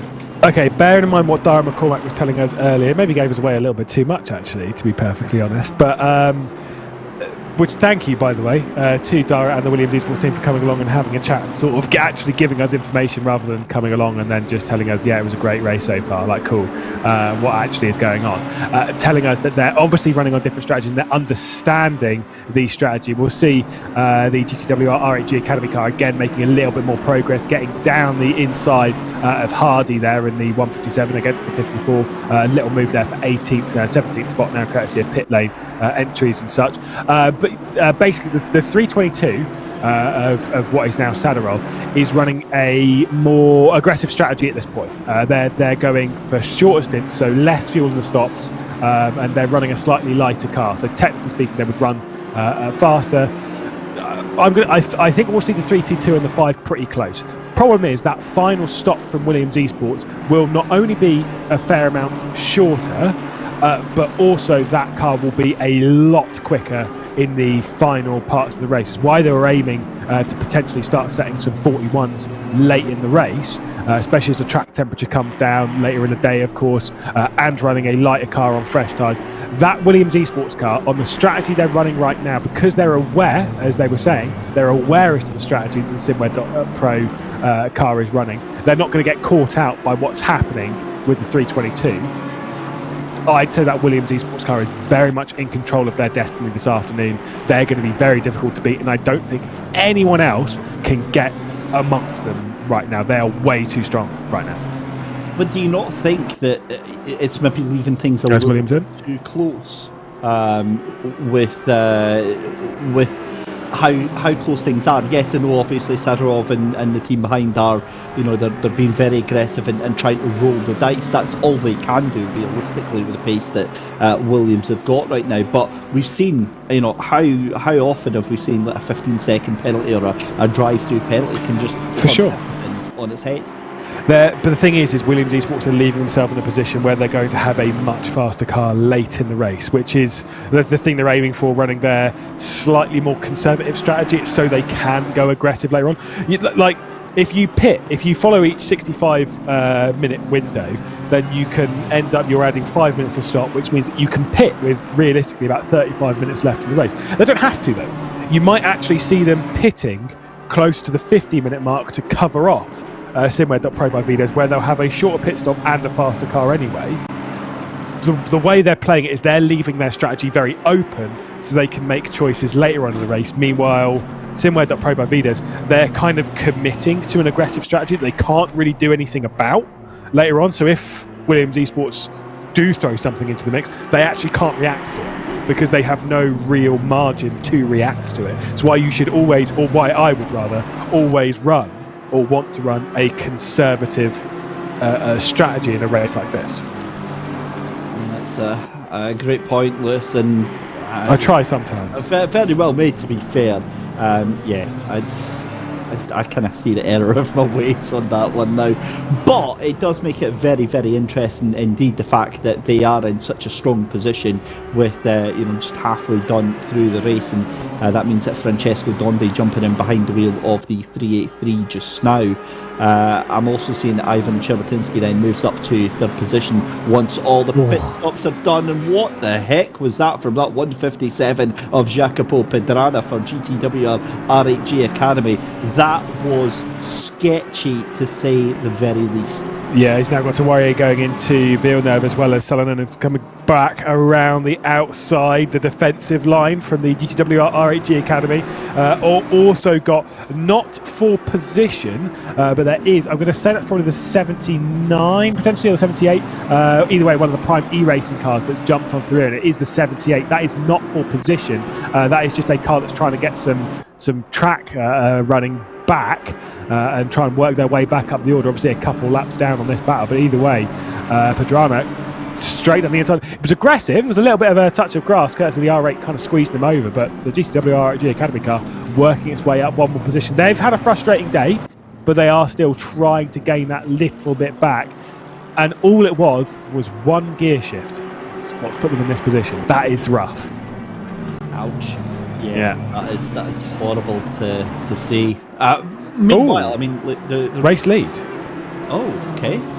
Sadarov. This is kind of what we were expecting, of course, them running a bit longer, Tinko van der Velde. But if we see the race lead now, Sadarov is your race lead. This is kind of what you were saying about, like, if you're running that long, you're putting yourself into potentially an awkward spot. I don't think this is a bad spot, but it certainly is not what they'd want. I just think that I wouldn't want to be anywhere near them. Is my issue with that. It just, the more you're near them, the more that leaves yourself open to those opportunities of incidents happening. I mean, the gap's coming down pretty massively, and Sadarov will be. I mean, if I'm Sadarov, I'm backing that car up to. Yeah, you're fighting hard. Yeah. I mean, the thing is that, you can push really hard, but if they're being ultra aggressive on their stints anyway, there's no benefit to trying to outrun Tinko van der Velde right now. So for me, I'm just want to make that Bentley as wide as possible and try and lose that car in front so much time to try and mess up their strategy. They know that they're on a different strategy just now, but they also know that that Williams eSports machine is not going to do any crazy lunges to make this happen. Yeah, I'm not sure what the right move is from Tinko van der Velde here, but this is not going to be an easy one. Speaking, by the way, of SimGrid Pro by Vidas, there it is. You were saying earlier, the top 10 after, an hour or 2 hours, and then the next 2 hours they'd fight their way into the top 5, and the final 2 hours they'd try and get themselves onto the podium. Well, guess what? How about lads? 5th position now in the number 41 SimGrid Pro by Vidas, very much following exactly what you've been saying. The form book's going your way, at least on that one, and the 41 is rising its way up the order, still with not far under 3 hours, just basically 18 minutes, 17 minutes shy of the 3 hour mark. Got plenty of time left in this race to close. Yes, basically 40 seconds to go and grab the podium, but knowing their pace right now and knowing that time left in the race, that's not insane. It really isn't. We've seen stranger things happen, and they definitely could happen. So again, we'll just have to keep an eye on it and see exactly what happens here. But I'm quite excited with this. It feels like we've got a little bit of excitement, even if it is only temporary, even if it was manufactured and not actually for position. Still, we've got first and second place together on track. I think it's very legit. I want to think it is. I want to think that it's a lot closer than Williams would have us believe. I think they're still going to be very, very concerned right now. Certainly to try and get past that 3-2-2. But we throw Cherbotinsky in the mix as well. Granted, that is a long way back. That's like 23 seconds behind there. But again, 15-second penalty could spice things up very, very nicely in this final 2 and a bit hours. Well, if this Williams Esports Chill Blast car that we're on board with is faster, right, by a significant margin, say it's 0.3 faster a lap than Sadarov right now, right? For every lap that Sadarov is able to keep this Williams Esports car behind, is 0.3 that they're gaining back later on in the race. Every single lap. Say it's in that vein. I don't know how much the advantage really is. Obviously, this car is on fresher tyres than the one ahead. Just courtesy of making that pit stop slightly later. It is slightly heavier than that car ahead, mind as well. But various things dictate more pace. I kind of think the fresher tyres, especially on track temperatures at 43 degrees, I'd rather have fresher tyres than a lighter car in a sense. Follow my logic. But every lap is critical for Sadarov to keep them behind, especially considering if they pit in, say, 40 minutes time, and then Tinker Van der Velde comes into the pit lane 15 to 20 minutes later than that, then that fresh air, that cleaner surface that and the fresher tyres that the 322 will be running on might put them even further ahead, which coming into the last stop, whilst this car might be faster than the 322 on the last stint, might mean that they're quite close. But for us to get to that point, for them to have any chance of victory here, the SimGrid.Pro by Vides 322 absolutely must keep this car behind, potentially even for the entirety of the next 40 minutes, which is going to be real difficult. And Dan McCormack's actually saying that on the chat there, saying that the closer that they stay, the better it is, because they need to pull away for that strategy to work here. So I don't know. I'm reserving my judgment on this one, but I mean, they're certainly not backing up into Shermatinsky right now. That's for sure.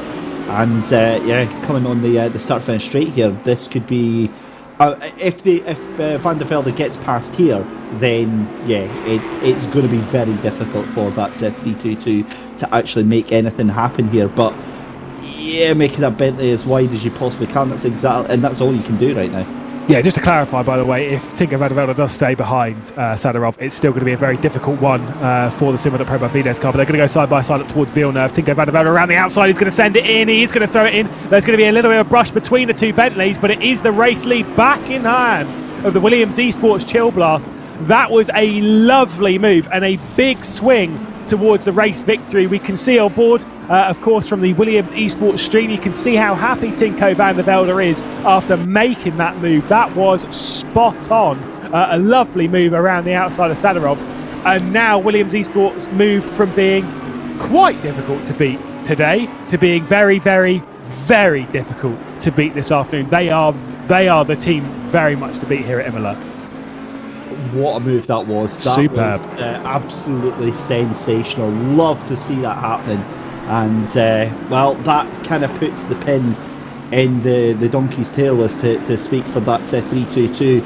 I think that goose is cooked, because the pace for Van der Velde to just get straight past like that, and they are out of strategy, that car needed to have the pace on it, and it's just not had it. So what a performance so far for Williams Esports. They're really turning heads right now, I've got to say, because I'm just thinking of where they were like 6 months ago, and yes, they had a strong brand, but they really seem to have upped their game in the past couple of months, with some new drivers on board and maybe a new strategy or whatever, but they're definitely exactly where they need to be right now.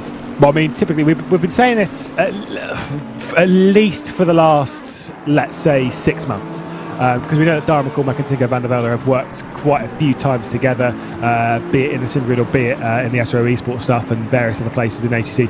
They've really found their rhythm, and they are hitting very high highs at the moment, and it is consistent as well. It's not like it's just like one championship where they're sort of doing quite well. Now it's basically everywhere on ACC, that particularly those two for the Williams Esports camp. We know they do have a few other drivers, of course, including in this race with Igor Rodriguez, but those two specifically, they just have a really good vibe between the two of them. They understand what each other's capabilities are, and that helps a lot in practice. Darren McCormack said that he wasn't able to really practice for this, and yet still jumps into it. The team knows what he needs and gives him that, and then boom, it just sort of clicks. either way, as we'll roll back in the order to 14th place, Porteous trying to keep Rotters at bay. The Vipperman racing car that's been on the steely end of a few incidents in this race, obviously being sent off at Tamburello right in the start of the race, courtesy of the 33 West Competition racing car. Now they continue their battle. As speaking of Tamburello and speaking of contact, there's a little bit from Virtual Drivers by TX3 on one of the slow racing cars. Well, it's getting... there's never any dull time in this. There's never any downtime in this whatsoever. It's just constant action all the way through. As we've got 2.5 hours left to go here at Louis Rotors. I'm surprised to see Louis recovering so well, because remember, we saw that car struggling at the exit of Aqua Minerale there, making a move.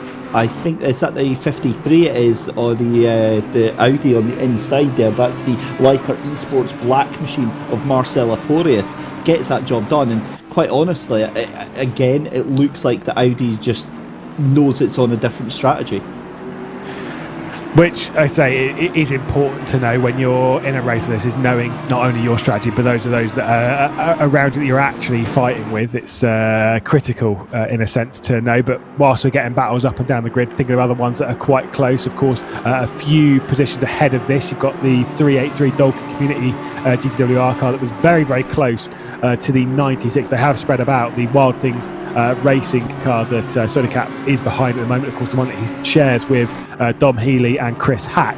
They were quite close at the moment. I think one of the closer ones up in that top 10 is the battle between Boothby and Passer for 9th spot. A bit of a shame for the West Competition Racing Academy car that looked really strong about 2 hours ago. They seem to have started to struggle, maybe as their temperatures have gone up higher than they expected. They've just seemed to struggle with points around this area of the races. We're back to that battle for 35th. This is what I love about it, and again, it's one of those mean conversations that I have all the time when I'm commentating, but it's like, you know, I say it all the time about how, it doesn't matter about where you are in the position, as long as you've got somebody that you're fighting with, that's all that matters. That's what passes the time, and that's exactly what is going on here. As up the inside from straight out of nowhere, that was Dominic Fouquet in the 767. That is... No, that was 23rd, but that was Chris Savet in the 787 McLaren. I thought that was I thought that was the 767 from leading that. It was the 787. So I can understand why I made that mistake then. But wow, that was there was certainly no love lost in that one, Lewis. I can also understand why they were not pleased by that, because it's the SAP Racing car. If you're going to make a move like that, absolutely fine, go for it, but actually make the move and go rather than delaying, and that would be pretty frustrating for the Virtual Drivers by TX3 machine. I get why they were irritated in that, because it's just sort of like, right, not only have you gone through very aggressively, you've gone through very aggressively and cost us both an awful lot of time, and I'm in the middle of a battle here, so that would be great if you couldn't do that again. Either way, I'm sure that battle will close back up again, and things will be rosy between them. Savalainen and Merman battling for 19th position just between themselves at the moment, as it's the Audi at front and then the BMW behind. That BMW coming through shot is the T3 Motorsports BMW that's inside the top 10. Just watching this all unfold as well, and there's an air of inevitability on this one as well, given that there's 2.5 hours left to go here. There's so many battles that are done and dusted. There's so many positions that will not be gained. But then I look at the likes of, say, 23rd, 24th and 25th, who are separated by about 3 seconds. Then 19th and 20th, you've got this battle here with Florian Bonjour and 787. I'm hoping that it's all nice and calm and gentle after this. But yeah, it's been one of those races where it's been very, very intriguing, because there's, on paper, you know exactly what's going to happen, but none of that has actually unfolded the way that we thought here. And again, I go back to the point I made earlier, Lewis, is the fact that these cars are proving every single hour that they are out on track that they can be 4, 5, 6 cars near each other and fighting and still hold themselves properly on track. Next one that Florian Bonjour has to worry about as well also is the FFS Racing car at the moment that is running just somewhere inside the top 20, I do believe is the 1, 2, 3. I'm not actually sure where they are. Actually 24th, Mike Noble behind the wheel. Mike Noble trying to catch that McLaren that is in between the Audi and the Ferrari. So it's a little bit of a tricky double fight here, as they're, rather than battling with each other for position, they're battling with the other people that they're trying to lap to try and get past. Florian Bonjour moves over to one side to allow Mike Noble to pass and then set his sights on that McLaren and thinks, if you could do me a favour, bring me that Audi R8, that would be sweet, as we'll ride on board with the 322, the SimGrid.Pro car. There's a 383 Dolkin community car, as they were very, very close behind, of course, with Williams Esports. Now, I don't know what I just saw. There was a little bit of contact, of course, we all got that. Don't necessarily know why. It was front to rear and it was running up towards Piratella. That, to clarify, the 383, the Dolkin community car, was at least one lap down on the race leaders that were going through. My question is, why did that car feel the need to get back into the right-hand side here? Why didn't it just move out the way?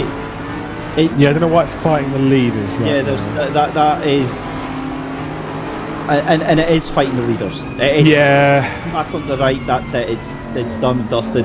Racing instant, you made your bed, off into the gravel you go. The only reason what I would say about that is that it is regardless of the positions and the lap downs, blue flags, etc. If you ignore that, what instigates the contact? What actually creates the contact? And that is very clear. It's the 322 into the rear end of the 383. That's as clear as day. I think that might actually be a penalty on the Sadorov's point of view.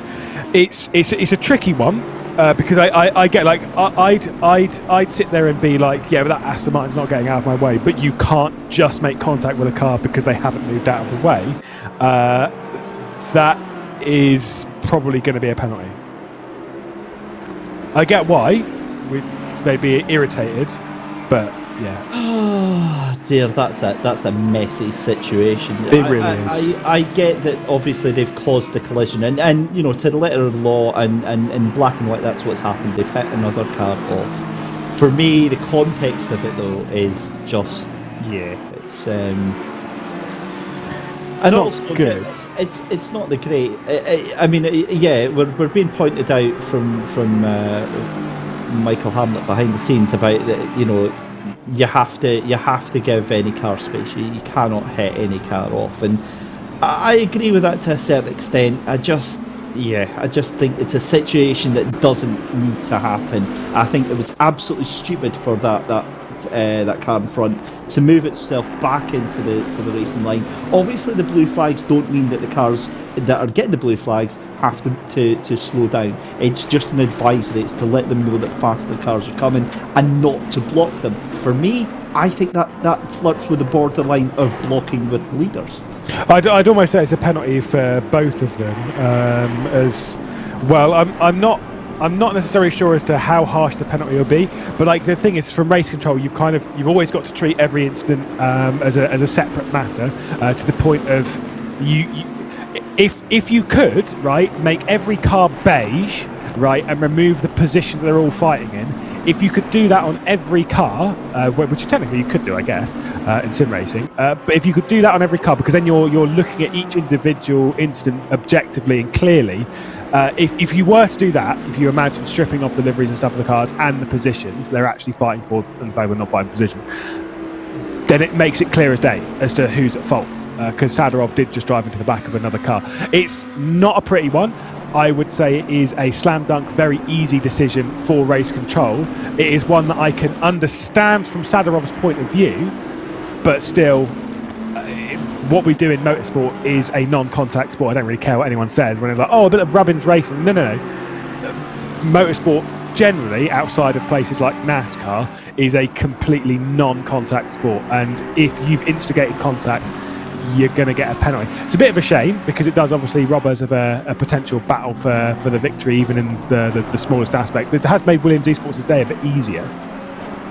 I think, or will potentially. I think it's Yeah, look, we both know that in realistic terms, given that there's heavily likely to be a penalty for that card, that's just sealed the deal in terms of any penalty given to that one. The issue is that it might, depending on the severity of that one, because it was a severe incident. It sent a car into the barrier and caused quite a lot of damage to that car. That might drop them out of the podium as well. We'll just have to wait and see. I just think it's a very unfortunate accident that really didn't need to happen. It comes back down to that whole thing of play stupid games, win stupid prizes. Yeah, I think 15 seconds. I think it'll be a 15-second time penalty in the pit stop. So I think it will affect them quite a bit, as there's the move from Bonjour looking to the inside once again on Bass, but not able to do it. That Audi way too wide, little bit of a hip check. That's going to sort out that position, even though the Ferrari realistically should have been alongside. And where is that Ferrari? Where is Florian Bonjour, who was off on the gravel trap in the background as he rejoined? So clearly that hip check was pretty severe, which I'm going to say, speaking of slam dunk penalties, that's probably going to be one towards the Audi. Yep, it's all kicking off. Nice. Oh, goodness me, right.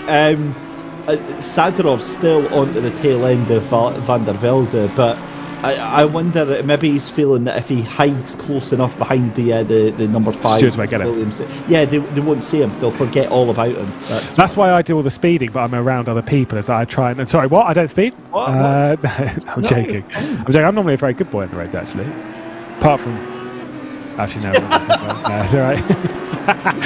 Could you repeat that into the microphone, please, Mr. McGlade? Well, after you've been karting and stuff, you're a bit sort of more blasé about about such things. Either way, moving completely on before I get into trouble, whilst we focus on the battle for 6th position, landing in number 80 BMW with the WPS racing team car directly behind. We'll see a replay again as to what happened to Florian Bonjour. So try and get to the inside, which was covered off. That was fair, I guess. The Audi here just completely drives... I'm still going to stick by that. Audi was completely at fault. Yeah. He just drove in too deep and then bounced across the curb. Any argument at all there for that one? Either way, that's that one sorted. Julian Beck's got up into 6th place after passing the number 80 GTR Masters Endurance Team car. So a nice bit of progress. Once again, BMW seem to be struggling at this point of the race and dropping off on pace ever so slightly. Speaking of pace, by the way, I think we should probably give you your... I was going to say hourly update, but we're kind of doing these every sort of 10 minutes these days.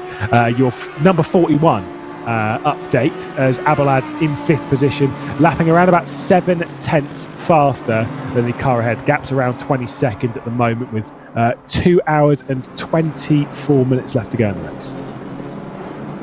Well, let's have a look at this then. This is the battle, as you said, for P29 and 30 right now. You're seeing Jan Willem van Ommen on the back of Guit for that number 14 BMW. You've also got a little bit further back there, well, I'll say a little bit, 33 seconds is more than a little bit, the 121 Aspar eSports team by Odops, Javi Martin, that's behind the wheel of that, but up the inside goes the Aston Martin like candy from a baby. The 383 of Jan Willem van Ommen streaks off into the sunset and almost making us blink and miss that entire move there. Yeah, of course, whilst the 383 had to return to pit lane to repair some damage and stuff after the incident with Sadorov, but either way, back going again is the 383 that was inside the top 10. Bit of a shame for them as well when it comes to their fortunes in the championships. There was a bit of a move in the background as well. Gripax Engineering, Ballas, and I think it was the MSL Racing esports car.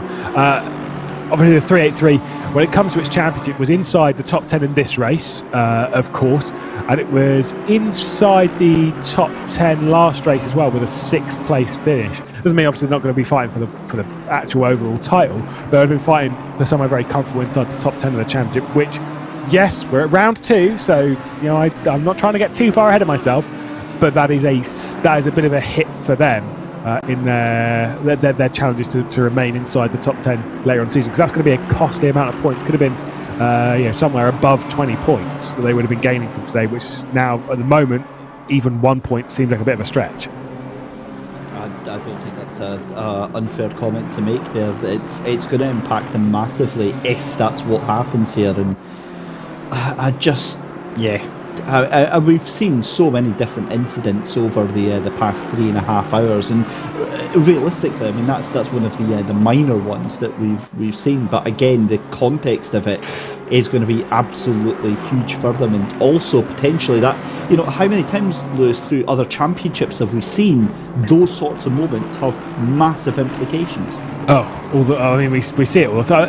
I don't think we've gone through a season in anything, whether it's here at SimGrid or just generally sim racing motorsport. There's always at least one incident which affects the championship in a fairly controversial way, and I think we've had our one here this evening as the SPQ Racing team car tries to get out of the way of the 322 that's right on the rear end of Mr. Blobby. Now they've dropped off the rear end as well of the Williams Esports team, courtesy of a little bit of the lapped traffic ahead, as the 322, still no word from race controllers to the penalty that potentially is heading the way of the 322, which we know is very much under investigation at the moment, as Vignoli gets out of the way as well of the Wild Things Racing team number 96. Just have a look there as the number 50 machine. Oh goodness. 100 off the road. This is a proper little traffic jam that we've got going on here. We're about 60 cars trying to get into to one corner here. So this is all for what, P30 downwards, and some lap traffic in this as well. And again, thankfully, you can only say that the leader's kind of clear of all this. Yeah, I mean, to be fair, it's only clear of all this because it had to work its way through already. Drive-through penalty dished out to the number 50, Team Balance Esports Ukraine. Joris Apple behind the wheel rather at the moment. That's a drive-through penalty. Not sure what that's from. We've not had a word from race control, so it could be one of those track limits violations. Probably something we should speak of a little bit, because we've already had at least one of those drive-throughs for track limits violations. We might have had a second one, but we think it might have actually been pit lane entry related. It is something very easy to do around here to exceed track limits, be it through even on the exit of Villeneuve or through Variante Alta, potentially on the exit of the Secca Ravazza as well. Aqua Minerale, you can kind of blow over the track limits a fair amount there. There's quite a lot of opportunities to do so around here. I think we're certainly not done with our track limit violations with 2 hours and 20 minutes left in this race. I think we'll have to kind of hold our breath and see. Certainly, I'm expecting at least another 5-10 penalties for track limits, given how flagrant some of the abuses can be of track limits here. And you can usually get away with quite a lot here at Imola, but a lot of these drivers are going to be pushing their luck a little bit too much still, with the fact that so many of these battles are still open with just a couple of seconds. It's going to tempt the drivers to push that a little bit harder. It's going to tempt the drivers to maybe take risks that they wouldn't normally take if it wasn't for the fact of trying to make up 1 or 2 positions. But that is another thing now. With 2 hours left to go here, Lewis, there has to come a point where you think, right, okay, realistically, I'll maybe get 2 places at the next 20 minutes or 40 minutes or whatever, but you're going to have to start bringing down those expectations. Obviously, one team that did have their expectations brought down, unfortunately, we did miss it at the time, but we did note it in the chat and stuff. Of course, the 157. Bit of a shame for them today. GCWR RHG Academy, of course, started right up the grid on pole. Not their day. Obviously had the stop and go 30 speeding in the pit lane. Also received a lovely disconnect, which has just dropped them right down 37th place. The comeback is very much over. They will not get points this afternoon. That I'm pretty confident with just saying outright now is not going to happen. As we head back up the field, the West Competition Racing Academy car that's right on the rear end of Yaz Heat. Now, this is the car that was running inside, I think, even the top 5 at some point earlier in the race. It was involved in the battle for 5th place. Dropped right down, now under pressure as well. That 96, that Bentley behind, that is also for position, closing in as there's the big overspeed. Passer looking to the outside of George Boothby, but Boothby's well wise to that. I completely forgot Boothby was still around here. I hadn't seen him so far, and obviously that Porsche in the ninth position right now for Yas Heat right now. We haven't really seen too much of them, but then they've just been keeping themselves to themselves with Jardier and Maciek Malinowski behind the wheel of that car. Again, it just speaks volumes to how much that Porsche may be struggling. We've only got the one in the top 20, but also what an amazing job they're doing of making that Porsche work for them. It's not particularly a fast car round here at Imola, but yeah, I think all credit to them. That's a grand job, and it looks like Tinko van der Velde, talking of grand jobs, up at the lead of the race, opening that gap up now to 2.2 seconds.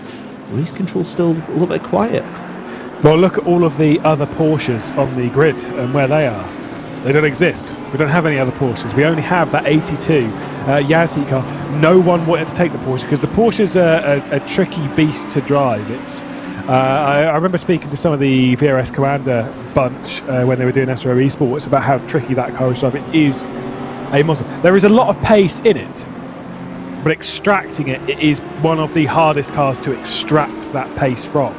And yeah, it's not an easy ride for them, but you know they're clearly finding enough, and this clearly is not their circuit, but still being able to just drag whatever they can out of it. We know George Boothby's plenty fast enough. A little bit of a tap of the brakes early there from the West Competition racing car, but they do really have to worry about Sodicat on the rear end. I don't think that Porsche's longed for staying in the top 10, courtesy of the two behind that are really trying to attack, as that is a move to the outside potentially from the 96, but backs out of it ever so slightly, and the group, that BMW on the rear end of it is not for position. That one will be the 202, of course the SBQ racing car. The 201's fair way ahead of Boothby.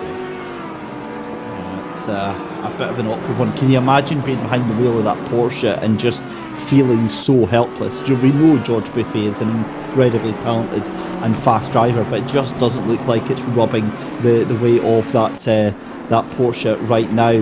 Having Andre Pesa for West Competition Racing breathing down the neck there, as well as Patrick Sodicat in that 96 Bentley. Yeah, that is a difficult pill to swallow, but it's not happened yet, and it might not happen because Patrick Sodicat is trying to desperately get past Andre Pesa here, but it's not happening. The more those two fight it out, the better it is. And of course, we're coming up to the next round of pit stops as well here, Lewis. Yeah, I mean, I will say, when it comes to that Porsche, just because it's completely off topic and I like to irritate Porsche fans, is that GT3, it's not, as far as I remember, it is not a rear-engined car anymore, because of how the engine definitions work, obviously. About where the engine is in the car, and that sounds really stupid, but it's obviously in relation. When it comes to rear engine to mid engine, it's about its positioning in comparison to the rear wheels. And for a few years, Porsches, they've actually been technically mid-engined cars, right? I know still a lot of the weight is rearward, but it is still a mid-engined car technically, which does irritate Porsche 911 owners, which I think is hilarious. You just love to watch the world burn. Yeah, too right. Too right. It's just great. I'm not going to say that with 100% certainty, but I'm about 91 and a half. That's a good percentage. That's how sure I am. But still, I could be completely wrong, but I'm pretty sure it's the case. Well, it would make sense because you're wanting the centre of mass to be as close to, I would imagine, as close to either the middle or to the as far front basically as you can possibly get it, because having the weight towards the rear isn't going to be all that much benefit for these sports cars as well, especially when you're trying to get the power down here. But that Bentley looking so menacing, it gets a great run down, but it's surely not going to happen coming down into Ravazza here. They're going to be looking about it, and I think it's going to be last of the late breakers. You've got a BMW trying to get itself involved in this as well, but where have those BMWs gone? Honestly, it's been crazy to see 6 of them, line astern on the grid here, and now they're kind of falling off, and it's like, wow, this is a turn up for the books.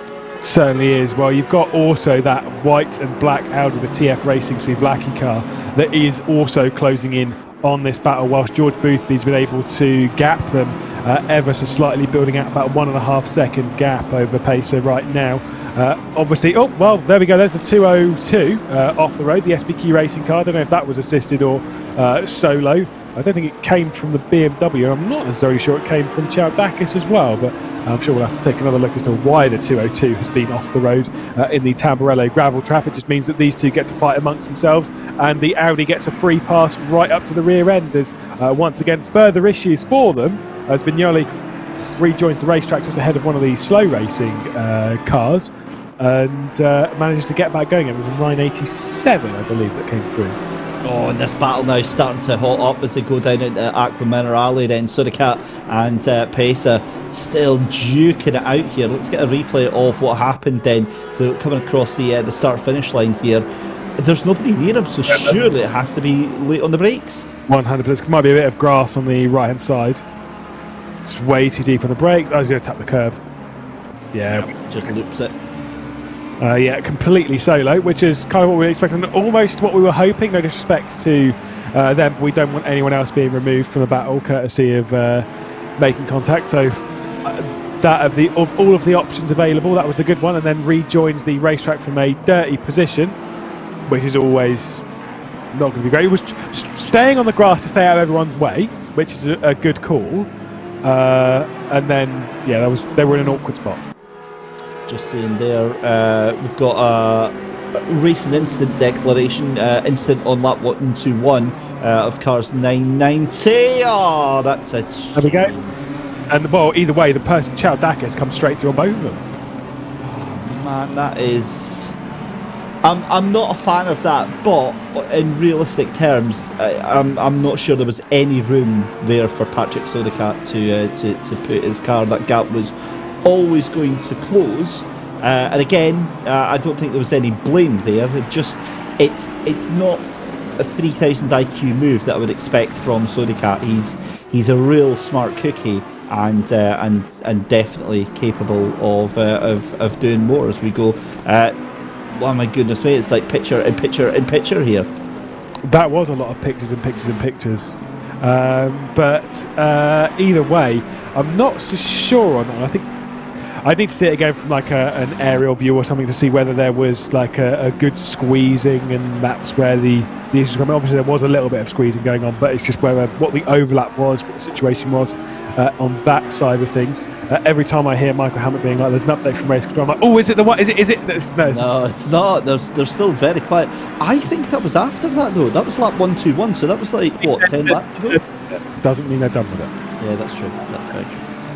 So they could just be looking over it, or someone else could be looking over it just to make sure they get everything right. So obviously with those kind of issues that race control have to deal with, we'd rather them take their time and actually find a correct approach. If you're the 322 though, you're sat there being like, can you just either way just give us a decision straight away or ASAP so that we can deal with it?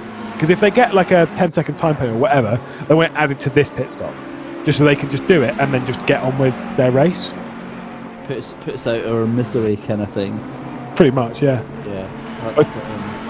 The last thing you want, if it was a drive-through penalty, for example, then you finally get it like in the last hour of the race, just sort of thinking, I was working so hard to try and close up with the Williams or whatever, and now we were finally given it like then. Also, if they were to get a drive-through not on this stint but on the next stint, if it was a drive-through for that instant, they then might wreak havoc, because I think they would undercut the Williams. Then they might be able to wreak havoc a little bit on the Williams to touch, or even if they had a time penalty, which is those kind of things, like you want those things dealt with pretty quickly, but also race control have to make the right decisions. Why being in race control is such a difficult task. Which is why me and you are up here in the commentary box and talking about it instead. We've got some options to do. Oh, virtual drive by TX3. See ya. Get out of here. Down into Aqua Minerale. We've got a few options of what we could do here, David. We could be We could be making the broadcast, providing the feed that Mike Yao does, or running the show like Mike Hamlet, or we could be in race control, or we could be one of the drivers. And all of those sound far too difficult. So we'll sit here and we'll judge everyone. It's great. All three of those sound way outside my pay grade, to be honest with you. I'm definitely not qualified enough. Right, let's have a look then at that replay then. So what we're looking for is this BMW moves to the outside. Now, at which point... Yeah, sorry to cat, 100%. He's nowhere near.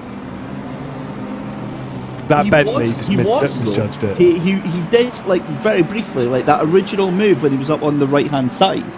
Yeah, that was absolutely legit. And if he'd stayed there, he would have had a good chance to be there. But he backed off. That allowed the other car to go in there. And then at that point, he had no right to go up there. Yeah, Pacer did not make a single mistake in there. He was just driving his own thing. It was all the the Bentley rather, behind of Soydecat that misjudged it. I think it was like, it's a very innocent misjudgment. I don't think Soydecat would disagree with that because rather than trying to just drive straight into the back of that BMW, was trying to get over to the right-hand side basically to not make contact. And of course then the TF Racing Souvlaki car picks that as the opportunity to go through. We can see it here from above. You can see carrying the momentum. As soon as you break out of it, yeah. And that the thing is that it's a racing incident. Absolutely, and that's the thing that we have to make clear as well, is that when we're going, oh well, you know, there's no room and stuff like that. You know, what we're also saying is that, you know, it's not like we're blaming the other car behind. What we're saying is that, you know, it's not the car in front's fault that happened. There was nothing that the car in front could have done. And realistically, the car that was behind, in a fraction of a second, what looked like a viable move disappears. By which point you've got nothing you can do. That car is always going to be going into that position anyway, because you just can't stop that car in time. It's what I mean. I've not done any coaching to like what you can get at Coach Dave Academy. That's much higher quality, which you should definitely check out. Nice plug. I like that. But I have done some coaching before, obviously very badly. But one of the biggest things you can try and teach drivers when it comes to racecraft, not pace, but actual racecraft, is as you would do like on the real road, is reading the road. It's understanding not how things are now, but it's how things are going to be in 3 or 4 seconds, and it's predicting what's actually going to happen. It's why if you go and watch like some streams of races where they're right at the top, be it in F1 Esports or over here with Jaroslav Honzik and that lot, or over on RF2 with like Michi Hori stuff, is that a lot of these drivers, when they're actually vocalising what they're thinking, some of them might actually say that car ahead's going to make a mistake in about 3 laps time, or even in a couple of corners they're going to go off in a second. And it's not because they're like, oh, I hope they get off the track because they're going to be out of my way. No, it's because they're reading the body language of that car and being like, that is not sustainable. That is not going to keep on the track. And that's where you become a better racer, by understanding not only what's happening now but what is going to.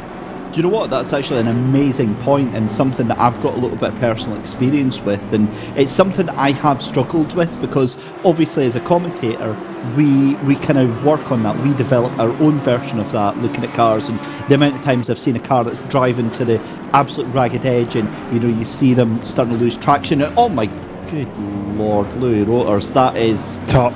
That is what was it you'd said about no cap, or no? Yeah, that's legit no cap. Yeah, that's well, I think that's, back in my day we'd call that a 360 no scope, but oh whoa, Mum, get the camera. Yeah. Wow. That was again, that looked 100% like an accident, but well, we'll start to see it going again, and the two of them, it's just getting clumsy now. It's really clumsy. For me, I again, seeing what happened there with Louis, bumped across the curb, did have a little bit of contact there. I would have given that position back and taken it again immediately, taken it away from him. But yeah, I would have, and again, it just immediately, you neutralise anything from race control usually when you do that. But well, he's decided he wants to get past there, and that's exactly what he's done. But well, yeah. What were you saying about us having our own prediction as well? Right. We've got our own version of that, about the predicting what's going to happen. The amount of times I've seen like car driving to the absolute ragged edge, and you start to see it sliding about, and you're like, that car's going to have an accident. It's pushing way too hard, and he's just... I've seen this so many times, and we have our own version of that. But I was on, so I used to do a lot of iRacing, and I really enjoy it, but I wasn't very good because I was always getting in accidents and I was getting really upset and really frustrated because it wasn't my fault. I wasn't doing anything. I was always getting caught up in other people's accidents, and it wasn't until I took a couple of steps back and did exactly what you were saying there about, you know, trying to start learning to read the road, read the cars in front, stop trying to make up 15 positions in one lap. Just take it bit by bit by bit, learn the cars around you, read the road, read the race that's going on in front of you, and that's when you start becoming a much better driver. You start becoming much more consistent, you become much more, and you enjoy the races much more because you actually are aware of what's going on. But it still sickens me when I see drivers like this who you watch the way that they drive and they are just flirting with that edge. I mean, you look at Abeladze and how close he is to that grass every single braking point, and I'm like, how is he not into the wall? How is he not spinning? And that is exactly it. That is the margin that these top drivers have, and it's just, it really does give you an absolute appreciation. So yeah, learn to read the road, learning to read the race is a vital driver skill, and I'm pretty sure that is something that they focus quite a lot on Coach Dave Academy. I remember someone showed me my own hot lap at Monaco once. They were like, hey, look at I don't remember what the context was of me being shown it. This was back in 2015, and this is not me trying to blow my own trumpet here, by the way. This is just this is actually what happened, but because it's proof that you don't really realise how you drive until you actually watch it from a different point of view. Point was, I was going to, like, you know, mass lanes. Like, this guy who showed me this onboard. It was my onboard that I had no idea it was my onboard. But like, I'm watching this guy. I'm like, God, he's hooking up the wall there. He's getting so close to that barrier. And they're like, yeah, this is your lap. And I'm like, no, it's not. That is, I do not drive. Like, I could not get that close to that barrier every single time. Point is, you don't really realise how much of the track you actually use, and when you see it from off-board, you're like, oh, I'm like, you use everything even up to the white line, and you think that's crazy. That's mad. No one could do that consistently, and yet somehow, I don't know what it is, but when you're just driving, like, look, even this is 18th position, still all the way over to include the white line on the turn-in point of Piratella. This is 18th position on the grid, and it will be the same when you go down to 30th and stuff. It doesn't matter where they are. They use every bit of road they possibly can, and then a little bit more. And somehow you don't realise when you're behind the wheel that you're actually using that much of the road. It's only when you see it from TV cam you think, this guy's a loon, I'd never do that. And you kind of, you do though. You actually do. And that's the thing with it as well, is the fact that a lot of these drivers, and that is the sign of a good driver as well, is the fact that a lot of these drivers will do their hot lap stints, and the first thing they'll do is straight out and have a look at the telemetry data. They'll be looking at where they can improve, where they can knuckle down on. Whereas, you know, I'm the sort of driver that I'll just go in for a race, take part in it. I'll be lucky if I do qualifying or if I do any practice laps leading up to it. And then once the race is done, that's it. The race is done. I'll then think about what I want to do next. If it's supper time or if I'm going in for another race here. Whereas it's much more like a real life racing driver, where you've got that build up, you've got that race. Almost like a weekend sort of thing, a race a race condition, and then after it you've got the full debrief where they'll go through the telemetry data and work out what could happen. But 2 hours left to go in this race, we're in pit stops again. Well, indeed, before we get really deep into this pit stop sequence as Simware.pro by Vides come into the pit lane, we've got 2 hours left to go. It'll be the last time that we step aside in this race, in the Coach Dave 1000, sponsored by Turn Racing 1000 miles here of Imola. I mean, I don't really know who we want to ride on board with as well. Once we come back from the advert break, I'm going to go, I actually kind of want to see it on board with George Boothby, because I want to see that Porsche being wrestled around it, because that is a hard car to drive. We'll be back in a few moments' time. Don't go anywhere. Final 2 hours of the race coming up.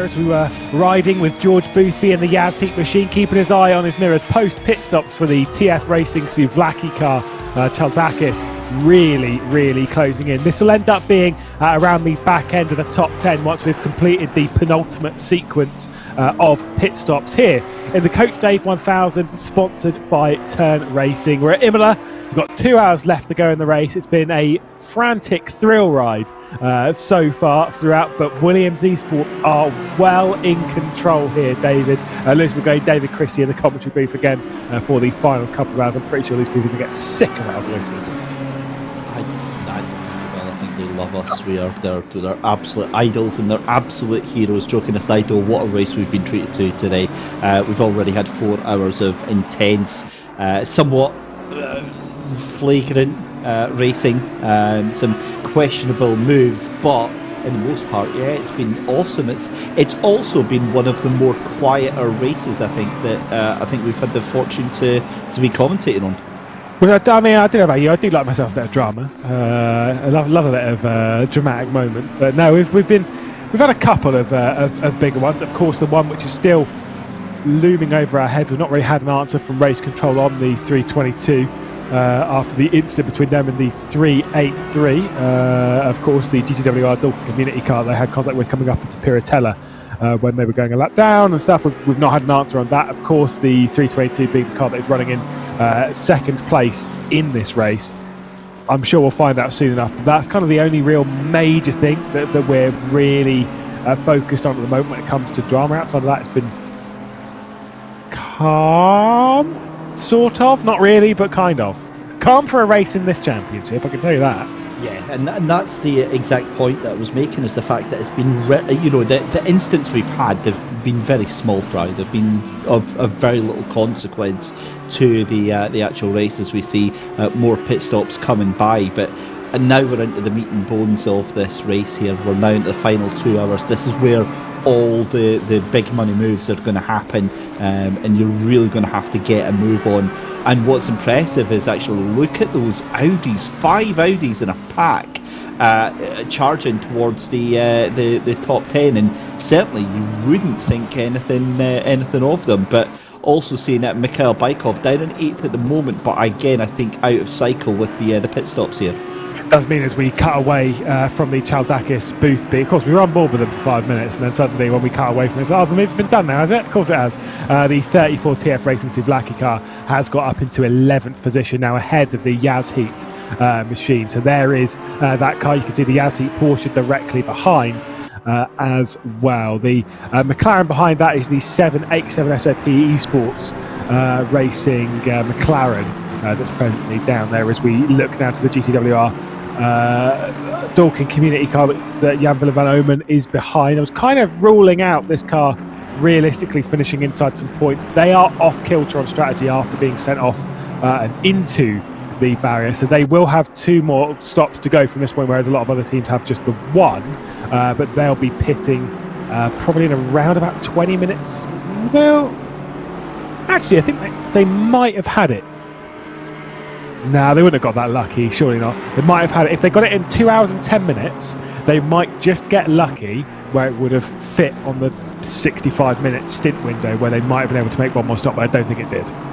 I don't think it did, and even then you're still leaving a lot to chance with that still to go. But again, this is where it gets a little bit boring for the drivers as well, because they've done all the really hardcore fighting, as it were. Because you look at the gaps before we had that little bout of pit stops, and there were little pockets of like 1 to 2 seconds here or there. Now we are spread out by 2, 3, 4, 5 seconds over the different battles. Incident between cars 211 and number 3 on lap 136. Now that is what Lewis was telling you about there, is Vipper and Racing that was involved in that one, and the number 3 as well, which is the West Competition Racing machine of Andre Passa. That is a 5-second penalty for the 211 for aggressive driving, as we see Marcus Eichenhorn. In fact, no, that's not. That's actually one of the BMWs. That's Passa into the pit lane. So again, Bykov will be able to move back up here.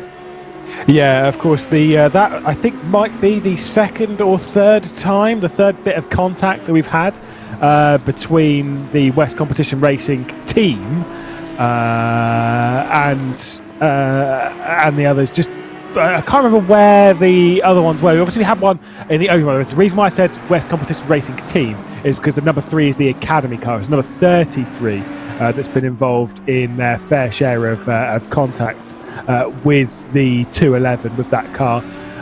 But you know, I'm pretty sure they're going to get sick of the sight of that team. Now they've got their own 5-second time period. The 33, I think, got a 5 or a 10-second penalty for contact earlier on in the race. Might have just been a 5. Either way, not a great afternoon for those couple of BMWs that really could be taking more from this afternoon. They are obviously still up there. I mean, the 211 is sat there in 5th position, not very far ahead, it must be said, of the 166 T3 Motorsport black car, but the 211 still yet to stop for the penultimate time, I believe. And Offerman actually is in what would be 5th place, I think. I'm going to hold my breath on that one and see what happens. But realistically, that actually could move Bykov up even more, because Beck's going to go into the pit stop now as well, and he was about 35 seconds ahead of that car that was in 7th place. So we'll keep an eye on that one. But yeah, like you say, Bykov now and that 41 machine could be within shouting distance of a podium as Tinko van der Velde into the pits here.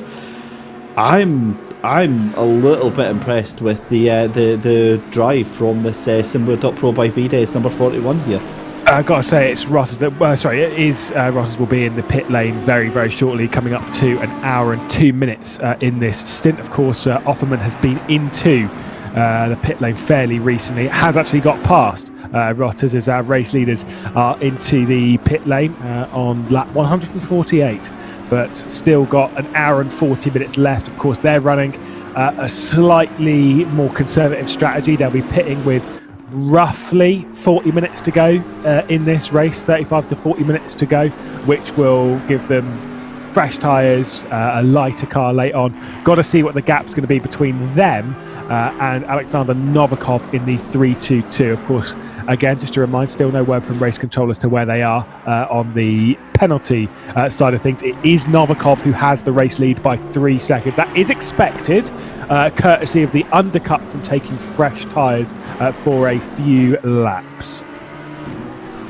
Just on that note as well, I mean, I think part of the reason that race control are taking so long to decide anything about that incident that happens with that back marker is they want to make sure that they get the right decision. That's I think foremost in their mind. They know how big that is with the fact that 322. Okay, fair enough. It's temporarily in the lead, but you know, second place, that could be a lot at stake from their decision on that one, Lewis.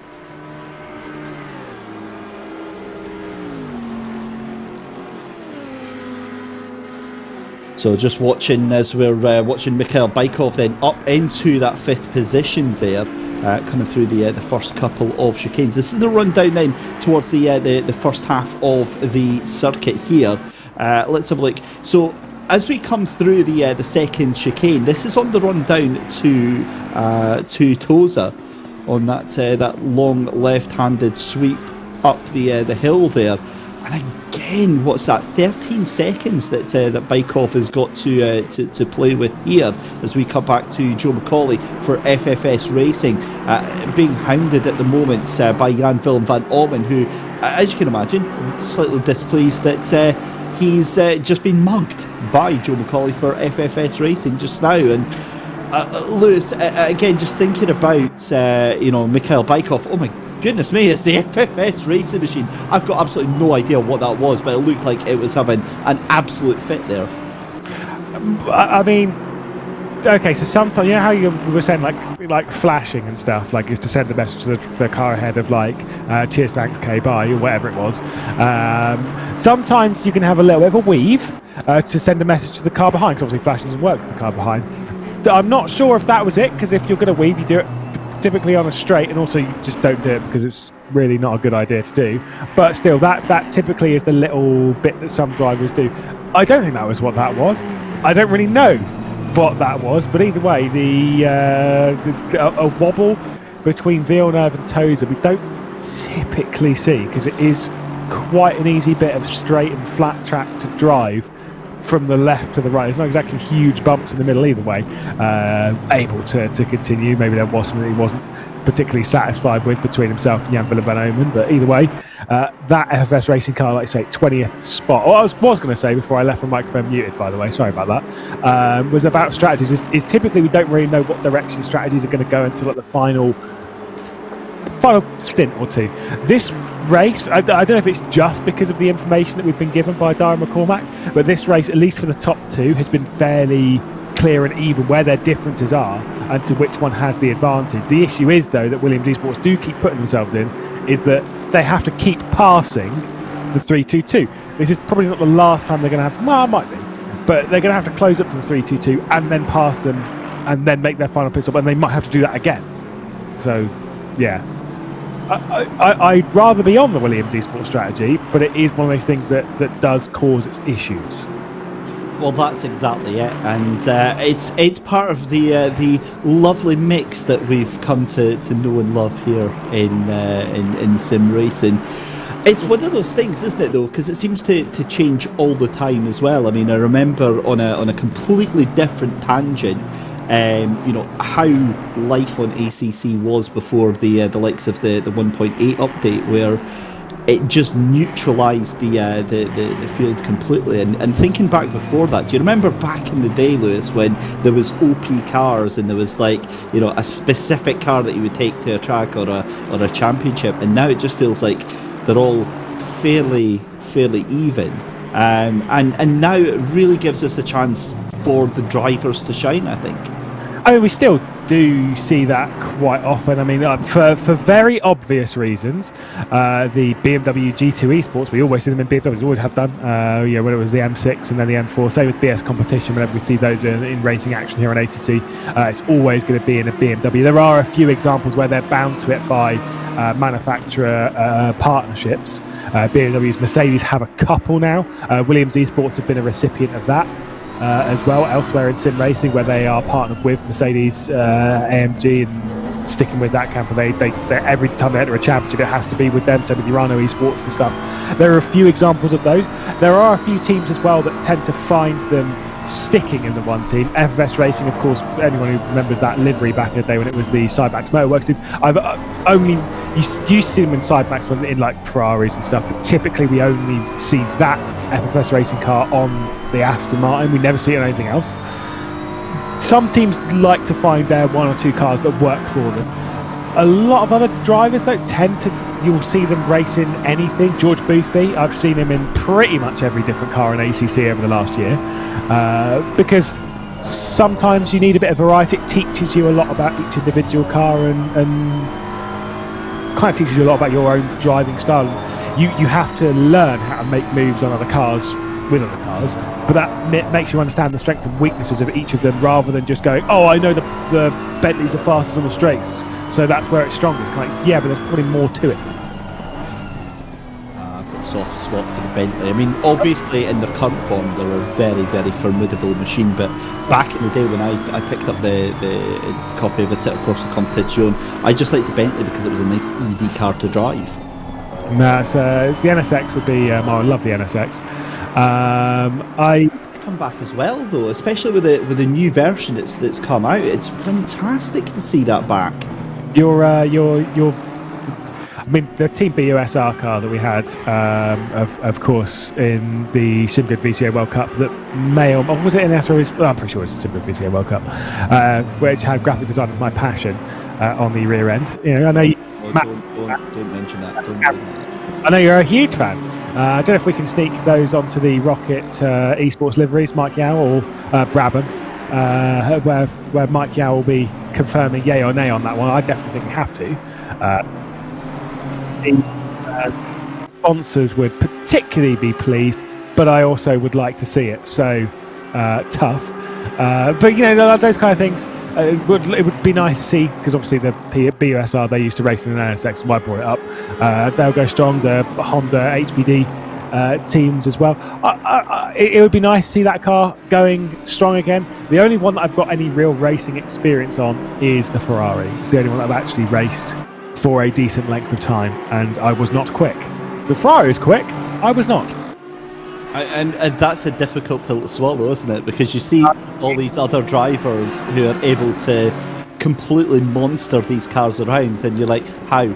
How am I 3.5 seconds off of your time? Where am I supposed to get that from? But realistically, when you actually chip away at it, that time does come down, and you then discover what exactly is the difference. Is, I'll tell you what, that is a sketchy moment there for Sebastian Apostle as we go side by side, not only in the racing action, but the action behind the scenes from our broadcast director, Mike Yao, watching things very, very carefully indeed. And yeah, he's a very busy boy today, isn't he? Couple Stream Decks as well. Look at him showing off. And not just Stream Decks XLs. Oh no, one Stream Deck XL and a normal Stream Deck. Yeah. What's even more geeky is the fact that I, having done it now, I can tell you exactly what is on those screens and exactly what is what window. Oh yeah. No, what a nerdy life we live. You can explain it from left to right for everyone. Yeah, so on left to right is Mike Yao's top secret private server. And the top left screen, you've got your Discord, you've got your YouTube stream. He's monitoring all of the comments, and we think it's bots actually coming into the channel. It's actually Mike Yao when he's bored. It is Mike Yao in his spec. There's a voice meter as well. It's an application for giving extra audio channels. Then you've got the wonderful remix on the bottom left, which is it's pretty much the black wizardry of race production, and then you've got all the screens up the inside. Never mind that, because we've got Sebastian Apostle, who was, I think, safe to say, being manhandled onto the gravel there. Yeah, at least Mike Yao doesn't have any naughty things open on the window for you to point out. Just the bots to basically spamming the chat. But it's always good to see, again, behind the scenes on production a little bit, to understand how things actually work, because these broadcasts are not easy to put together. Carry on with your picking apart of Mike Yao's setup. I really want to know. I know. So you've got vMix down the bottom left. You've got in the middle screen, that's a preview of all of the windows coming into to your final stream. In the middle there, I've got no idea what that is, because the screen is completely whited out. It looks like in the middle bottom, it looks like some sort of calendar or something. It might be live timing, actually. In fact, it probably is live timing. And then you've got those stream decks. Zabsy, I wondered why Mike was bouncing about there. We will come back to the race. Don't you worry, you're not missing anything. I did wonder why Mike here was bouncing about there, but Zabsy is taunting him on the YouTube chat about his posture. So obviously deciding to adjust that. Saying that the sun is out. I'm sorry, but you cannot get any work done in natural daylight. You have to create a completely dark atmosphere. It makes it much easier. Anyway, that is by the by. That's what you see picture in picture, and that is a setup probably worth a good maybe. I don't know, because people will break in. Don't say anything. Don't. Yeah. So well, they don't know where he lives, so it's absolutely fine. Anyway, Sebastian Apostle finally makes the move stick, gets himself past. I believe that was Marcus Eichhorn, and job done. It's worth like 40 grand. No. Yeah, it's steady. It's a couple of computers, mate. What kind of computers do you have, like? Oh, no. Well, to be fair, no, Lewis, remember the graphics card prices have come down back to normal, mate. Have they really? They have. You can actually buy one without giving up one of your kidneys. I was on such a high, because I bought a 3080 bang like straight away when it came out. And then like 3 weeks after, they were worth 3 times the amount of money, and I was like, yeah, I've got one of these $2 grand graphics cards, and I'd be like, it's not worth that much money. I ended up buying a 3070 from somebody who was reselling it right in the height of everything going crazy, and I paid a lot of money for it, and then I looked now on sites of like Novatech and Scan and everything, and it's actually selling for more now, brand new, than I actually bought it for. So I'm like, thanks, mate, what a bargain. It's mad. It's a great world we live in, so there is at least that. We'll focus on the race at hand with 90 whopping minutes left to go. I forgot we had a race going on. Oh, to be fair, we've just actually got cars driving around. There's not as much racing going on for the race league because, let's be honest, they're actually separated by a decent amount. Although that is coming down. It's 2.7 seconds.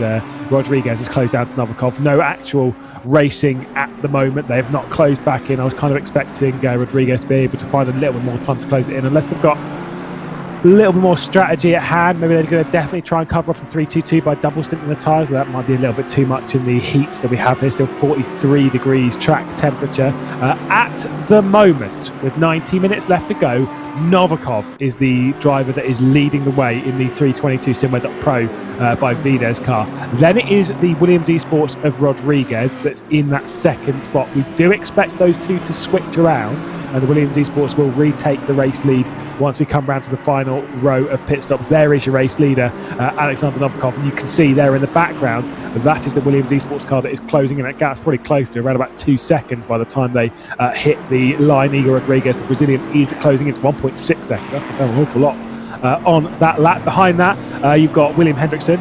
First time we've seen him in action in the Jean Lacey Esports Academy car that's in third position. And behind those is T3 Motorsports, having a blinder of a day at the moment, is the 166, having a great time in this BMW whilst others are struggling. This is the car that's come from the back of the grid, rising its way up inside the top five now. Mikhail Baikov behind the wheel on the SimGrid Pro by Videz 41 that started from the rear end of this field. Behind that is the number 21 WPS Racing Team car that's also made a fair amount of progress today, been up and down the order. Behind that, the highest placed SPQ Racing car, Morano behind the wheel of that, the 201. The 202 has had a few issues throughout the day, including a couple of offs from Benedetti a bit earlier on. There they are at the moment in 7th position. Then it's the number 80, sat in 8th position. Lanyi behind the wheel at the moment of the GTR Masters Endurance team. And then the TF Souvlaki car recently got up into 9th position, just ahead of George Booth. But Chaldakis behind the wheel at the moment. The Audi's coming on strong a little bit later on in this race, and that Yaz Heat car just hanging on to the final position inside the top 10 in the slightly unfavourable Porsche at the moment, the number 82, of course, that being the car with Yaroslav Honzik as well as George Boothby and their teammate Malinovsky, who started this race. I don't think we'll see Malinovsky back out. I think we'll see Yaroslav Honzik in the car to end the race, but back to your race leader, 1.1 seconds. Not so sure Williams are going to fight this one too hard, but they have made 2 passes around the outside of Villeneuve. Things are always a bit nicer in threes, aren't they? They are, but I'm trying to figure out the strategy now. We're 27 minutes away from our final stints of the race here. Now, all of the surely Novikov can make it to that point, at which point it's all hands on deck and we have got a race on our hands. That it doesn't, the whole thing about the 322's on a completely different strategy from us, we don't need to worry about it. I don't know how much of that pans out.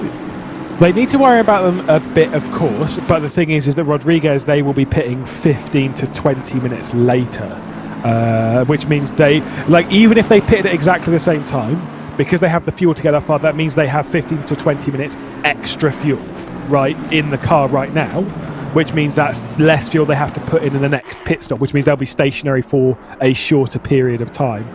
So even if they were to pit at the same time, fair enough.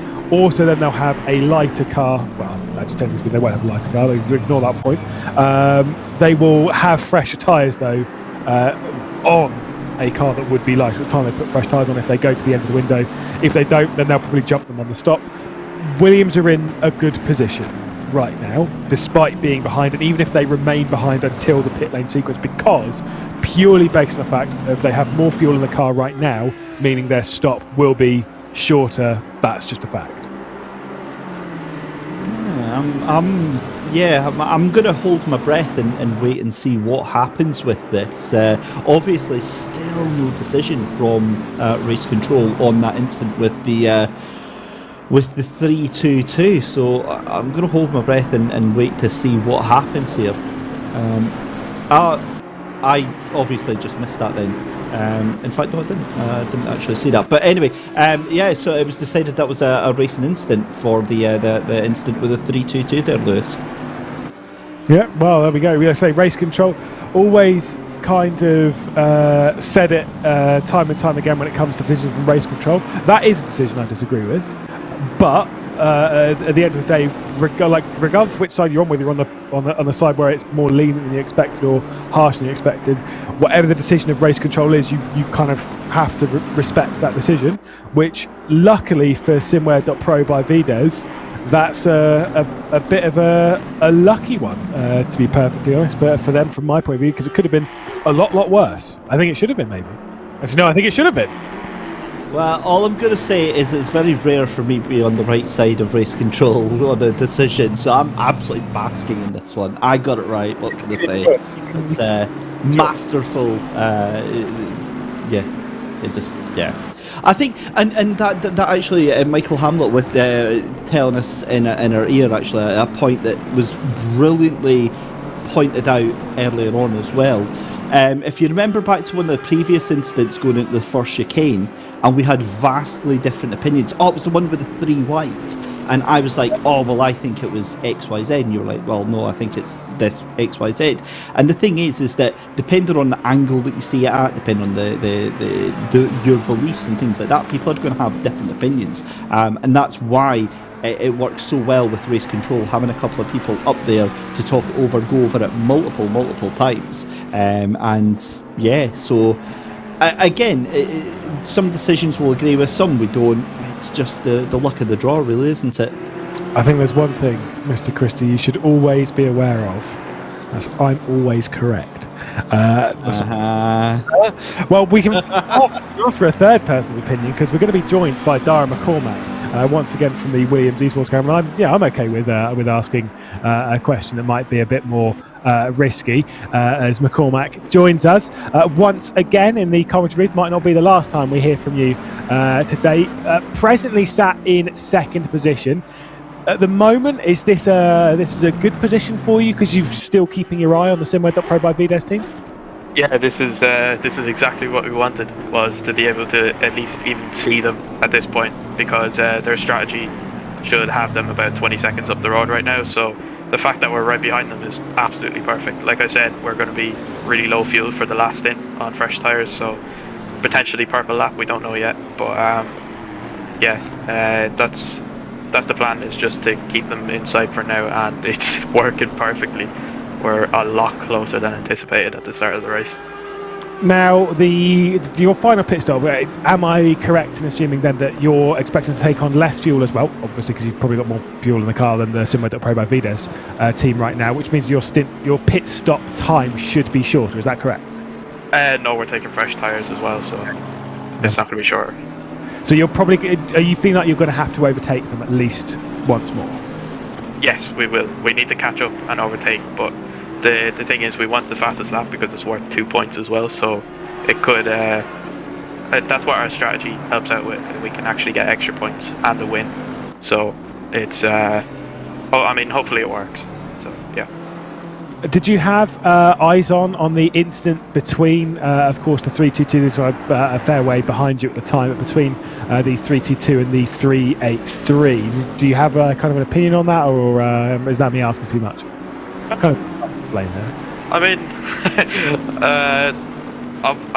I don't think anybody really deserves a penalty, or they both deserve a penalty. It's kind of that way. It's a little bit of a weird incident, but yeah, I mean, I'm happy with them not getting a penalty. It is what it is. I don't really wish penalties on my the people we're racing, so yeah, I mean, it is what it is, and yeah, we'll just try and overtake them in the last stint, I suppose. I need to really push for the final 35 minutes, whatever it is. Siding with David Christie. You're going to lose some points in my book here. So you're jumping in for the final stint of the race, is that correct? Yeah. Nice. Well, good luck. I'm going to let you get to mental preparation. Obviously not jumping into the car for a little while still, but thank you again for joining us. Maybe we'll be catching up in an hour and 20 minutes time. I'd hope so. I'd like to say we will. All right, good luck. Thanks, Lewis. Cheers. Well, Dara McCormack there jumping in, and unfortunately David, that's another person to join onto your list of people to agree with they shouldn't have been a penalty. So I think we're both right. I think, Lewis, you said that they're in a very strong position. I have to agree. I think they're looking very, very good for this final hour and 20 minutes. But my concern is that it's leaving way too much open to outside factors. Traffic, for instance. If they've got to overtake them again. We've not really seen them. Well, we have. Sorry, that's actually quite a fib, because we did see them go straight past that other Bentley earlier on. But that'll be very different with just 20 minutes to go, half an hour to go. I get that they're going to have the momentum. They're going to have the pace. There's no question about that. But is that going to directly translate into to getting the race win? That's what we have to wait and see. I tell you what it does guarantee is that our viewers are in for a banger of a finish on this Coach Dave 1000. What a race they've got, and what a race to bring in our brand new commercial partner, Turn Racing, as title sponsors of this race. It's kind of one of those interesting ones that, like you say, I mean, if they were Tinker Van der Velde was able to pass now on the 322. Kind of almost irrelevant, because they're going to have to make that pass again, because the 322 is going to be in the pit lane earlier and then set some decent times on fresh tires, which means they will jump the Williams eSports car again. So in that sense, there's sort of like, you're absolutely right. They've got to make what could be a fairly risky pass twice. One of them they should have quite... it's Igor Rodriguez behind the wheel at the moment. That's actually a really good point. Thanks, Michael Hamlet. Rodriguez would have to make the pass, and then Dara McCormack would have to make the pass again. It's a risky pass, because if it was for 10th place, maybe I can kind of be like, well, yeah, it's not quite as risky. For the race, people do aggressive fence. You want to win the race, of course you do. And you're giving an opportunity for SimGrid.pro to really fight for this victory properly. I get the risk. I don't know which way I'd want to be on it. I mean, I'd rather be in Williams' camp, but that is not going to be an easy one. No, and that's exactly... Bit of fun. Sorry. Bit of fun though. Oh yeah, it's going to be massively entertaining, and that's what I was saying. We're kind of in the pound seats for watching this all unfold. Again, just to finish off our conversation, our long-standing conversation about the number 41, the Vides Pro, the SimGrid.pro machine. I think that's it. I think that is the run of that 41 done and dusted, and what a brilliant run that's been. I mean, to get up to 5th place is... Do you think we get any higher? Nah, I can't see. Bykov is a fast driver. He's maybe able to take maybe 2-3 tenths of a second out of this top 5, but certainly they're not going to make the 2 seconds a lap that they were earlier on, and making up 2-3 positions every single lap that they were earlier on. And that was partly because everybody else was just fighting each other and holding each other up. So I think 5th is realistically, I think that's where they're going to end up. Now, it might change, but they might get 4th. But then what's that? I mean, you see that there. Bastian Offerman now 34 seconds behind Hendrickson, who is already another like 10 seconds behind Rodriguez. So realistically, yeah, I think that's it. But again, you cannot turn your nose up at that performance by the 41. That is, borderline for me. That's borderline drive of the day. Yeah, it's been a fantastic race for them thus far, as Chris Hack is trying to attack Chaldakis at the moment for the final position inside the top 10. I think the 41, I think can get 4th.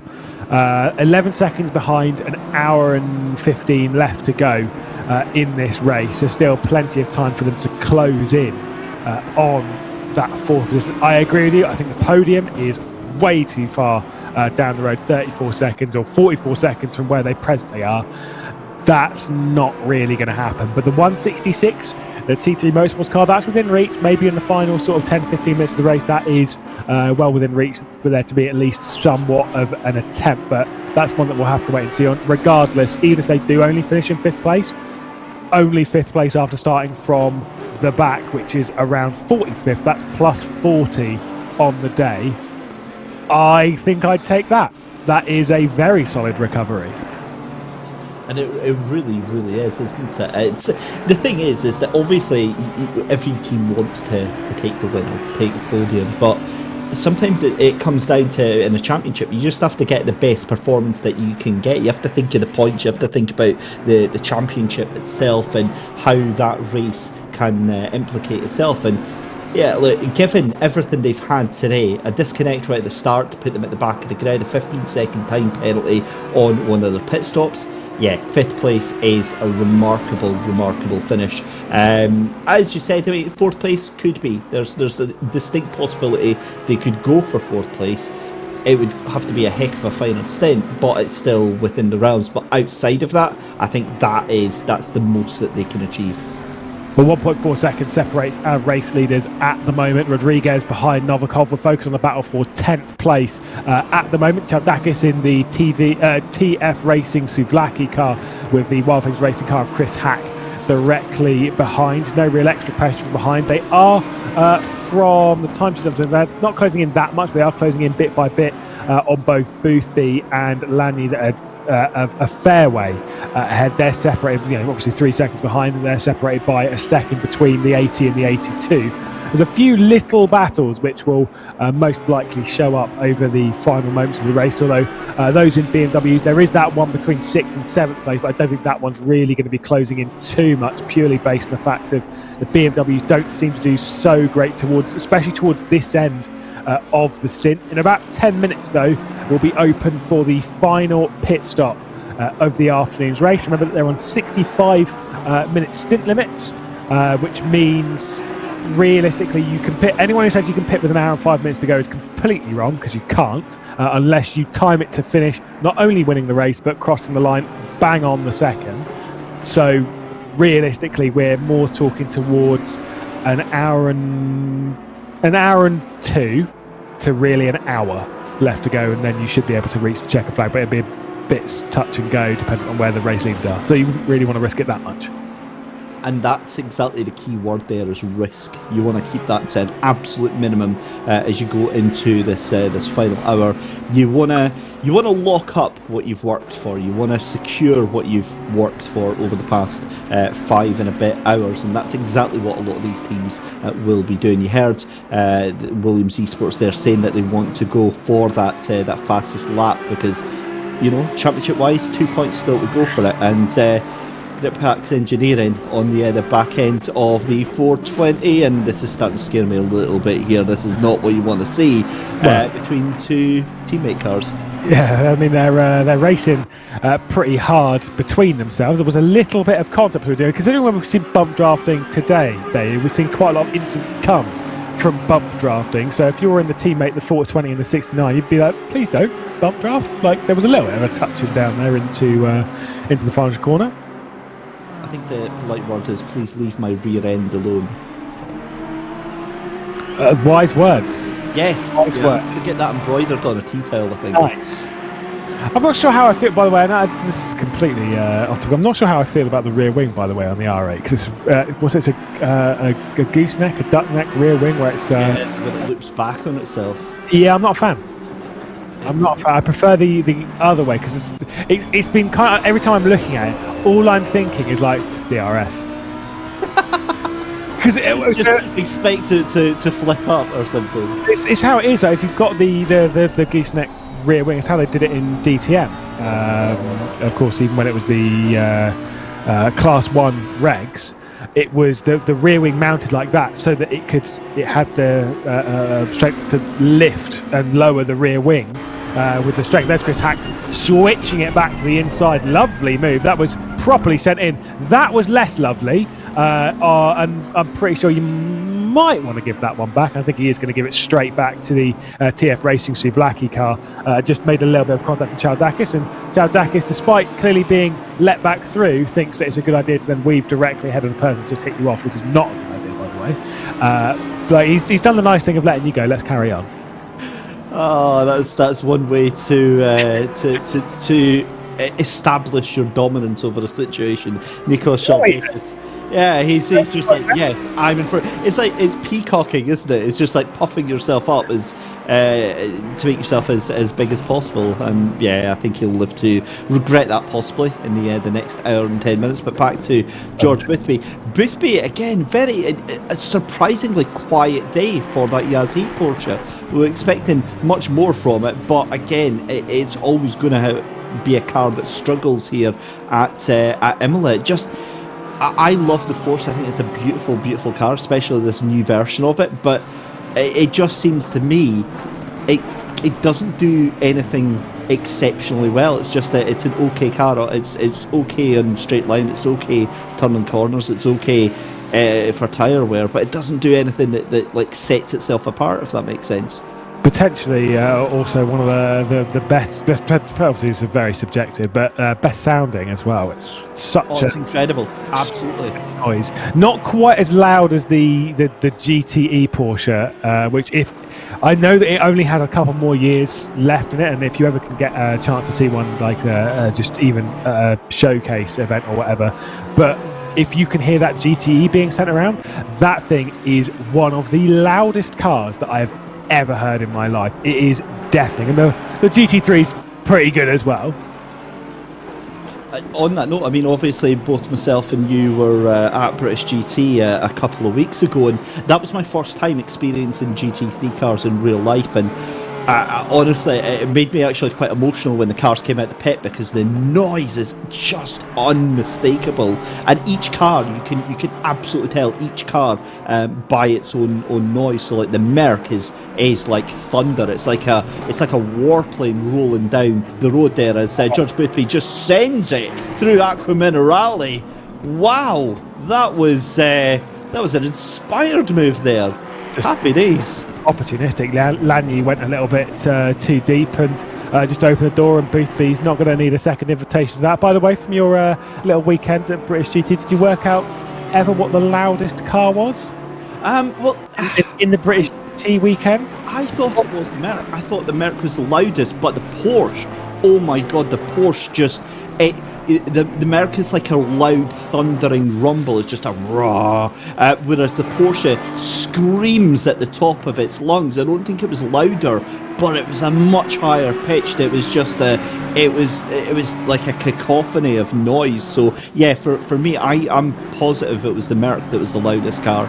See, I was listening. When I went on Friday for testing and such. Don't know if there was other noise limiters or what, but it wasn't quite as loud for some reason on the Sunday. I don't really know why, but it was a Porsche, but it wasn't the one you'd think. It was the Cayman, the GT4, that was the loudest car by a country mile. You could hear that thing from the other side of the track. I was like, this is ridiculous, like unnecessarily loud. As we head back to Mean Team Grip Packs Engineering for 2069, let's go.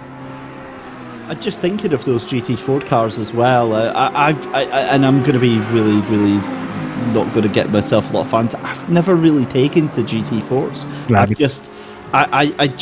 It's like I look at them and in a really patronising way, I look at them and go, oh, they're like little baby GT3s. And that's what they are. They're like tiny little GT3s, and the noise of them as well is like, it's like you're looking at a GT3 car when it wants to grow up and asking it what it wants to be. I want to be a real race car.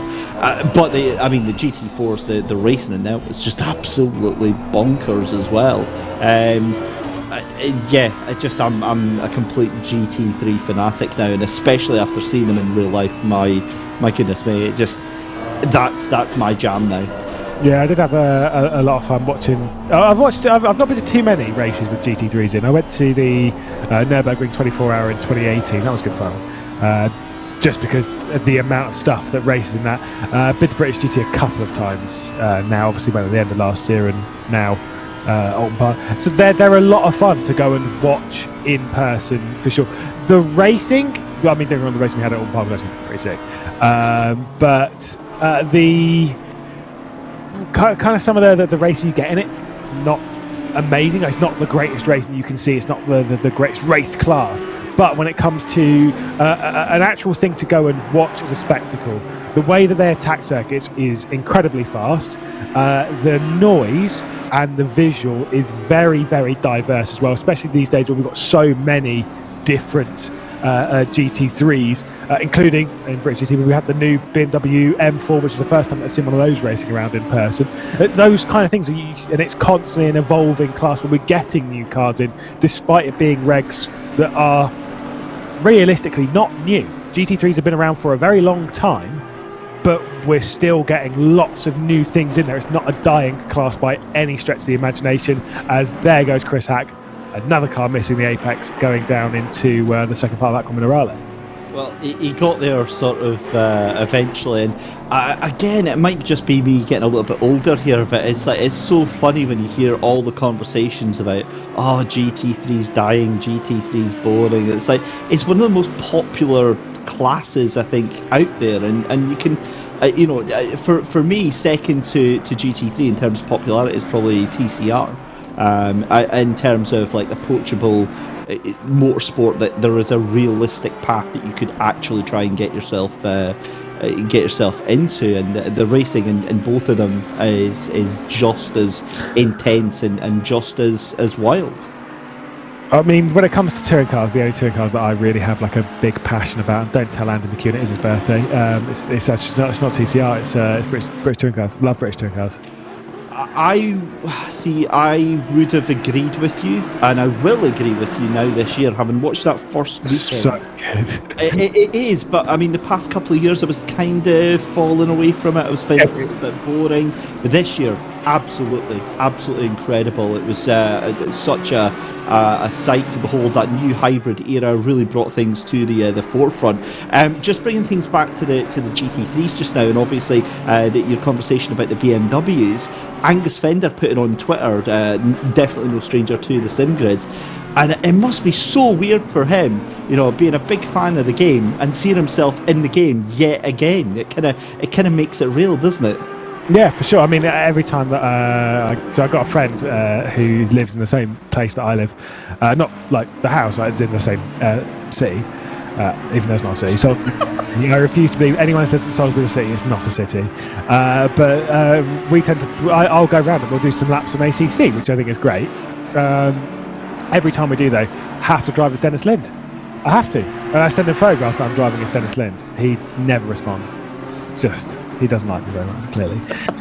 Anyway, Dennis Lind, please notice me on Instagram. No. It's just, we've all got Discords and stuff. It's fine. It's because we'll be all talking. They all play LFS when I sit by the wayside and I don't. Oh no! See, the guys have got class. That's what that is. I've got many happy memories of Live for Speed, and the fact that it still holds up as like an enjoyable experience about 16 years later, and it's got a dev team of like one guy, that says it all. Yeah, I've seen them how they like make events and stuff now, so this is actually pretty sick. And they'll that now and then. Yeah, you can make your own cars and stuff. It's crazy, and so much so that people that I know that have almost no modding experience whatsoever are making their own cars, which is just amazing. Anyway, that's on a completely different tangent. I was just trying to show off that I know racing drivers, but clearly, we all do these days. You know them, but they obviously don't know you, is what you're trying to say. Yeah, pretty much. You've done some real world racing, right? I have done real world racing. You're a real world racer, although I think if you're using me as a definition of real world racer, that is like such a loose definition of that one, because I think I was more surviving out on track, Lewis, than actually racing. That's how I do my sim racing. That's fine. It's just survival. It's the basic. I'm constantly playing like COD Warzone every time I go out on track. That's all it is. But each their own. We've got about an hour left to go in this race. The 990, by the way, this was going to be a bit of a battle between the Turn 1 McLaren, which I swear every time I've seen it has been off the road. Thankfully this time managing to keep on the road for more than two corners. They were battling it out with the slow racing team THRD. That's the blue one, which you can see is not the next R8, it's the one ahead of it. That gap is now growing. There are still a couple of close battles on the grid. One though, still not the race leader. I wonder if Igor Rodriguez might have been, do you think he's been told by the team to maybe like keep a slight distance, because they seem very confident that they can get this done on the next stint. I wonder if they're just saying, look, you just sit there, keep in touch, and when Dara is in the car next on much fresher tyres in comparison, we will gap them. Well, we'll race with them then. Well, also, literally, there's no point. They don't need to get past that car. They want to get as close as they can, but I mean, what are they going to do? They can't race away from it. They're not going to get like 15, 20 seconds up the road. So again, minimise that risk. Use it to your advantage. Take the toe off it. Get as much draft as you can, and there you go. Into the pits then goes Novikov. Bang on an hour to go. Novikov into the pit lane for SimGrid.pro by 3:22. So this is the thing, is that now that we know their pit stops are going to be exactly the same time, that Novikov should be out with a pretty healthy margin over the Williams Esports Chill Blast car. I don't know if they're going to be able to survive that. We know that overtaking is very possible around here. If there are some circuits, like if it was Zandvoort, for example, I'd then be questioning the strategy a bit more by Williams Esports Chill Blast, because it's a strategy where you need to be able to overtake, whereas we have seen plenty of overtakes around here. I really don't know which camp I'd rather be in. The further we get into this race, the closer we get to the checker flag, the more conflicted I am on which side I'd want to be on. And that is how close we are with just an hour to go in a 6-hour endurance race. The fact that realistically this could be decided by the flip of a coin between the Williams Esports and that 322 car of SimGrid.pro by Vides. It just shows how intense this race has been. Absolutely amazing stuff. Well, there's not going to be too long left in the race to decide what's going to happen in this race. Still plenty of lapped traffic as well to get through in the next 58 minutes and 30 seconds. Igor Rodriguez will be able to stay out on the racetrack for probably another 20 or so minutes. I'm just going to check how long their stint is at the moment. Currently it's 44 minutes. Now typically they've been running stints around about an hour and 3. That would suggest they're going to stay out for another 20 minutes or so, pit around about the 40-minute to go mark, and then Dara McCormack will be given the car fresh tyres, not super heavy on fuel, aiming for the fastest lap of the race. The 322 has got a drive-through penalty. Oh my god, no. The 322 SimGrid.pro by Vides has a drive-through penalty. I'm not sure what that is for. It might well be for speeding in the pit lane, as we saw earlier on. If you speed not too much in the pit lane, it might give you just a drive-through rather than a stop-go 30. But that is it. Race over. That's it. That is Williams Esports absolutely champing at the bit because of that. Now, we're saying that there's nothing to stop Williams Esports doing exactly the same thing in the pit lane. They need to just cross the T's, dot the I's, make sure they get this done. But as it stands, yeah, they're in a really strong position. No way, I've just realised what that means. That means that I don't even want to consider that this might give a possibility where there's a scenario where that 41 gets a podium here. No, I don't think it will, because the drive-through's not that long. Like, it's long, don't get me wrong. You're talking of around 30 seconds, but it's not going to be enough, I don't believe, to drag that 41 into... You're right. It's like, it'd be, 72 seconds, so yeah, there's not a chance of that. We'd have to be at Spa, mate, which that would be a pretty harsh drive-through penalty, wouldn't it? Whew. Imagine shifting up one too many gears there in the pit lane and getting a stop-go 30 for that. That is... I think I would probably have to uninstall ACC if that happened to me.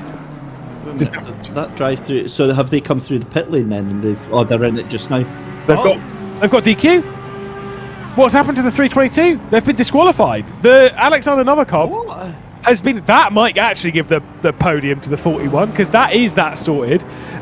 I don't think they missed, because they got a drive-through penalty, but it was after the pit lane sequence. We certainly haven't done 3 laps, because it takes a minute 40. They would have left the pit lane around about the 58-minute 30 mark. They've not. Oh, so it's driver limit. They've not done the driver stints properly. Oh, of course, because it should have been Gorodnikov who got back in. Sorry, ignore me. Sorry, I got completely mixed up there. Yeah, it should have been their third driver that got in for that 3-2-2. Well, see, no, this is when we, so Novikov, the driver limit is 175 minutes. Is that correct? It's just no, actually, no, you're right. Yeah, you're absolutely right. It was Bogoroditsky. It was Novikov has done 56 minutes at the start of the race, then Novikov did another 55 minutes in the middle of the race, and then just did 57 minutes and 35 seconds, which will be bringing them quite close to that. And if they'd made a mistake on switching drivers or whatnot, I don't know. But either way, one thing that we can focus on, regardless until we get that completely confirmed, the 322, the car that was battling for the race victory, is out. That's done. See ya. Wow, that is rough. I just, that is absolutely mind blowing that can happen, and well, that is I'm almost speechless. We'll have to see what happens. There's Baikov into the pits there. Of course, I was getting him mixed up with that number 41 because of course it's here he is, Igor Gorodnikov. So no issues with that car. They're going to get back out there, but I mean it's kind of bittersweet that one team will fail where it basically allows their sister team to try and pick up the pieces. Yeah, that is honestly, obviously not the way that you want to try and take a potential podium. They're in 5th place at the moment with a couple of cars ahead. The 21's got to be in the pit lane. They might well get that podium if they can catch the 166 of Martin Schumacher. Might give them a podium finish, which at least for the team might be some form of consolation prize. But yeah, that is not great. Battle for 12th position though between Nathan Smith and Giacomelli. Of course, the 199 being the MSL racing car, and then SPQ racing the red and black car that we're focused on. But typically, this is that point in the race where every time we're going to cut to a battle, it's going to happen a lot. As soon as we cut to it, it's a close 3-way for everyone in the pit lane. Is this how it goes? Yeah, I think that's exactly what's going to happen. There's still at least one car in front of that 41 that still has to pit just now. Looking at the strategy and looking at the order there, but honestly, I cannot believe, and that for such a simple thing as well, for such a fundamental thing as well, Lewis. That's worse than getting wrecked out of a race. That's worse than getting a penalty, getting straight up DQ'd for driver limits. That is wow. The thing is, though, is it's like I say, I don't know how their pit stop worked or what the issue was that got them into that scenario. But the reason why I've got less of an issue with someone getting DQ for it is because it's something that is well within their control. Yeah. And anyone who's done an endurance race on ACC, there is a very clear, when you're driving, there is a box which tells you the amount of time that you have left that you can drive left and how long your stint is. If that was the case, then they could have pitted even 5 minutes earlier, which yes would have meant they would probably have to come through the pit lane again, even just for like a drive through to reset the limit. But like you switch drivers a bit earlier or something. There was no need for them to get a DQ. Basically, that is in their court, and they've made the mistake. Absolutely, and so when I say obviously it's a stomach punch, I mean for them, something that they could have fixed, something that they could have remedied easily. That is just such a difficult pill to swallow, and actually a very interesting point getting brought up by Zabzi on the YouTube chat now, asking if they had set a purple lap, would they have got to keep it? But they haven't had the fastest lap of the race. But again, you can see immediately the questions go from a bit of sympathy to like, okay, what are the implications of this then? Yeah, I mean, to be fair, I actually don't have that much sympathy. I have sympathy to, I guess, to an innocent driver in the team and whatnot, but I don't actually have that much sympathy for it because it's something which is so easily avoidable. Sympathy to us though, because we've been robbed of an amazing final battle in the last 10 minutes. I'm feeling bad. I'm angry. I don't get to see this move. This move we might get to see though. McGlade on the rear end of Sodicat at the moment in 13th spot. But that's the only thing that we've really been robbed here. To the outside of Tozer, the FFS racing car goes going to get back into line just a little bit. It is the AT GTR Masters endurance team. BMW that is also closing in, that is for position, and the TF Racing Suvlaki. So we're at least going to get a four-way fight here to entice us for at least a few more corners before at least some of these come into the pit lane. Absolutely, it's all starting to kick off here for 13th, 14th, 15th and 16th position. You've got the Wild Things racing ahead of the FFS racing machine. You've got the number 80 BMW just in front, GTR Masters, the endurance team. Then you've got TF Racing, Suvlaki squad, Janis Shabakis making his way into that chicane there. Yeah, this is one of these cars is going to end up in the wall. How hard they're driving and how hard they're pushing. I get flashbacks of like 4 hours ago when we had 3 cars wide going into the first chicane. Do you think we can do 4 wide? Let's make it happen. I believe. I want to see a car going to the moon. I have only ever in my entire I've been doing sim racing for in June it'll be 9 years. I've only ever seen raced and been in a car and it be 4 wide with me outside of oval racing once, and it was where was it? It was Silverstone coming down into Brooklands, and I remember thinking, do I just keep going with this or do we back out? I obviously didn't back out. You never guess what happened. We all got involved in the You do that mistake once, then you realise actually if I back out it's going to be 3 wide, they're all going to crash and I'm going to gain all the spots anyway. So did not read that one very well. I was young back then though. Back in the day. I'm definitely not young now. 9 years of sim race now, that'll age you up quick. I can that one. Too much stress, in fact. I will say these two, I'm not sure how many of these have to be in the pit lane. I'm pretty sure the 1, 2, 3, I got to check this. I know that Sodicat doesn't need to come into the pit lane. The 1, 2, 3 does need to come into the pit lane in the next couple of laps. And I believe the other 2 are also good to go. So it's just the 1, 2, 3 in this group. That pink car, that's the only one that actually needs to bail the way of pit lane, which it will do either this lap or next lap. Still has time to wait that one out as the 53 does come into the pit lane, the Lepart Esports car of Eichhorn. Wow, what a finish to this race. And never saw look, this goes exactly what I was saying about right at the start of the race about the first hour could be one way and we've got no idea how it is going to unfold. We definitely never saw that with an hour to come. And wow, 47 minutes left to go.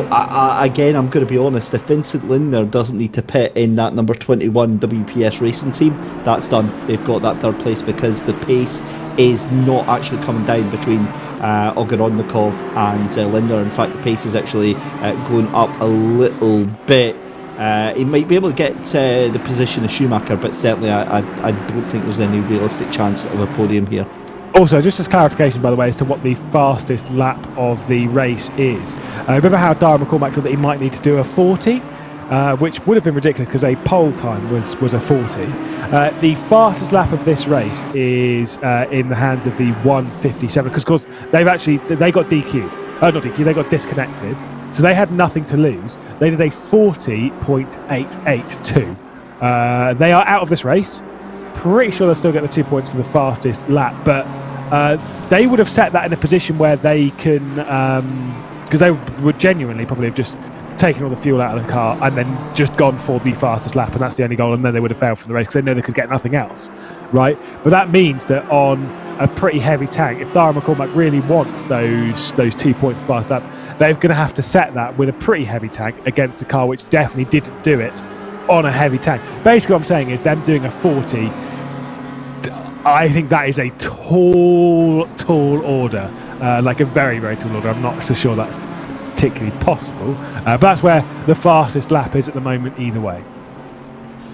I can't see that being too high on their list now. They're just going to be delighted, I think, that they've got full points from the race win here. They're not really going to be challenged at all in any way whatsoever now with the final 45 minutes. That doesn't mean they're out of the woods just yet. We've seen stranger things happen, especially with connection issues, all that sort of stuff. This is now the most dangerous part because they've got everything in the bag, and how often have we seen it where it's looking comfortable, it's looking steady, and that's when disaster strikes. So they'll just be crossing off every single lap, making sure they go through their checklist, making sure that Rodriguez is happy behind the wheel of that car, and then looking forward to the remainder of the championship here, I think, Lewis. Did see that Dara McCormack did also confirm that in chat way before I even said it, so it would help if I'd have actually just looked. But yes, that point which I've just repeated that he did say earlier is true. That lap time was set ages ago and is pretty hard to beat. They do have enough gap though now that I kind of really wouldn't do this, but they could pit again later on and just take. I mean, you wouldn't do it. But they theoretically could maybe take some fresh tyres later on and then go for the fast lap. You just wouldn't do it. There's just no reason to take that level of risk as Gridpacks Engineering come into the pit lane in the 420 car, Gobby behind the wheel. You were asking about Lindner, of course, in the 21, does have to stop. That car will have to come into the pit lane in the next 5 minutes. So it will be a battle between Igor Ogorognikov and Martin Schumacher for the podium. And Ogorognikov is closing in on the John Lacey Esports, sorry, not John Lacey Esports, but it's the T3 Motorsports 166. That is going to be a battle. There is Ogorognikov, and you'll see, probably not too far down the road, is the white, blue, and orange. Where are they? Just going through the first kink now on the start-finish straight. So it's a decent gap, but it's coming down quickly. As the race only has 45 minutes left to go. Williams Esports owes a pit stop. Quite a few teams will owe us a pit stop at the moment. Williams Esports leading the charge on that one. The 128 that is in second position does not owe us a pit stop, nor does Martin Schumacher, nor does Igor Ogorognikov. They're all good to go at the moment to the checkered flag. The 211 that is sat in sixth position, that does owe us a pit stop. Differman Racing, they'll probably end up just outside of the top 10, maybe around like 14th, 13th, 14th, 15th place at the moment, as we'll see Ogorognikov wrestling it around the circuit. First car directly ahead of him is the 987 Slow Racing Team Sim Racing cockpit car, the white and pink one of their variety, as Ogorognikov smashes over the curb on the left-hand side. Their last lap times, by the way, Ogorognikov did a 42.0, Schumacher did a 42.5. So coming down by half a second over the previous lap. Obviously, will need to close that gap and then make the move, which, in that sense, we know it's pretty difficult to pass, but we know what Ogorognikov is like. I don't think that'll be the hardest move, but when it's that final spot on the podium, David, you want to fight for it pretty hard. You're going to have to push yourself, and if you've got a chance, even a sniff of getting a podium here, Lewis, of course you're going to be pushing yourself to try and take that. Igor Ogorognikov, he doesn't exactly shy away from pushing himself towards the limelight, does he, in that number 41 SimWare Pro dot by Vides machine. If anybody is possible of doing it, it's going to be him, but that looked like it was a lot of time that came off of him in the last. In fact, no, it wasn't. It's actually coming down. I was reading that wrong there. 5.5 seconds off of a podium here. Okay, that is slightly different then. Yeah, it's very, very possible. Of course, this is what we were talking about. It was going to originally be fourth place until their teammates' disqualification from the 1,000 miles of Imola here in the Coach Dave 1000, sponsored by Turn Racing. We are going to get a thrilling fight for the podium, because I say neither of these two will want to give this one up. I know where I'd be putting my money right now if I were a betting man in this scenario. It would be towards the SimWare.pro by Vides. But track position is king. That BMW is not going to be an easy one to pass, and they are going to be desperate to hang on to that podium. So it might need to be a bold move from Igor Ogorognikov, which the last time we saw him do something bold around Imola, he did get a 30-second time penalty, then a drive-through, and then a quality ban for the next round. So each to their own on that one, to be honest. It's a good day out of the races, isn't it? Just, it's like the full trifecta. Get yourself disqualified, banned from qualifying. Yeah, you might as well hit a couple of marshals on the way round as well. It's you're really going for that ultimate punishment by race control. This is what has been decided that's needed by the organisers. They want to clamp down on misbehaviour. I've got to be honest, I think it's worked out really well. I think that the drivers are slowly starting to realise they cannot start taking the mick, even with the sprint races or anything like that. It does get that sort of behaviour under control, and I think that it may ease itself off in future championships and future races, but for just now, it definitely needed to be brought in. Well, some drivers initially, especially when we were speaking of this back in Barcelona, some of the drivers were actually critical that the penalty system, with the way the licence points stack, isn't actually that harsh, and it's designed in a way that it's not, because obviously, so for example, if you get 3 licence points, you then get a 15-second time penalty added to your next race, which you then serve in the pit stop or whatever, which you kind of think after 3 penalties for 50 seconds is not that much. The thing is, though, is it scales. That's the thing, is it's not like every licence point after that you get a 15-second time penalty next race. No. But the next race you get a quali ban, right? And the next race after that, if you get more penalties after that, it's like you get like a round ban. It's there so that if you're clean through the season with a couple of little mistakes, you're not penalised that harshly. But if you are constantly watched by the stewards, you will feel the full wrath. If you get 4.5 licence, we did see this on Thursday. If you get 4.5 licence points in the same round, it might just be the same race, but I'm pretty sure it's the same round. Obviously, in the Coach Dave Super Sprint, we have 2 races. If you get 4.5 licence points over that, you get DQ'd. Straight up, DQ'd. Now, that can be from making a few silly lunges and getting a few penalties from race control. The point is that it stacks and gets progressively harsher the more penalties you get, which I get some people like the penalties to be a lot more like, if I hit someone off, I get a 10-second time penalty, because then they can hit someone off and know where they stand. But there needs to be another thing behind the scenes, which, whilst that is consistent, to give you an extra penalty to basically be like, look, you're constantly here, stop being penalised. I think that's a very, very fair point there. And yeah, they just have to kind of wind it in a little bit, and it doesn't take much to be able to do that there. I was a little bit confused, I'll be honest with you, because I was looking at my live timing, and I was trying to figure out how Martin Schumacher and Igor Ogorodnikov have just went past Darren McCormack, who's in the pits now, and streaked past him and staying in position. I had no idea that our leader has, from the looks of it, lapped everyone up to 4th position. Because of pit stops as well, don't forget. Yeah. Because everyone pitted and stuff, and all that. And our pit stops are quite long. But that's absolutely crazy. Up to 4th place, because they're on lap 185. Second place is on lap 185 now. Martin Schumacher will come onto lap 185 when they come round to stand by. But Igor Ogorodnikov will be on that as well. But the rest of them, they're all on lap 184. That is absolutely absurd. Well, where is the Williams eSports car of Darren McCormack now? Comparatively, whilst we're also seeing Jaroslav Honzik and Giacomelli battling it out for 6th place at the moment. Honzik clearly finding a bit of pace. So that's not even remotely true. Never mind. That is, of course, the Bentley of Sodercat that's gone through. That makes a lot more sense. Sodercat getting up into 7th position and now starting to gap Jaroslav Honzik, because the Porsche will burn through its tyres a little bit as well. And I was going to say, like, I thought he was actually battling for 7th, and I was going to say that Honzik is well in control of this car. Clearly not. He's a lot faster in it than I am, but it's still a Porsche at Imola. It's suboptimal, to be said. My point was going to be is how many people are actually a lap down. I think you're right. I think it might actually be... I think it's the top 4. I think it's the top 4 are the only ones that are out. Ogorodnikov's just come out of Toza, and 5th place on the grid. It's just coming Ravazza. Yeah, you're right. Yeah, it is the top 4.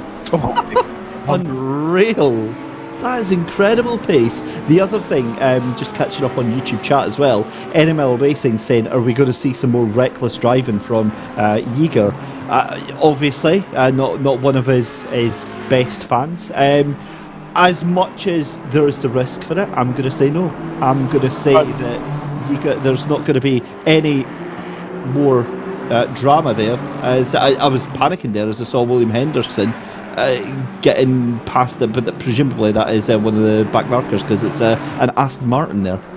Mike Yao here on screen on the left hand side, basically, which is what's causing me to ask a question, which is one which I find is very different from everyone. I'm not really sure which is the right call. Say it's night time, right? You're in a race. Lights on or lights off? Are we on about in the room or on the because on the car you're probably going to want lights on, to be honest. I don't know because I race in VR, so I can't tell you what preference I have.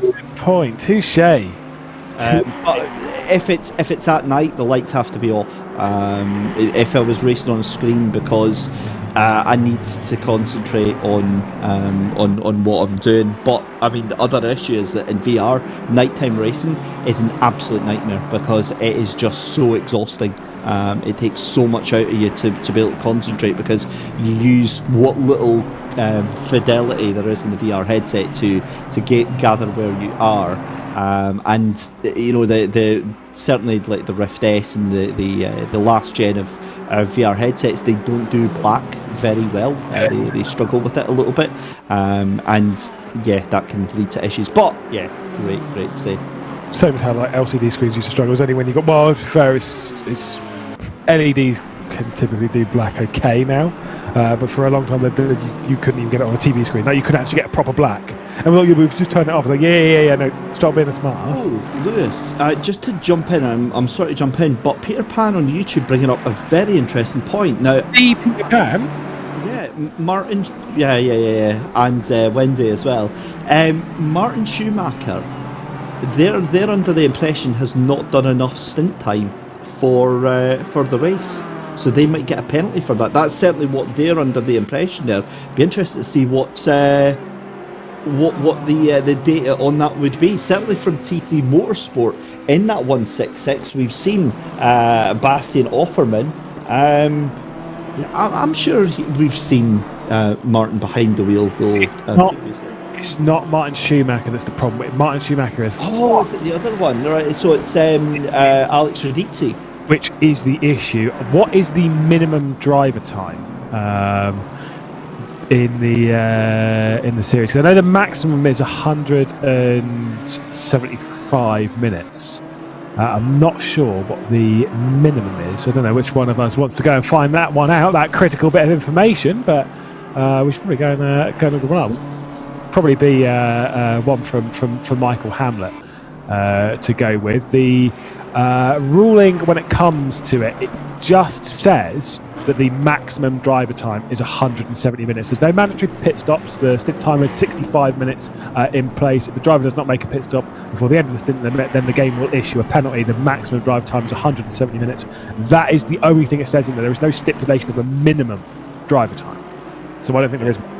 Yeah, so it could be. It's certainly Zabzi saying that minimum is just a single seconds in the car. So we've seen it in the likes of iRacing where it's got a fair driving policy where you've got to turn a minimum percentage of laps now.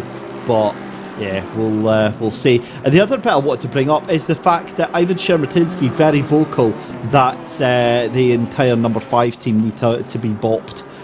They're just way too fast. I love that kind of banterish mood where it's like, yeah, you guys are like ridiculous. We can't do anything, and yeah, again, just acknowledgement of how fast that team is. What I've also noticed is that Igor Ogorondikov there, that gap's now going back out. It's now 5 seconds, and he is not bringing that gap down, and he is in clean air right now. Yeah, T3 Motorsports, Martin Schumacher's finding a bit of speed here. Maybe Ogrodnikov's overdone the tyres a little bit. Maybe he's waiting to go on the attack a bit later on. But at the moment, things aren't looking so good for the number 41 finishing on the podium once again as we focus on William Hendrickson. This car is in a world of its own. There is 44 seconds to the car behind, 20 seconds to the car ahead. They're not going to win the race. If they just keep it on the road, they're not going to drop lower than second.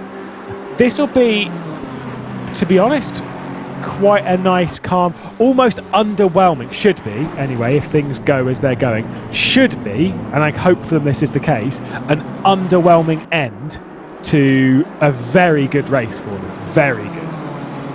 The Jean Lacey Sports Academy Cup car, I mean, to say that they're they were battling for the podium legitimately, even without the issues for the 322 and stuff, the fact that they were in that position and then just got promoted to second, just courtesy of that, it's like great. I mean, for me, second and third, I don't really see much of a difference. It's kind of like, you know, you've got a few positions where there is a significant difference. Win, second and third is a podium, fourth and fifth is a top 5, and then everything else is a top 10, and so on. There are positions of importance. Whilst we look at the battle for 11th position, Apostle down the inside, nice little move there for the number 3. But you know, follow my logic, they've just kind of been promoted to second position. Just cruise. And I just had clarification from Peter Pan on YouTube chat there, saying that the maximum stint time 65 minutes. They left the pit with 1 hour 4 minutes and 50 seconds left to go, and they're 40 seconds behind the leader. So they don't think that they're going to be able to complete the race without going over that maximum stint time per the driver. So that'll be something completely different that we'll keep our eye on, but still plenty of ways to do that. But you know, other than an self-enforced drive-through, that's the only option that's open to them if that is the position that they are in, which I think is probably what you'd have to do, because essentially you're leaving yourself where you've got to be lapped at the right time to do it. Because the thing is, if they're in a bad spot with that, if they stay out, right, and say for example Darren McCormack comes across the line and is actually not that far behind lapping them, they've then got to do a full lap after that point, which is never going to end well. Basically, if you're 30 seconds away from the end of the pit window, then yeah, you're in for a bad time of it. You're 99% sure you're going to get a penalty, so you kind of have to serve a drive-through. If you get very, very, very lucky that the 5 Williams crosses the line within half a minute of the checkered flag, and you happen to be right behind them, then you might save yourself a penalty. But that is unlikely. I don't know. I think that again, it's that case of too many variables. Can you tell me how Darren McCormack is the best part of half a second to 3/4 of a second faster than pretty much everyone on the entire field right now, apart from Nicholas Arnke? Arnke's doing the 141s as well, but that's just nuts pace from Darren McCormack right now. Because they've pitted later than everyone else. Everyone else has done an extra, have already done 20 minutes. Look at Martin Schumacher, right? Martin Schumacher has done already 36 minutes on these tyres, right? Igor Ogrodnikov's already done 25 minutes on these tyres. McCormack's done 10. And when he started on them, he was in a lighter car by the time he got behind the wheel. You know, he only need a certain amount of litres. Let's say it's 80 litres and everyone else needed 100. Well, he gets to start on his stint on 75, 80 litres and then just gets to attack the racetrack, right? So that's why he can set times that are so much faster. Also, the other thing is that this is the Williams eSports car, which has been that's all afternoon, realistically, with the exception of this car's teammate. It really has, though, has it? I mean, it's fantastic to see the run of pace that they've really had in that number 5 Bentley just now. But here is Igor Ogrodnikov on the charge. Yeah, I think the aim for setting the fastest lap of the race for McCormack, as soon as when they realised where that fastest lap had gone to a car that has retired from the race, the 157, their idea of going to set the fastest lap of the race also went with it. They're not trying to set the fastest lap of the race, they're just trying to comfortably set some lap times for the next 26 minutes. We'll hopefully be able to catch up with Darren McCormack and the squad At the end of the broadcast, we can ask them a few questions, like most notably, where has all of this pace come from, and also, can we bop you a little bit? Just as a question for the community, because they are looking incredibly fast right now, and considering their results from Barcelona, where they also looked very, very strong, they are most certainly the team to beat in the Coach Dave 1000 for now. But we know when we come back racing next time, the grid order will probably be completely different for reasons we just don't even understand. It just happens. Just reasons outside our control. They decided to be quick this week. Who knew? Yeah, exactly. Looking at the pace, Ogrodnikov back on it again now. That gap to 3.3 seconds now. So he is on a charge, and 25 minutes left to go. This is still go time for that Bentley. So that move could be done on the track, regardless of any other concerns about stint time or anything like that. And I'm just looking at the car of Martin Schumacher now. Got some lap traffic. In fact, it's not an easy one. It's another BMW. Tamas Simak is in the number 80 just in front of him.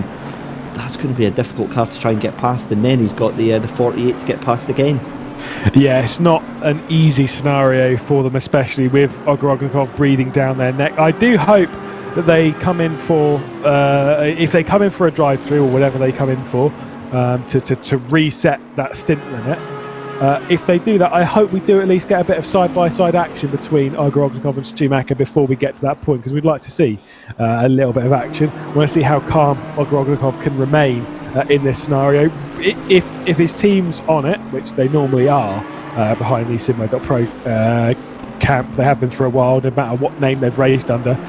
I'd say if you're you race engineers, teammates and stuff, they probably would have also picked up on that as well, that Schumacher's pretty close to the stint limit, and to not panic right now, because that podium in that sense is almost a guarantee. It's only a ridiculous bit of luck which will fortune the 166.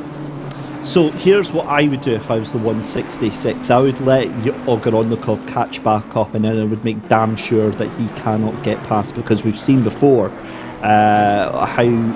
how it can change if Ogrodnikov feels aggrieved or he feels hard done by. And if Schumacher can do that and get Ogrodnikov a penalty, yeah, that's about the only way that could happen. Certainly, it's not a nice tactic, but again, as a racing driver, you've kind of got to use all the tools in your arsenal. And if you can provoke another driver that you know has got a short fuse into making a mistake, then if it's a case of doing that is going to get you a podium, are you going to do that? Is that enough to sort of to convince yourself to do that? Because realistically, that's the only position that's up for grabs here is third and fourth position, because they're all a lap ahead of fifth place of Nicholas Arnke. The only other thing that maybe you could do is they could work out how many laps from this point on, which is very possible to do with a spreadsheet and stuff, which is how many laps is Darren McCormack going to do before the checkered flag? What time left in the race is he going to cross the line? So if, for example, when he crossed the line to start the last lap, there was a minute 30 on the clock, which means he's going to cross the line 10 seconds after the checkered flag.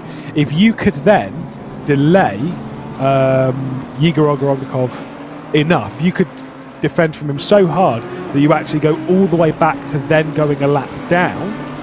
Then the race would finish much earlier. And your race would finish 10, 11, 12 seconds after the checkered flags come out, rather than it being minutes later.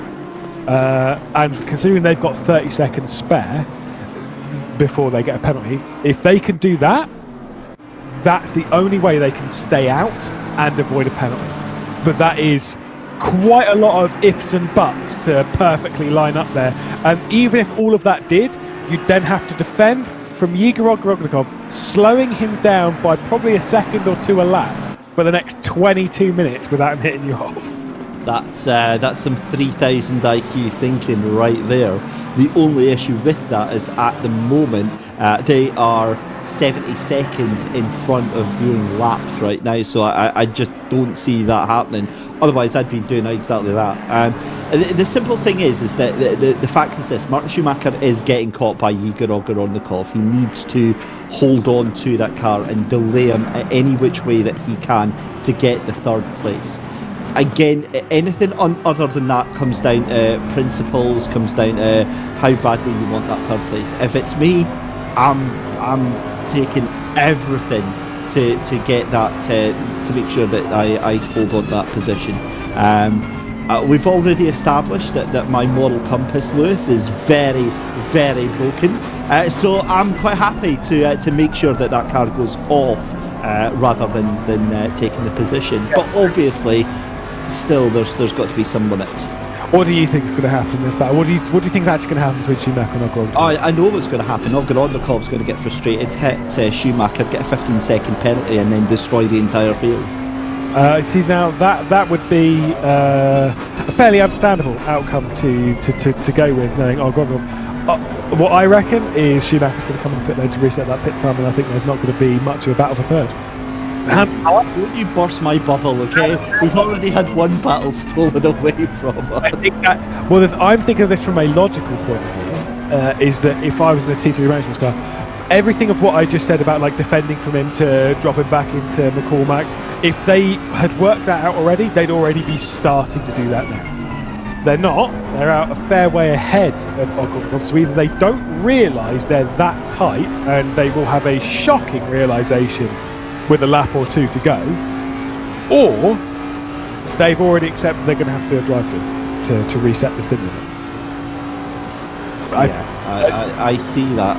The other thing is, the other option is that we're not getting the correct data. Maybe they've actually got it in hand, and this is actually a race out on track, because you would have thought if there was any concerns about the stint timer, they would have been in sooner rather than later to make sure that they could have a chance to maybe recover any possibility. Yeah, you'd rather mitigate it early rather than just leaving it. Either way, we're going to have a three-way fight here, 8th place. I was just about to say it doesn't make much sense, but as we cut back to Louis Rotors here, what a recovery drive for Whipperman Racing. We saw him in the wars earlier on, but yeah, this was. I'm really happy to see that Whipperman Racing back up in the top 10, and realistically, they could get another two places here. And the number 3 is also closing in as well, so we are going to see potentially even a four-way fight. West Competition Racing also closing in. You've got the Yaz heat ahead of this, the TF Racing Souvlaki car, Whipperman, and then of course that West Competition Racing Academy car. It's going to be a tight little fight, this one, especially we know the Porsche's pace is starting to struggle. And remember how I said that as much as there's no top 10 reverse or anything in this, but I said there are positions that hold more importance just because of the relations they are to the rest of the field. First, obviously, a podium. Second or third doesn't matter. Top 5, a top 10. Well, someone in this group is going to finish outside of the top 10 as Whipperman looks to the inside, dives it down there, sends it in, completes the moves on the brakes. Chowdakis dropped behind Rotters, and it is Apostle that is closing in. Yaroslav Honzik at the head of this group. Someone isn't going to finish inside the top 10 in this group, and at this point, I couldn't tell you which one it's going to be. I just know one of those 4. It makes for fascinating watching, though. What a brilliant race we've had. Honestly, we've had 6 hours or 5 hours 45 minutes of racing, and you would never tell it. I mean, you would normally we get like 6 hours in and we're like, oh right, okay, can we go home now? But this has just been absolutely epic. It's been so enjoyable to watch, and again, given that there's been issues with some of the sprint races and stuff like that, the driving standards on this race have been remarkably good. Clipping all right. I know I've just jinxed that now, haven't I? Like, we're going to see a car just sent off straight to the nether realm because I went and said that now. Remember how I said that there's someone in this group's not going to finish inside the top 10? Yeah. Instantly wrong. Don't know why, but someone's dropped down the order. Don't know who it was. Let's have a look then. So instantly wrong, because Yaroslav Honzik, Rotters, Chowdakis and Apostle are all inside the top 10 now. A 10-second time penalty has been given out to the number 33. That one, of course, being the West Competition Racing car, the black one, not the one, of course, that we are focused on here. It's their teammates. As the battle for 7th place rages on, because there comes the move from Wifferman Racing around the outside of Jaroslav Honzik, and there is the move Oriadon. Honzik did not fight that one at all. Yeah, well, that was a great move, but again, it comes down to that whole thing of knowing your strategy, knowing your opponents, and knowing when to fight and when just to continue driving. We've got a yellow flag there that's very briefly brought back in. That's out of that second chicane there. That's the number 7 car that brings that. The 7 car that brings that one out. That's the Virtual Drivers by TX3. Safe to say they've not had a great day. In fact, what has happened to them? They were in the top 10, weren't they? And Florian Bonjour having a bit of a nightmare now. It's Maxime Chassé, and they're now 5 laps down. I mean, you're sounding more French by the second, my good sir. So you didn't speak any French? Now you're just... I do not speak French. It's you just tempted me to do a rather terrible ho-he-ho. It's Je suis Lewis. That's about as far as I'll get. I can't... Well, actually, no, I could say some other things, but they're all very naughty and we're not allowed to say them on air, so we'll roll off that. Same with...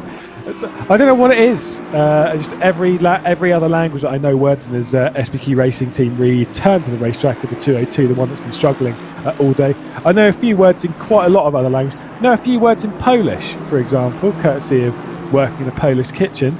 They are all very inappropriate and certainly could not be said here. So, top effort.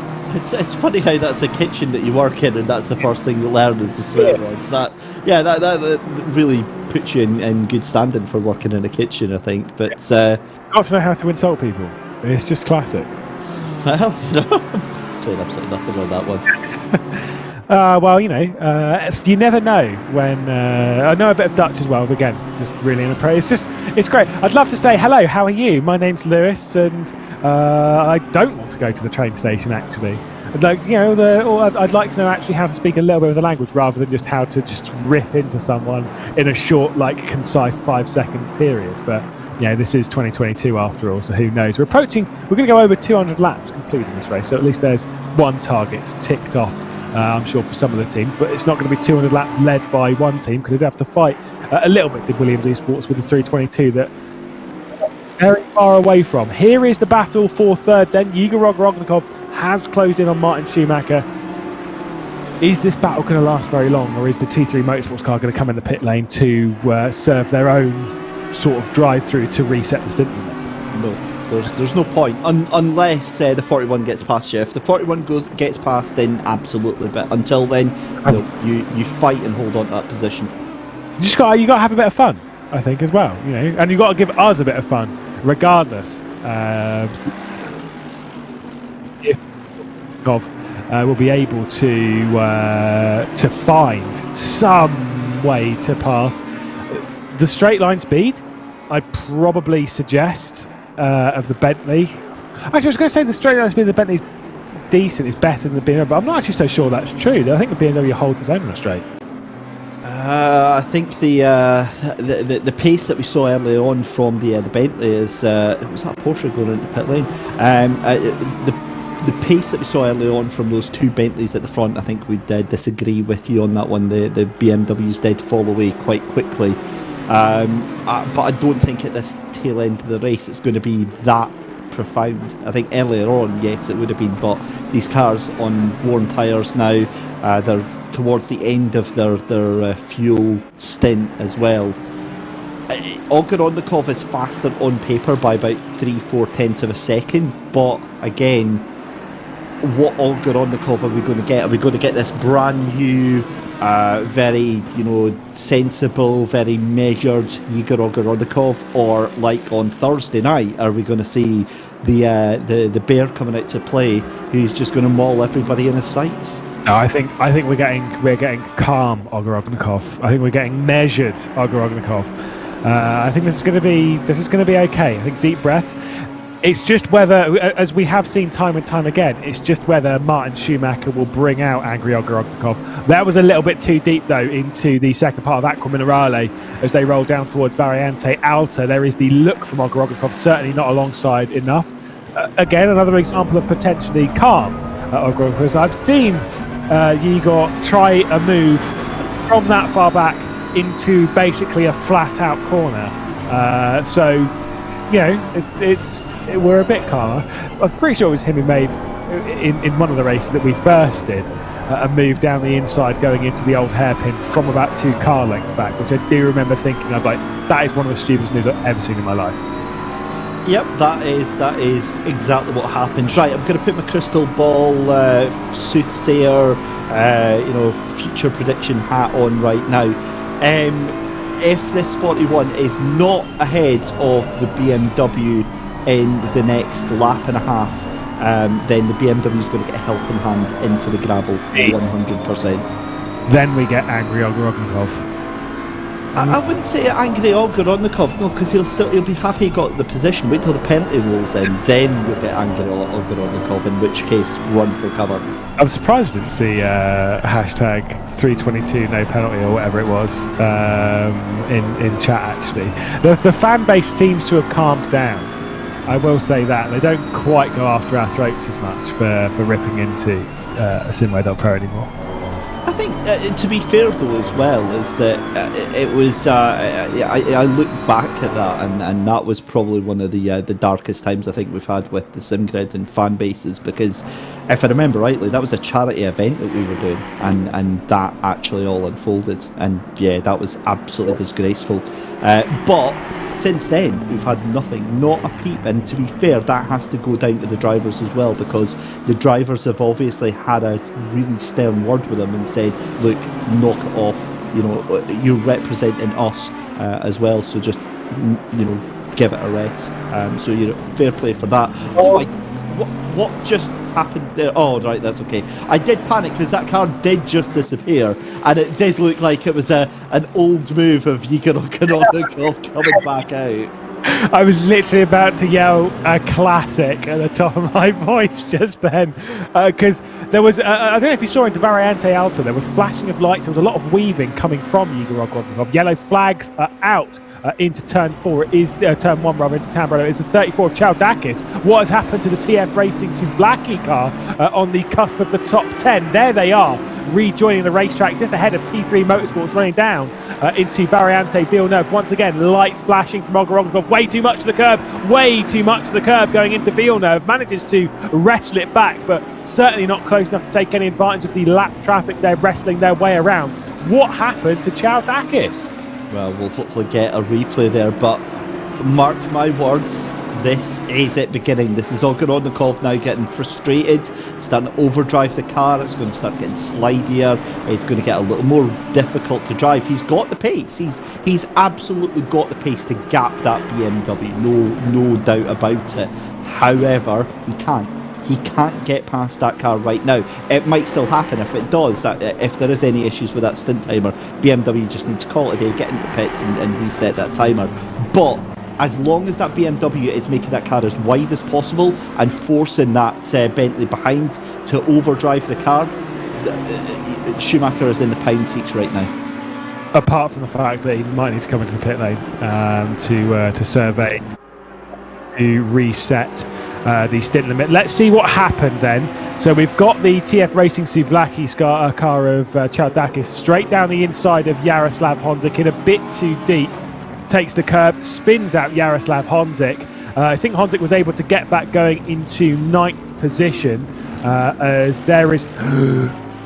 Whoa, okay. Okie dokie. That is not a good rejoin from the TF Racing Souvlaki car, but either way, each to their own. That's why that car was stationary and why it lost a healthy amount of time. Just took way too much curb straight into the side of Jaroslav Honzik, who's in 10th place now, potentially with a bit of damage on the car as well. And that's the second lap running that Ogorokov has messed up that second chicane there as they come into Tosa, losing another bit of time here. 7.5 minutes left to go. This time is run out, and obviously, banking on that information that there might be an issue with the stint timer. But if there's not, Schumacher, he could be holding this one on. It's certainly not going to be for the one to try by the 41. But while we're concentrating on that, Darragh McCormack 203 laps in the book for that Williams Esports Racing team. What an inspired job they've had today. They have just been on another planet in terms of pace. Yeah, just well in control of things, especially considering that Darren McCormack's not had too much practice for this event. Just come in and it has just locked on. Yes, they might be in good fortunes being in the Bentley around here, which the Bentley and the BMW are very clearly the strongest vehicles around this Imola circuit. They match well to the track, but to be honest, that's just how these races go.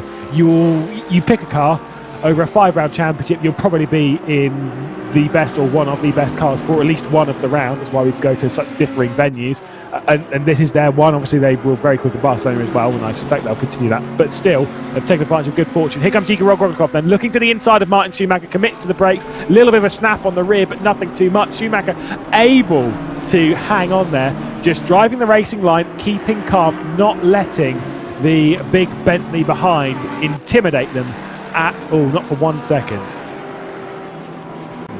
Brilliant stuff, and that's a much better line from Ogoronikov through that second chicane. Now we're starting to see the frustration starting to creep in. This is when you see the lunges, the darting about, the body posture of that car completely changes, Lewis. You see it goes from, especially if we go on board with Ogoronikov, you'll see exactly what I mean, because instead of it being smooth and consistent, you'll see these real sort of jinking moves, trying to make himself as big as he possibly can, try to get into the mirrors and possibly overdriving this car a little bit here.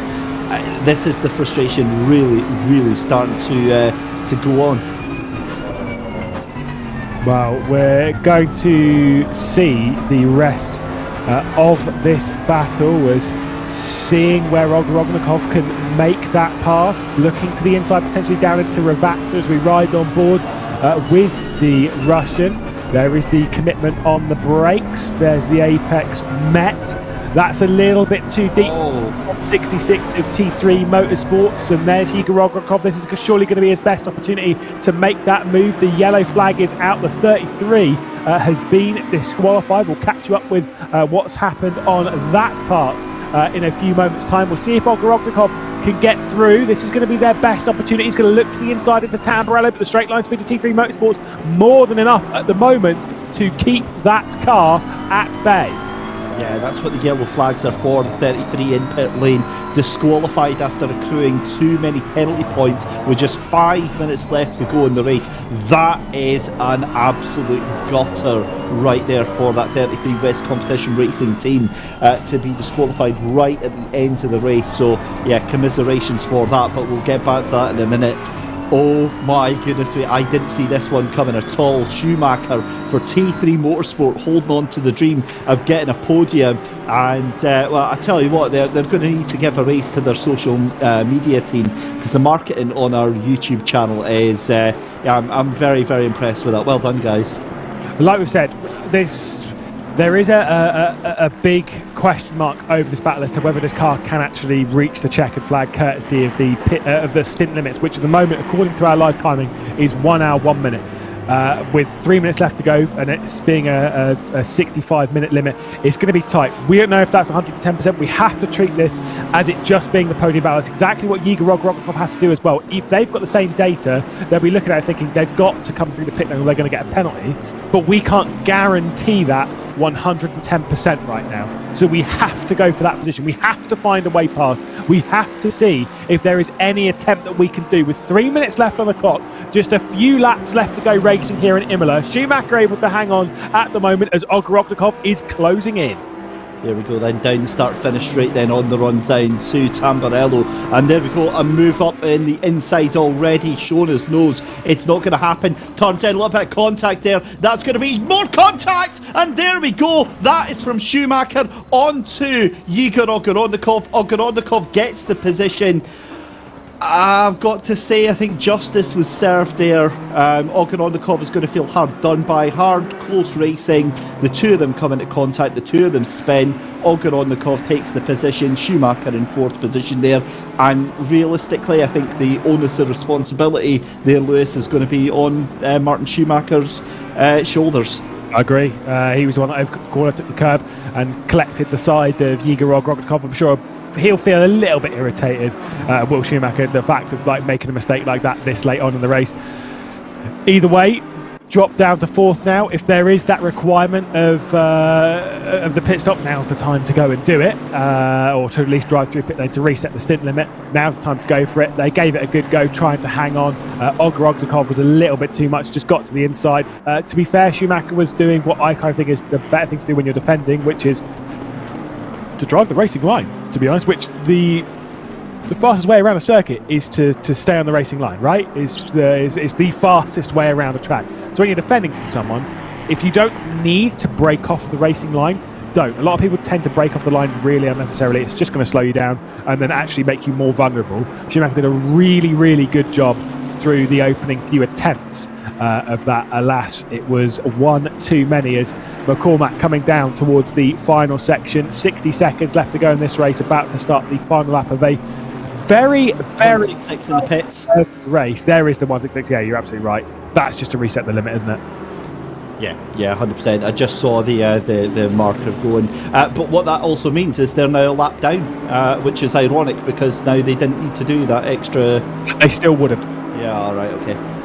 Eesh. But here we go. This is up the inside then. Ogrodnikov has entitlement to the corner. A little bit of contact, but then that's because Martin Schumacher squeezed in on the car, jumped over the curbs and hit that car. It's a racing incident. I don't think that there should be any penalties for it, but that does firmly rest on the shoulders of Schumacher for that one. Yeah, I agree. I think it's just it is a racing. If you are, I'd probably warn Schumacher. I'd probably just give a warning to be like, right, okay. Well, at least from the angles that we saw, I think that's going to go down as a racing incident. Ogrodnikov, despite being spun out there, didn't lose realistically too much. Didn't lose a position. That is for sure. Just getting past Schumacher, and I think they'll just be like, look, it's the end of the race. You were racing hard, fair enough, and now everything's sorted. T3 Motorsports looking for a fourth place. Simware.pro by Vides, the 41, looking for a podium. Same with the John Lacey Esports Academy junior car. They're looking for their podium, and what a brilliant evening it's been for the number 128. Flashing of the lights from Dara McCormack when you speak of good evenings, of good afternoons, good days, as we look on the Williams Esports stream. I don't think many days have gone as perfectly as this one for Williams Esports. Absolutely in control today. Almost undefeatable. The issues for the 322 they don't really care about, because Dara McCormack, because the Igor Rodriguez, because Tinko van der Velde, they have dominated here at Imola. And the second round of the Coach Dave 1000, sponsored by Turn Racing, goes the way of Williams Esports' number 5, Dara McCormack behind the wheel. The only disappointment they'll have is they weren't able to go and grab the fastest lap of the race. But to be honest, the 2 points of that certainly do not outweigh the 50 for taking a victory. A superb race. The John Lacey Esports junior car, of course. Jezi Shermatinsky and William Hendrickson crossing the line in fantastic fashion to grab that podium. Really good drive. The lone podium for the BMW, the highest placed BMW for the second consecutive race, and Igor Rognikov will come across the line in third place. They actually can't drop any lower than that because they're the last car to finish on the lead lap, and 3 cars, that's it. The lead lap finish here, David.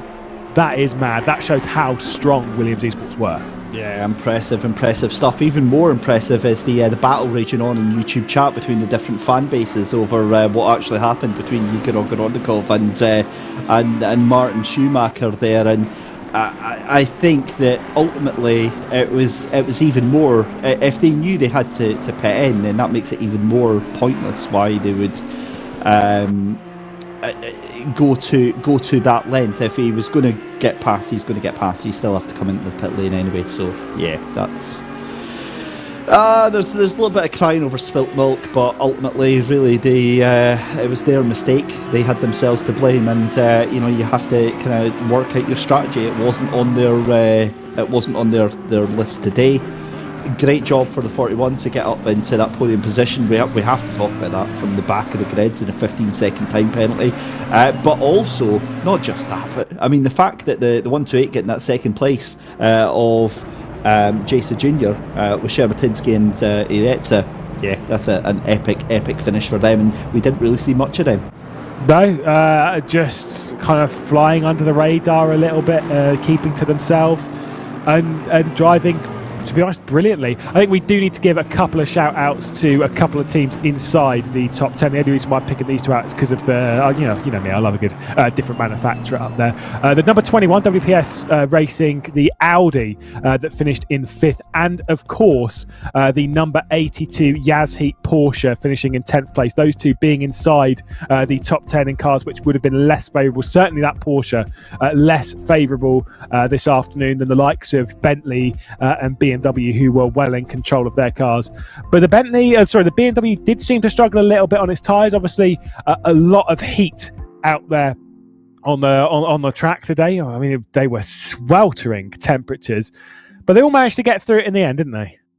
They really did, and I don't think tyre life was as big of a deal as I think we initially thought of it, because it was so hot.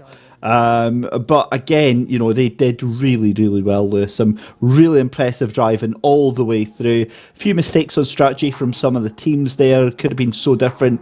There's nothing worse than leaving a race weekend going shoulda, woulda, coulda. Well, I think now is probably a good time to catch up with the Williams Esports team, our victors here in round number 2 of the Coach Dave 1000, sponsored by Turn Racing. We've got Dara McCormack, Igor Rodriguez and Tinko van der Velde with us. We're going to start, I think let's just start with Igor Rodriguez. Now, you were behind the wheel when you were sat behind the SimWare.Pro by Vides car towards the end of that race. Obviously thinking of going for some moves. Were you kind of just sat there more eyeing them up and saving it for a move from Dara McCormack in that final stint, or were you trying to go on the attack? So I don't know how, but like I really got really fast on that stint, but I knew I couldn't make the move because I got too much fuel, and the strategy was to get Dara on the last stint with low fuel and like around a second to a half a second advantage on race pace. So I was just going to stay behind him. It seems like it was high pressure out there as well. We do speak of lap traffic quite a lot here, Igor, as well, because considering how much there was out there, it's a busy track here. Were there many moments where you were kind of closing your eyes and hoping for the best, going through some of the very, very thick traffic out there? Yeah, for sure, all the time, because you know you never know what the other driver can do, and all we can do actually is just trying to stay focused and make smart decisions and pray for the best. And Tinko van der Velde, you're also here with us as well. We'll move straight on it's probably a similar question to what I'm going to ask Dara McCormack as well a little bit later on. But Tinko, you made a move around the outside of Villeneuve, which, let's be honest, is a brave move. Where does that kind of come from? Like, why would you go for a move that's kind of inherently that risky? Was it just because that was the easiest one for you, or was it just that was the opportunity you had and you just went for it? Yeah, in the first place the opportunity was just there, so I'm not really a driver to back down from that. And also they were really our only competitor in the race, so if they crash us, then there's not really a big deal. We just lose a lot of time, but they will get a penalty and we'll gain it back. So I guess I just thought, like, let's just go for it. If they crash us, then we can come back. And I had just confidence I wouldn't fuck up with myself. Were you a bit deflated when they received the disqualification? Oh yeah, for sure. We were pretty confident we could get them in the last stint on the low fuel, fresh tires. So yeah, we would love to see overtake in the last few moments of the race. But yeah, unfortunately, sometimes something like that can happen. And we'll move straight on to Dara McCormack, of course, going for potentially the fastest lap of the race at one point, then obviously noticing that the 1:57 actually had it before return for the race. I'm assuming the fastest lap was impossible to get a lap time that was that quick in the final stint on race fuel. Yeah, I'm assuming they took quali fuel, which is a little bit cheap, if I'm honest. But it is what it is. Can't do anything about it now. But yeah, I mean, I just kind of brought it home in the last stint. I went for a quickish lap and then just brought it home nicely and make sure I was within the limits and not risking the DT. So yeah, I mean, I think the whole team did an amazing job today. The setup was amazing. The car was amazing. All the drivers were, thanks to Dan, our engineer. Brilliant work as well. So yeah, I'm really, really happy. So obviously a very, very strong start to the season for you here in the Coach Dave 1000. Obviously, you know, I'm not going to ask, are you aiming for the title? Because let's be honest, that's a silly question. But are there any sort of like red flags for the circuits that are coming up that you're kind of concerned about in this Bentley? Of course, Nurburgring, Silverstone and Monza to come. Is there one that you're kind of eyeing up as being potentially quite a tricky circuit for this car? I'd say Nurb and Silverstone would be a little bit more tough against the likes of the Beamers, the Porsches and the Ferraris. So yeah, it'll be a bit of a challenge. We need to make sure we have a car that's ridiculously fast setup wise. We need to get everything out of it, and then Monza will be our time to capitalize again, where the Bentley is quite quick. So yeah, hopefully we can bring home some good results. Well, very big congratulations to you as a team. Obviously missed out a few weeks ago back in Barcelona, but this time it was all about Williams Esports Day. Congrats. Thank you. Well, we'll leave Dara McCormack, Igor Rodriguez and Tinko van der Velde to have a breather and to enjoy the evening. We will grab ourselves an interview, though, with certainly a team that really did shine very, very brightly today. The Jean Lacey Esports Cup, the junior car that were the highest placed BMWs back in Barcelona. They're the highest placed BMWs once again here today. We'll start with Ivan Shermatinsky. You seem to match this BMW M4 quite well. What a podium. Yeah, really happy, I have to say, after such a bad quali.